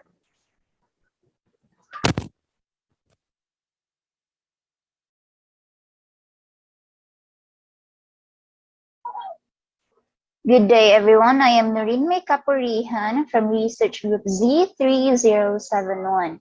In continuation to Ms. Dominguiano, let us now discuss the next chapter. For the next chapter, presented is the result, conclusion, and recommendation. The first table shows the result of our independent variable in terms of gendered language, verbal bullying, and homophobic language. We have arranged these indicators from the highest to the lowest mean. Among the three indicators, verbal bullying got the highest mean of 4.26 with a descriptive equivalent of high and a standard deviation of 0.84, which then followed by the indicator gendered language with a mean of 4.23 with a descriptive equivalent of high and a standard deviation of 0.78, followed by the last indicator, which is the homophobic language with a mean of 4.14, which described as high and a standard deviation of 0.85. The overall mean is 4.21 with a descriptive equivalent of high, and this means that the language paradigm of social prejudice of LGBTQI members of UMTC is observed. The next table shows the mean scores of the indicators of the variable social exclusion to LGBTQI members in University of Mindanao Tagum College in terms of normativity, religion, and stigma. Among the three indicators of social exclusion, the religion got the highest mean of 4.40, which describes as very high with a standard deviation of 0.65. Followed by normativity, which had a mean of 4.34 that describes as very high with a standard deviation of 0.68. And the last indicator, which is the social stigma, had the mean of 3.63 that describes as high with a standard deviation of 1.07. This means that the level of social exclusion among LGBTQI members of UMTC is very much observed. For the last table, it shows the significant relationship of language paradigm of social prejudice as a factor to social exclusion of LGBTQI students of UM Tagum College. The R value is 0.754. This means that the language paradigm of social prejudice has a strong correlation to the social exclusion of LGBTQI students in UMTC. The p-value is 0.001, which is less than the level of significance at 0.05. This leads to the decision that the null hypothesis, which stated that there is no significant relationship between the language paradigm of social prejudice and social exclusion of LGBTQI students of UM Tagum College, is rejected. thus implies that there is a significant relationship between language paradigm of social prejudice as a factor to social exclusion of LGBTQI students of University of Mindanao Tagum College. In the provided data, it has shown that language paradigm of social prejudice is affecting the social exclusion among LGBTQI members in UMTC, and it is in line with the study of Teresa De Laurentiis in 1991, which stated that discrimination in the workplace, school environment, and even in a group of friends is present. Issues related to gender inequality and criticism to the heterosexual people is most relevant that bring chaos to the emotional state of every individual. Based on the conclusion drawn from this study, the following recommendations are offered.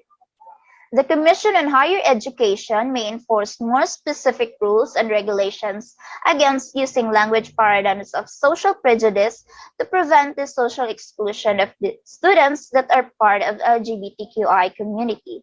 In relation to this, the University of Mindanao Tagum College, as a discrimination-free school, could monitor the behavior of students and teachers to prevent possible cases of using language paradigm of social prejudice, widen the spread of mental health awareness among students, help raise awareness in the society that this problem is present and needs to be addressed, and acknowledged to prevent more cases. And lastly, help the students of UMTC in a way that they would have respect for anyone in the school regardless of their gender orientation. Furthermore, the members of LGBTQI community as the core participants of this study benefits from this because the acknowledgement of the problem will help them in many ways, like achieving their goal equality, and will gain eagerness to strive for their rights and freedom. And finally, this gives future researchers with a starting point from which they might increase the coverage of the research in terms of variables supplied in this study. That would be all for the presentation of Group Z3071. Thank you.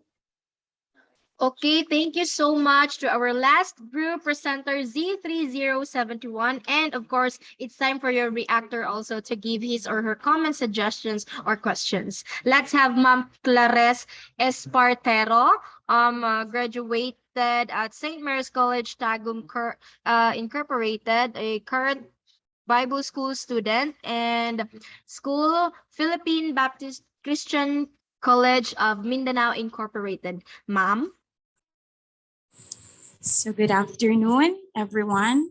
I am asked to express my comments. So with regards to their study, the issue about homosexuality, gender inequality, and discrimination had already existed even before. And as a matter of fact, these issues are still present and clearly evident in our time today.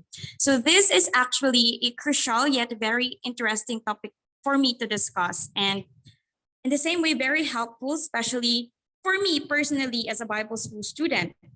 So I will be more focusing on the biblical point of view since the group made mentioned earlier about religion. And it is not shocking to know that the church people or the religious and devoted people are the primary cause of social exclusion towards our LGBTQI brothers and sisters. So although this is not shocking to know, but very tragic to think of, and this is very beneficial to pastors and ministers, since there will be people who will go and attend church services that are gays, lesbians, bisexuals, homosexuals, and other people who label themselves as part of this LGBTQI community. Now, the issue is how will the people in the church deal or treat these people, or how will the church cater them without them being able to feel excluded or discriminated. And I think it's good that this study could actually widen one's perspective, Christians and non-Christians alike. And I believe this is an eye-opener for us to never label someone so easily with vulgar words and languages just because they act that way or their looks seem peculiar from others, for it could possibly cause them to isolate themselves and could even create a stronger layer of barrier. So all in all, the study and the presenters presented it very well, and it was spectacular. I love the way they presented it, very concise and coherent. It widened my perspective and grid, and it prompted me to promote inclusivity towards our brothers and sisters in LGBTQI community. So I think that would be all, and congratulations to the group, and that was well done. Okay, thank you so much, ma'am. And with that, may I present to you the Certificate of Appreciation as a reactor during the 31st Research Forum Zone 3 with the theme Excellence, Eminence, and Beyond, Building Quality, Sustaining Excellence and Competency Through Academic Research, given this 23rd day of September 2022 at Tagum College. Signed by Dr. Larseniel Pascual, Research Coordinator, Dr. Gina Fe Israel, the Dean of College, and Dr. Evelyn P. Saludes, the VP Branch Operating Officer. Thank you so much, ma'am, for your time and effort. And of course, congratulations to the presenter. And at this moment, let's have another reactor from the same group. Is Ma'am Mary Claire Ambrosia around? Group Z3071. Okay, we just received a chat that Ma'am Mary Claire is not around. So let's just proceed to the closing remarks, of course, to be given to us by our Zone 3 Assistant Dean of College, Dr. Russell J. Aporbo. Hello, good evening. Am I audible? Yes, sir. Okay, so thank you so much, Ms. Rodriguez. And to our research director, Dr. Larsen P. Pascual, and to our research associate, Professor Lovely May Prieto, thank you for initiating this forum for our students. And as we experienced for this whole day activity, we were able to know the different outputs, the different findings of our researchers. This is one way of knowing that the University of Mindanao as a home of excellence or builders of those different individuals of becoming young professionals are really equipped when it comes to doing researches. Research as it is, the nature of this is really to make use of innovations, to discover breakthroughs, to solve societal problems, may it be in the field of mathematics, science, language, or even in the aspect of societal problems. And the good thing about it is that through this forum, we were able to know the different findings, we're able to know the different processes conducted, followed by different young researchers. And I hope that through this activity, we can really manifest the virtue of the University of Mindanao, living excellence, and of course, the 4G, the Gawa, Gana, Gawi, and of course, we have the Gawa, Gana, Gawi, and of course, Galing. So with this, congratulations, researchers, and I hope that this is just the beginning of becoming researchers, because whether we like it or not in the future field, we will really be doing researches. Again, congratulations and God bless everyone. Okay, thank you so much to our ever-respected Assistant Dean of College, Dr. Russell J. Aporbo. And I guess that concludes our program for today. Congratulations to all the presenters, and thank you to all our reactors and panelists, of course. This has been your host. I am always Johnny A. Madalo. And I am Darren H. Rodriguez. Thank you and congratulations to all the presentations. See you tomorrow for day 2 of our research forum. Goodbye, everybody, and take care.